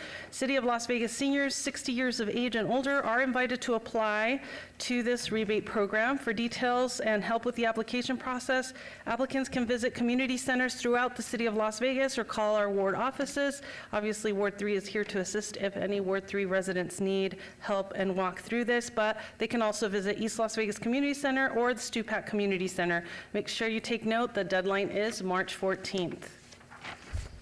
And that's it for me, Mayor. Thank you so much for the time, and folks know how to get to us. All the information is right here on the slide. Okay, and thank you very much. And I do love birthdays. I earned every one of my years. Mayor Pro Tem, would you care to say something? Thank you, Mayor. As a reminder, we have Brews with Brian. It's this coming Saturday, January 18th at 8:00 a.m. It's at Norm's Restaurant, which is at 4605 West Charleston. But I believe we have like 35 people coming right now, and for me, it's too many. So if you see this, just call me instead of coming. I'll buy you a cup of coffee later on. Museum Selfie Day. It's Museum Selfie Day, and I would encourage you to visit any of the wonderful, amazing museums. I've been to all of them now. And I would have to say that Discovery Children's, I've been there the most. But the Neon Museum just installed a sign on Charleston right across from UMC that's worth taking a look at if you haven't had a chance to drive down Charleston right across from UMC. It's worth looking at because the extension of the museums into Ward 3 and to Ward 1 is really phenomenal. And you can reach out to me any way you like. Feel free to use any of those resources. Thanks. Thank you so much. Councilwoman Polensky? Thank you, Madam Mayor. On January 4th, I hosted Law Enforcement Appreciation Day in Ward 4, which was held this year at Wayne Bunker Park. It was great to see so many retired officers, currently serving officers from across various agencies and their families come out for this annual event. I'm thankful for all of our officers and grateful for the work that you do every day to ensure the safety of our community. I'm looking forward to celebrating this event next year at Police Memorial Park, complete with its beautiful new renovations. Next up, just a few days later, on January 6th, I attended a French Legion of Honor ceremony for decorated World War II veteran, 102 years old, and my friend, Onofrio Nono Zakari. I was so happy to see Nono surrounded by his family and smiling for such a special occasion. A big thank you to Zach Butcher and Nono for including us to be a part of this momentous event. Last Tuesday, along with Councilwoman Chandra Armstrong, I attended the Northwest Area Command First Tuesday. There was a room full on hand as statistics were shared, which highlighted a decrease in crime in the Northwest over last year. Attendees also had the opportunity to get up close and personal with department drones and learn how they support and benefit law enforcement agencies. Extra special congratulations to Captain Noe Esparza, his administrative team, and their officers for your tremendous work over last year. Keep up the great work. Next up, happy retirement to outgoing Municipal Court Judge Cynthia Leung, and a warm welcome to incoming Chief Judge Kelly Giordani. I look forward to seeing all that you will accomplish in your new role. Next up, if you have any information regarding any of the 12 missing teens featured on this slide, please call LVMPD Missing Person Detail at 702-828-3111. And before I go to the last slide, I want to include a shout out to our very own Zach Butcher, our Government Affairs Officer. Today is his last day with the City of Las Vegas.